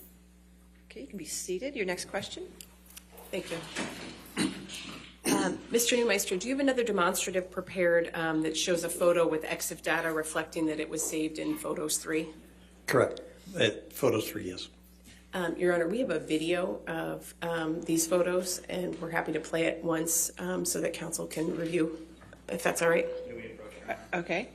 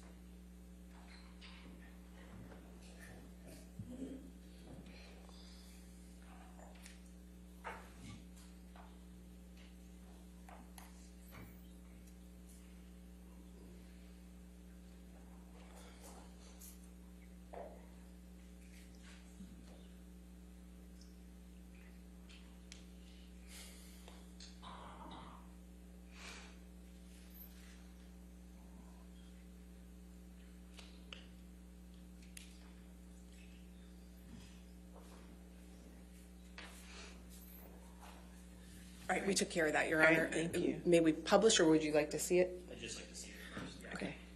And what's demonstrative is this going to be then? This is plaintiff's 1305, Your Honor. All right, thank you.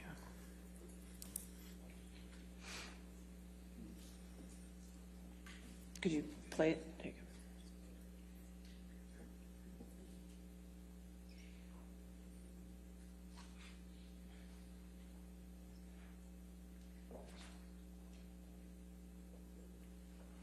Subject to Your Honor's ruling, that's not. All right. So 13, marked as plaintiff's 1305 and used as demonstrative. You can publish to the jury.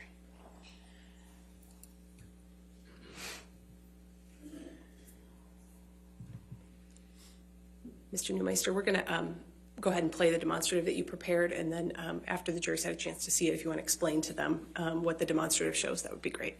Yes, ma'am.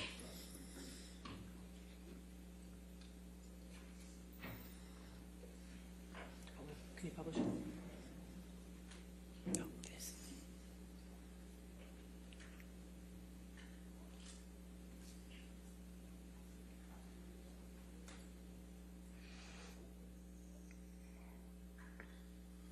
So, Mr. Neumeister, what was depicted in that video? The same photo treated two different ways. One was marked with the original with the operating system from an iPhone, which is iOS 9.3.1 on that particular photo. The one that says 9.3.1, there's a graphic below indicating it. The second photo is marked Photos 3, and it looks quite a bit different. And just, Tom, could we pull up defendant 708?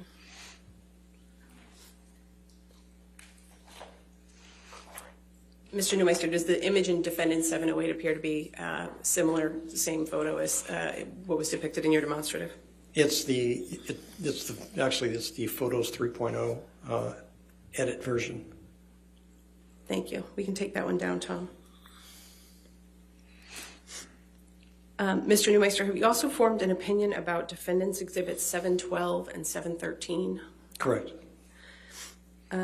Did you prepare a demonstrative that shows? Your Honor, exhibits 712 and 715 are outside the scope of disclosure. I can show you if you'd like, Your Honor.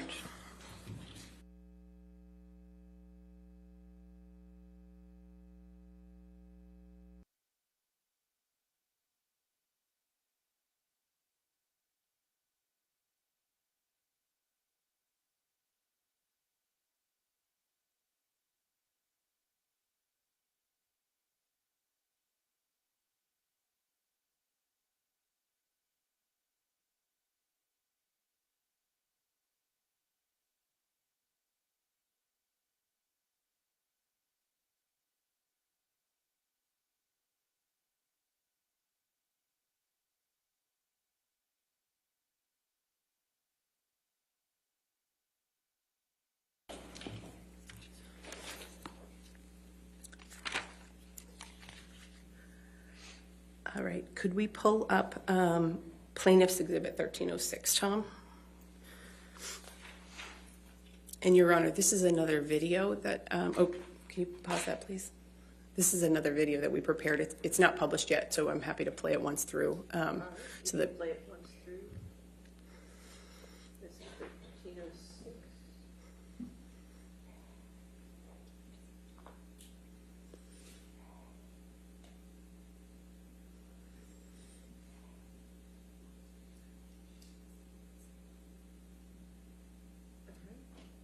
I would just request what exhibits are they? Sorry, Your Honor.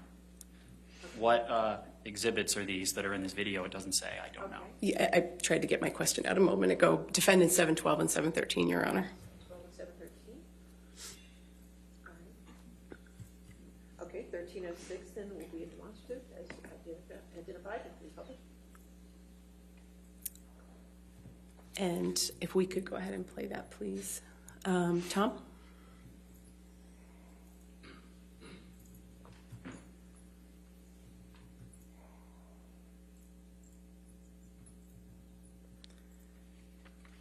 And Mr. Neumeister, what's your, what do we see here in this demonstrative? There's Exhibit 712, I believe you have. I'm not sure the Bates number, 712 and 713.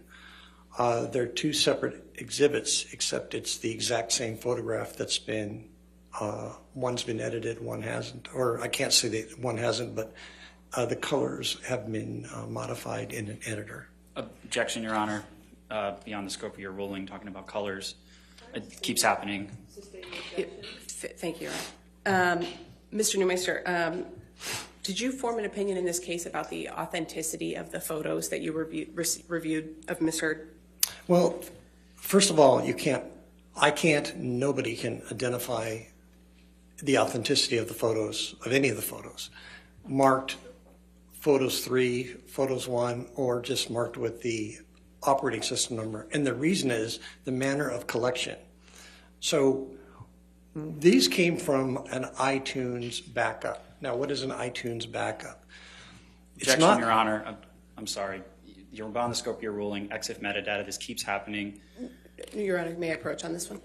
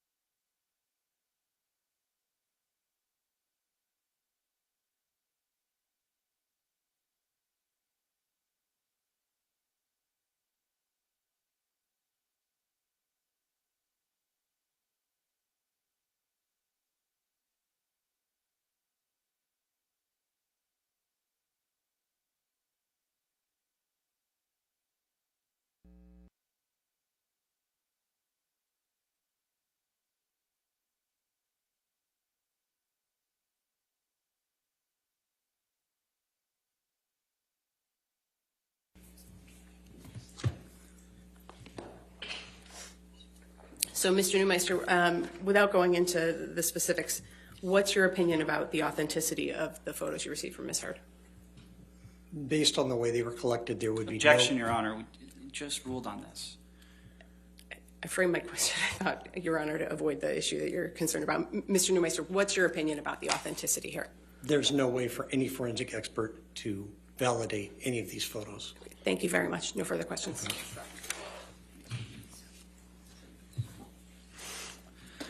Good afternoon, Mr. Neumeister. Good afternoon. Your only degree is in political science, correct? 42 years ago, correct. And you have no degree whatsoever from any academic institution in computer science, correct? That's correct. And you have no certifications in computer forensics, correct? That's correct.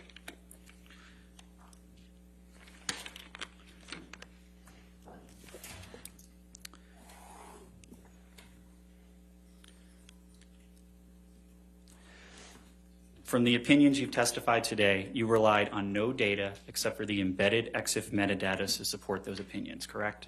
Incorrect.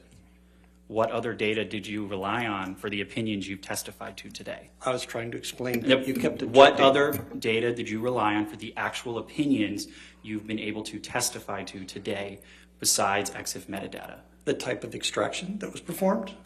You're asking the question. For the actual opinions you testified to. That is what I would use. I would also use vector scopes. Objection, Your Honor. That was not responsive to my question, Your Honor. If you want to approach.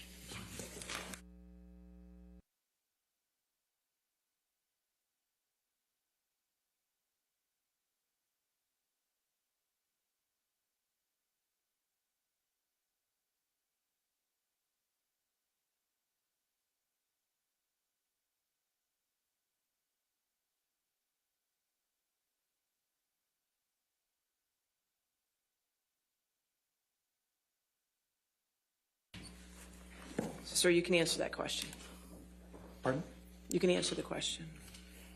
Can you restate the question? I don't recall the question, Your Honor. Right. We can move on.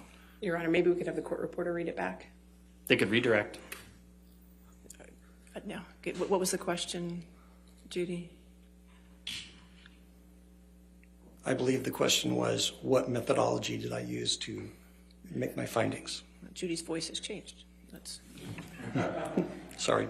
Is that correct, Judy? Okay.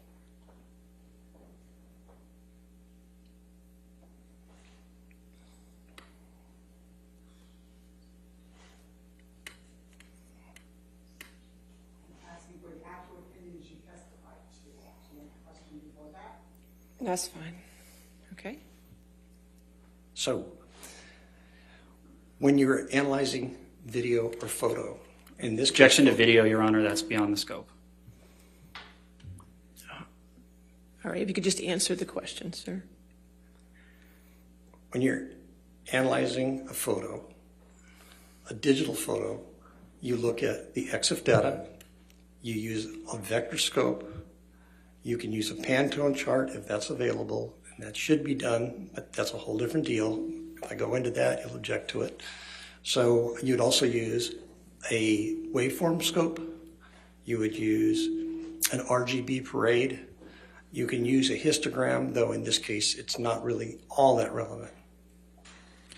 You are not offering any opinions that any photograph in this case was intentionally modified by Ms. Heard, correct? I'm just stating the fact that photographs were modified.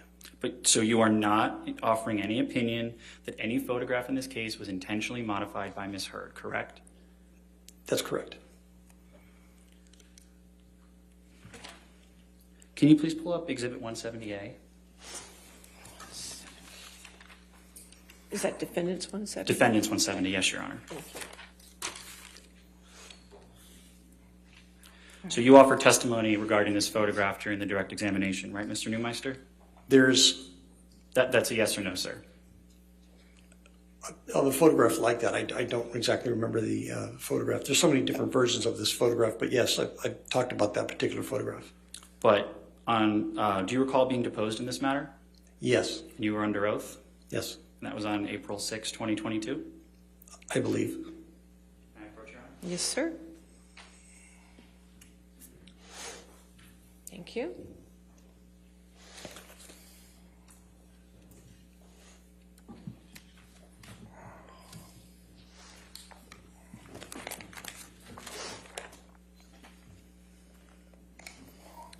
So, Mr. Neumeister, if you could please turn to page 76. And when I say pages, those are the little pages in the 4 boxes, not the page at the top. And do you see page 76, line 3? You were asked on April 6, anywhere in your April 1st, 2022 expert disclosure, do you offer any opinions regarding the authenticity or lack of authenticity of the specific photograph produced as ALH 7101? Response, can I refer to my report to see if that specific number is in the report? Yes. Response, not that specific photo. I just grabbed 3 out of the batch. Do you see that? Yes. Can you please pull up Exhibit 517, or Defendant's 517? Thank you.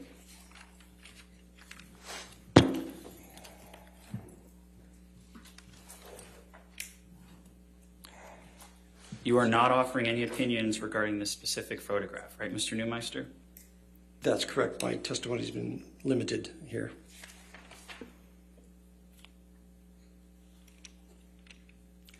And you are not offering any opinion that any photograph was visually doctored by Amber, correct? Not by, I can't put the person who might have done it. Well, you're not offering an opinion that a photo was visually doctored by anybody, are you? I'd have to see each photo. There's no way to authenticate any of these photos based on what I received.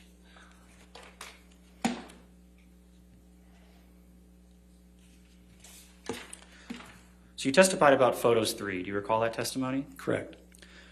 Yeah, Photos 3 is a photo editing and photo sorting application, correct? It's a photo editor and photo sorter, as are a number of editors. So when you reference Photos 3.0, you never did any independent strike that, Your Honor. So when the software of a photograph in the EXIF metadata says Photos 3.0, that could be just saying that the photo was saved in Photos 3.0, correct? Unless you looked at a scope of the photos, that would tell you that the parameters of the photo do not meet that of the cell phone that it was taken on. But the notation Photos 3.0 in the software EXIF metadata, that does not in and of itself mean that the photo was edited in Photos 3.0, correct? It means that you've recompressed the photo and it will not hash or digitally fingerprint with the original photo. But it does not mean in and of itself that it was visually edited in any way in Photos 3.0, correct? Again, it's not the same photo because you're using lossy compression once you save it. So you have changed the photo.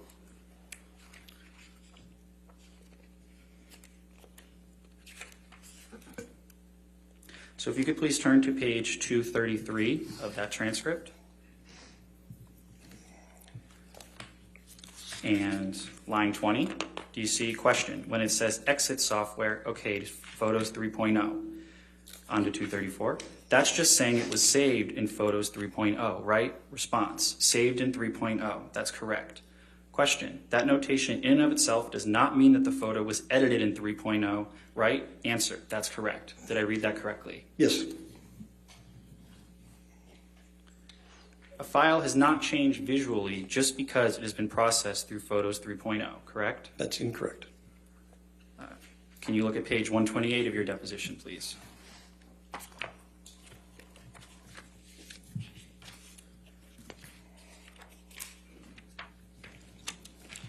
The bottom, line 20, question, you see, question, but the file changed visually just because it has been processed through Photos 3.0.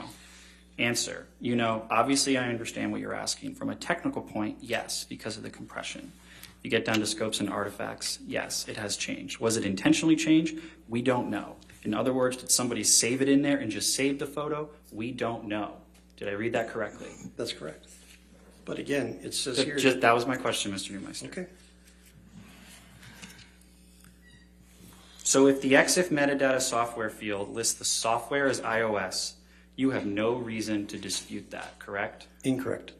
Well, isn't data data? That's what you testified to, right? It's very simple to modify EXIF data. Did you find any evidence in this case of actual modification of EXIF metadata? You can't authenticate any of these photos because of the way they were. That wasn't my question, Mr. Neumeister. Did you find any evidence of any modification of EXIF metadata of any photograph in this case? You didn't listen to my answer. My answer is there is no way to know because of the way the files were presented. So you found no actual evidence of it, correct? That no one could. I'm not asking if anyone else could, Mr. Neumeister. I'm asking, did you yourself you found no evidence of any modification of EXIF metadata of any photograph in this case, correct? Now, I understand trying to control the narrative, but there's no way to answer that scientifically because given the evidence we were given, there is no way to positively or negatively answer that. It's not a question that can be answered. It is a question, Mr. Neumeister. The question is, did you yourself, you found no affirmative evidence of any modification of software EXIF metadata of any photograph in this case, correct? You found no actual evidence of that, did you? No one could tell either way because... I'm not asking about anyone else, Mr. Neumeister. I'm asking about you. Did you found no evidence of that, did you? Objection, Your Honor, asked and answered. He's not answered what he found, Your Honor. Overruled. There's not a way to answer that the way you're asking the question. You have to restate it. You're trying to control Your Honor, the he's not narrative. responding to the question. Could you just answer yes or no, sir, to the question? It's not a yes or no question. Did you, yes or no, you found no evidence of EXIF metadata modification of any photograph in this case, correct? That's incorrect. Okay.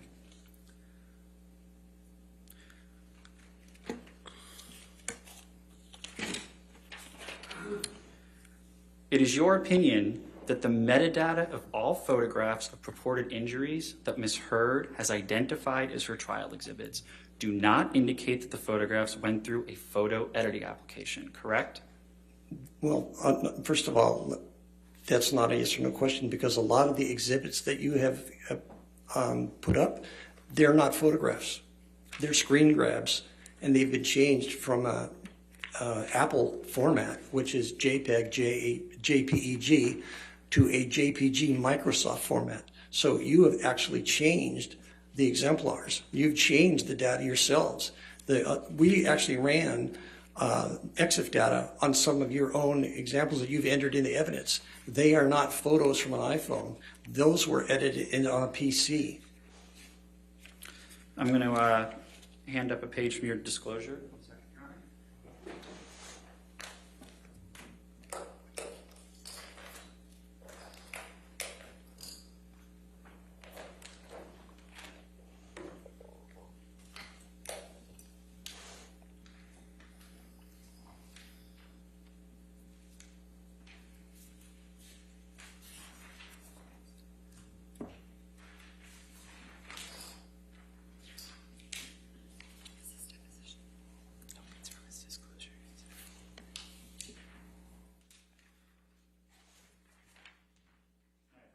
Yes, sir. Thank you. Thank you.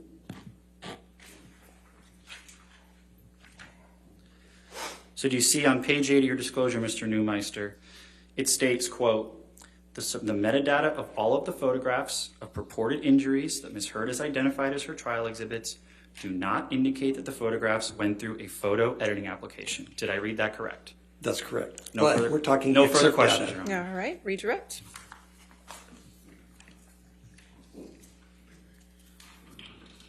Mr. Neumeister. Yes. A moment ago, Mr. Murphy was asking you some questions about your opinion about the trial exhibits that Ms. Heard has offered in this matter. And he asked you about your opinion that they don't indicate that they've gone through a photo editing application. What can you tell us about that? Well, first of all, on this last exhibit, it says metadata, not EXIF data. So that's two different things altogether. We're talking EXIF data, and on the report, I put metadata because I was requested to cover meta and EXIF data. So it's taken out of context. The EXIF data is the data based that's embedded in the photo. Metadata can be the file data about the file itself, two different things. So the way the data was collected, it was an iTunes backup is a backup. Objection, Your Honor. Backups outside the scope of Your Honor's ruling beyond EXIF metadata. I think you opened the door on the Overruled the objection. Thank you, Your Honor. Go ahead, Brian. An iTunes backup is only a backup of things that are on an iPhone that have not been deleted. It does not have the critical operating system. It doesn't have any of the files that would validate the path of a photograph in that phone. It does not have a lot of the log files. It does not have the Knowledge C database, which talks about usage of the phone and the patterns of how data was handled. All it is the photos you decided to save, not the photos you deleted. So it's a very limited database. Without the system registry or without the system operating system, there's no way to tell, because it's very easy to modify a photo on a phone and have it just read iOS 9.3.1. But with the actual phone, if you were able to get a hold of the actual phone, and in 95% of all cases we have the actual phones. It doesn't matter if the phones are 10 years old or 20 years old, or I mean, not 20 years old, but 10 years old. The reason is if people have something they want to keep as evidence, they don't throw out their phones. They don't recycle their phones. They save their phones. So people ask how we're doing phones on 13-year-old cases. Because people do not throw out evidence. They keep the phone. So in a situation like this, there are no forensic extractions. In fact, the extractions we were provided were backups of iTunes, just exports. So it's third generation, and there is no way to verify the file paths and the history of any single photo that we've looked at. No further questions, Your Honor. All right, thank you, sir. You can have a seat in the courtroom or you're free to go. Thank you very much. All right, your next witness.